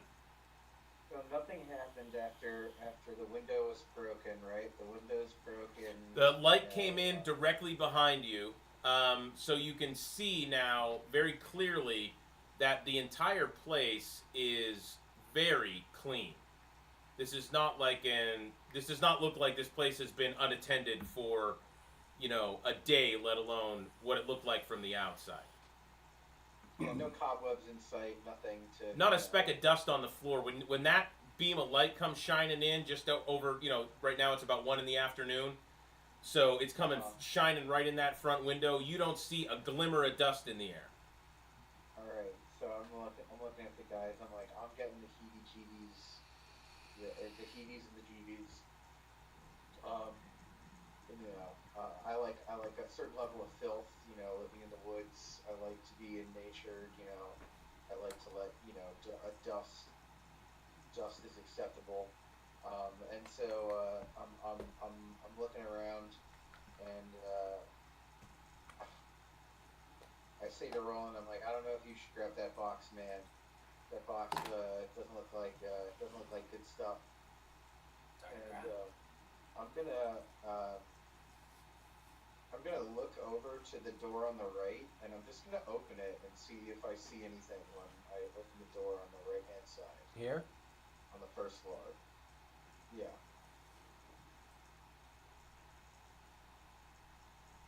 You're going to go down there and you're going to open that door? I'm gonna open the door. It's locked. You're going to open the door. The door is not locked. This is more like, if you've ever seen doors that go into Victorian homes, into the kitchens, they were often like the double swinging doors, but they were solid panels. It's much like that. So you push the door open, it'll open right up. It's going to swing right back into you if you let it go. That kind of thing. That's fine. I'm gonna take a peek down the hallway or whatever is behind the door. So when you when you open up that door, it is a short hallway on both sides of it. You can see that there are linens and place settings and things like that, all stored on shelves and glass cabinets on both sides of this 10-foot long little corridor. Through the corridor, you can see there's a kitchen on the other side, at least part of one, somewhere where they prepare food. Do I smell any food, and do the linens look freshly washed? The linens, just like the cleanliness of the place, look freshly washed and pressed. Dishes are immaculate. You do not smell anything cooking. You don't smell a fire or sense anything like that coming out of the kitchen either. Okay. No movement, no sounds like that. With your 21, you're not picking anything up on your bat fucking ears. Okay. Well, that's good. All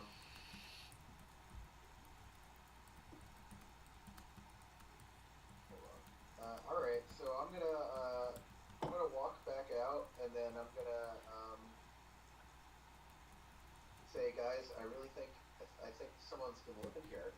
I don't know what's going on. I don't know where everyone's at.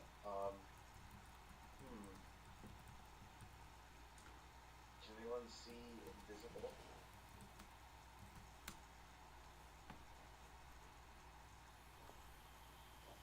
I'm not really gonna go anywhere else. I already opened the door. I'm not gonna go down the hallway. All right. So then, are you going to go and smash more windows and do some more stuff? I'll say that while I'm working with these guys, you can basically clear the front of the house if you wanted to smash the windows and open up the curtains. If you're not going to worry about anything other than sticking your hands in and not climbing inside, I'll put it to you this way. If your hand slips in once or twice, it doesn't matter. You've got to step inside the building. You can kind of figure that out and then I'm just going to get go it done a around, little faster. knock windows open. So I'm saying I want to provide until light. I come back to you, you're going to have the entire first floor of the front of the house done. Yeah. When I come back to you, then you can tell me where you're going to go, what you're going to do. But I'm going to move my hammer up the steps with my pal here. Okay. All right. So I'm going to come back to you with the with the thing. Where are you putting that thing? Uh, Are you carrying it out with you? I'm Because you not can keep sure. focusing on the mage hand and walk out of the house with it if that's Just your put thing. it in You don't his bag. have to. You eventually have to put it in something, but you don't have to do that right now. Can't we just throw it in his bag of holding? Because I'm trying to. Whose bag of holding? Is he gonna? Ben's. Is he gonna try to? If he's got a bag of curse me? holding, Is yeah, he I gonna mean, I start don't to know. fuck He has me a up? pretty empty bag of holding, right? Yeah, there's barely anything in it. Because once it goes in there, it can't fucking do anything. Can it? Like, if we put it in there, like, it's not like... Well, I mean, there are certain items, like, for example, the portable hole, that if you put that in a bag of holding, it creates a portal to the astral plane and sucks everything within 10 feet inside, like some special things. So you don't know, is this thing some kind of magical storage device, is what he's worried about? Or is it just a normal storage device that's... So can anybody try to solve the Rubik's Cube, is my question. Does anybody have that level... Like, would it be like knowledge arcana to try to solve it, or would it It's be an like... it's an intelligence check to try and solve it.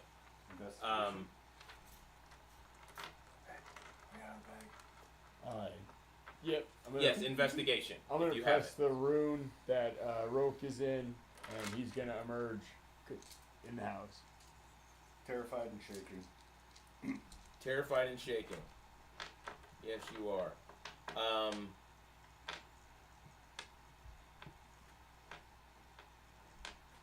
Yeah, but now it's lit. Is he still shook? Oh Yeah, yeah. I he's can't. still I shook. can't move towards the thing that. So, Is the Alright. Rubik's Cube So, scary? You can, wherever he drops you, you can stay there, or you can get closer to the door. You can't move farther away from the door than you are. That's what I'll say. But he can definitely drop you out wherever you go. It's just you're kind of going to be stuck there unless you want to go down the steps and leave. So pick yourself up and drop yourself on a 5-foot square that is if around it's, him. If it's right here and he's holding it with the mage hand and he drops me here, I can run that way, right? That'd be You No. have to run out the door. Because the door is your closest exit, or any of the windows downstairs will be fine, but the door is your closest exit. Because you do not know that there's anywhere out there, it is the house itself that is. So anywhere in the house you want to get out of. Oh. Closest exit, you want to get there. Okay. Now, that doesn't mean that you have to run away. It just means you can't go farther away from the door than you currently are. Okay. Can I do an investigation check on it and see if I can figure out how this thing is supposed to be solved? You certainly can. Big roll. Oh, fucking nat 20. Let's go, baby. Give me your total. I believe it's a 25. But does... because he's frightened, does it go down Investigation. or Oh, not? 27. That's an ability check, so you need to give me another roll on that. 'cause Fuck you're at me. disadvantage. God damn it. Should just shut up. No, you shouldn't. 10. Total? Yeah. Make me a wisdom saving throw.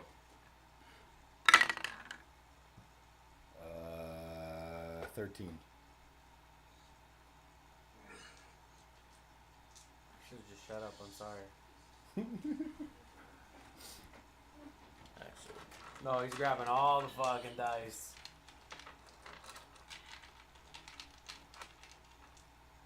All he tried to do was investigate. I He am didn't literally touch it. grabbing all of these dice. Oh wow, is it someone about to get fucked? I'm pretty sure he's about to get fucked. I don't know if it's gonna kill you, but it's gonna hurt like a motherfucker. Oh boy. Alright, so this is to Roke. 16. Salute you, Rook. It was nice knowing you, bud. 35. That doesn't look good. 37 damage. I'm gonna kill you, right? Doesn't kill me. For what, though? 37 damage. Does that count as an attack? No, that is not an attack. Okay. So what happens is, as you are investigating the device and trying to figure out how it might work and how you might try and solve it, you kind of feel the draw in your mind of the power of this thing and where it came from, and unfortunately weren't able to withstand the psychic attack as they pinpointed your location. spoke your true name to you, which is something that you guys are going to learn about now, and caused this massive, massive amount of damage. So a true name of a creature is the creature's name that the god who created it gave it upon its inception. It's not known by the vast majority of everybody. Most people don't even understand that exists. But devils and demons can learn your true name in certain ways. So now a devil specifically knows your true name. And you guys can do some research and figure out what exactly that means and why that might not be a great thing. Okay. And I'm going to shit my pants. Wait, what? So did I heard it speak my Did true we learn name? anything? Did he learn anything? Yeah, did I learn anything from this? Well, you saw the devil, this particular devil, yeah, I mean, other than the damage that it gave you and you seeing it look into your soul and speak your true name, you don't really know necessarily that's what it was, but you felt the power of what it is. Yeah, that's about it. Unfortunately, you don't really get anything else. So it wasn't your vision. Did he know his true name before they told him it? He did not. You didn't even know that true names were a thing. And I'm giving you guys the meta true name thing. It's a type of magic that exists. It's a different school than all the ones that are out there. True name magic is a totally separate thing. So what's your true name?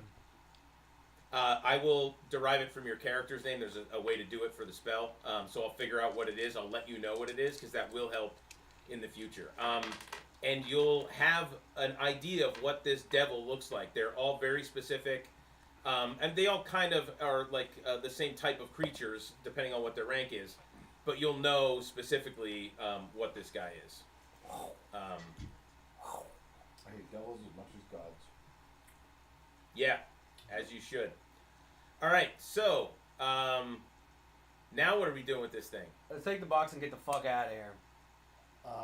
Take it or leave it. What do you think, guys? Do I bring it with us or leave it here?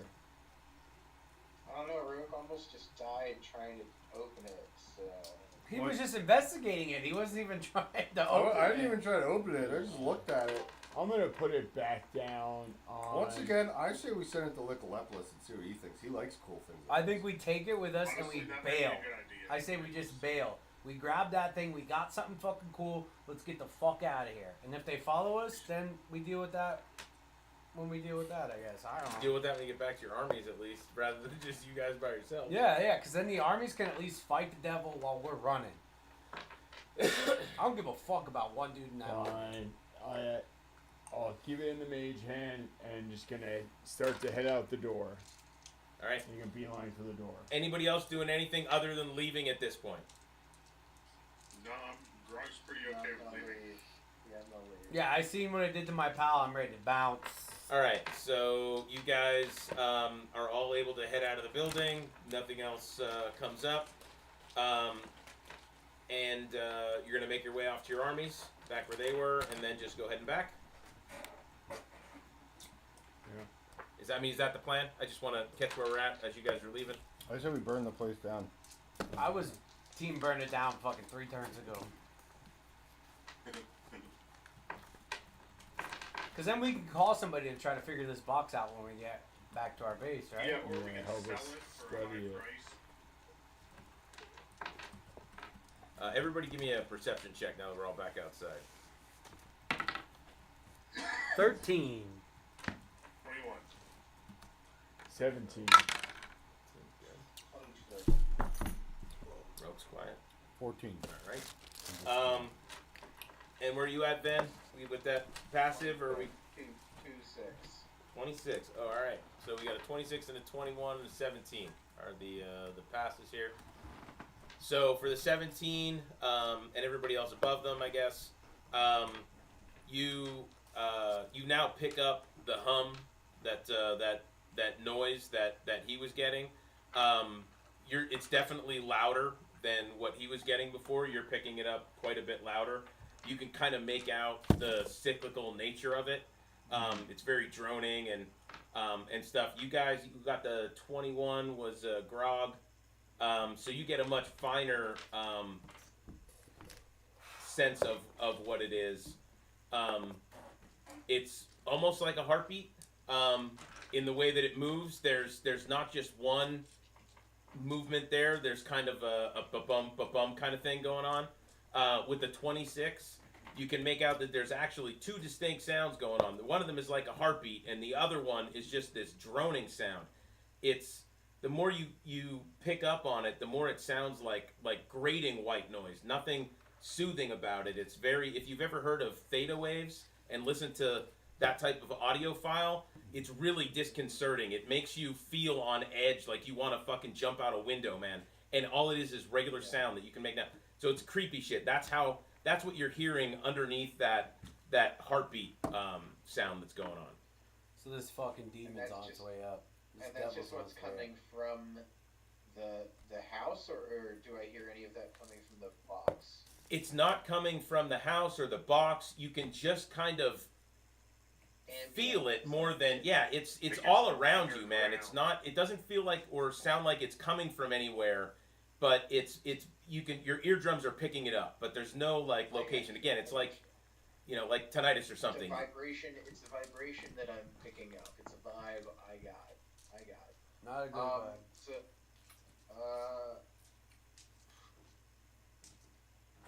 I say let's get the fuck out of here and have our armies come in and see what happens. I said we just leave. Bring the armies with us. They might not. Because like if we just come back and attack this later. Yeah, like once we get a little bit more pep in our step, I say we just bounce. Yeah. You can mark the location. This is a point that you didn't feel like you're ready for. You can come back to it. You know where it's located now. Tell people to stay away from it. Yep. And maybe you won't have any issues. Just a little meta on how this is going to work. So when you guys find story locations like this, things that are out there that are in very specific locations that are tied to stuff, once you you guys interact with it, once it's on the board, then it may come up as an event when we roll your events at the end of the turn. That now is part of that list now. So something may happen that has to do with this. Until they're in there, I'm not adding them because it may be too far away, so I thought this was a better way to do it. That way it's only stuff you've interacted. So the more of these things you kind of run into without dealing with them, the more chances you're going to have of an event that encompasses one of them or deals with one of them anyway. I say we go back, tell the constabulary about this, see if they have any thoughts. Tell them we the get magic somebody demon who can deal with box. this. There's a devil. He knows Rogue's real name. What's her name? All that kind of shit. Yeah, we gotta learn more about this.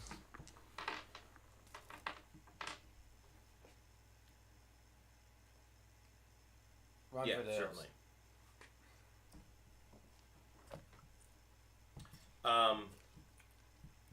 All right, so at this point, I mean, you guys are done with that. You're leaving. We don't have to do with any of that stuff. Yep. So what's the plan? You're heading back to where? I say we go back and do our next kingdom run, but it's 10 o'clock, so start off with that next week. Oh, yeah, so we're stopping here. Yeah, that's what I wasn't sure. I don't know what our cutoff is at 10 or 10:30. I mean, like the normal, we want to shut down. 10 o'clock? Probably shut down right now. Cool. Yeah. Yeah, that's good place Shoot for me, for man. 10 unless we're in So the then we middle of some won't, shit. we're just finishing up the exploration for this turn. When we get back next time, we'll start the rest of that stuff and, Yeah, we're and going kick it home. through. And then you guys can figure out what to do. Beautiful. I'm going to have a printed out map for next time so that we can mark this stuff on a thing and I can keep track of it easily. Mark what you guys cleared, what you've done all that stuff on. I really thought that Excel sheet was working, but when I zoom in on it, the cells don't stay the same size as the background image. The background image scales, and it fucks everything up. So it's not going to work like I thought it was. But I could just print it out on a couple sheets of paper. It's big enough.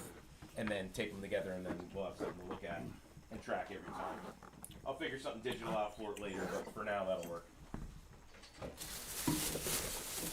I'll see if I can find any way of doing that in Excel, too. To where the background image won't scale? I would love if you can figure that out. Yeah.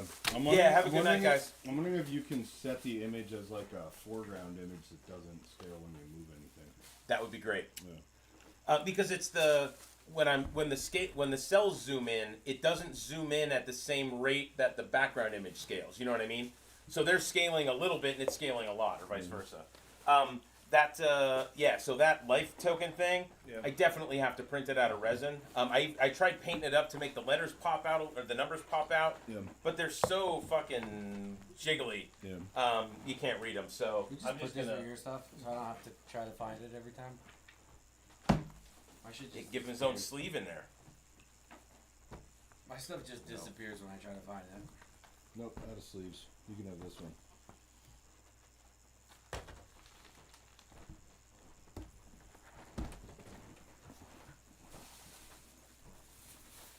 So what do you guys think of the Kingdom stuff so far? Is this all right? I feel bad for the guys online, or like you guys tonight, Roland.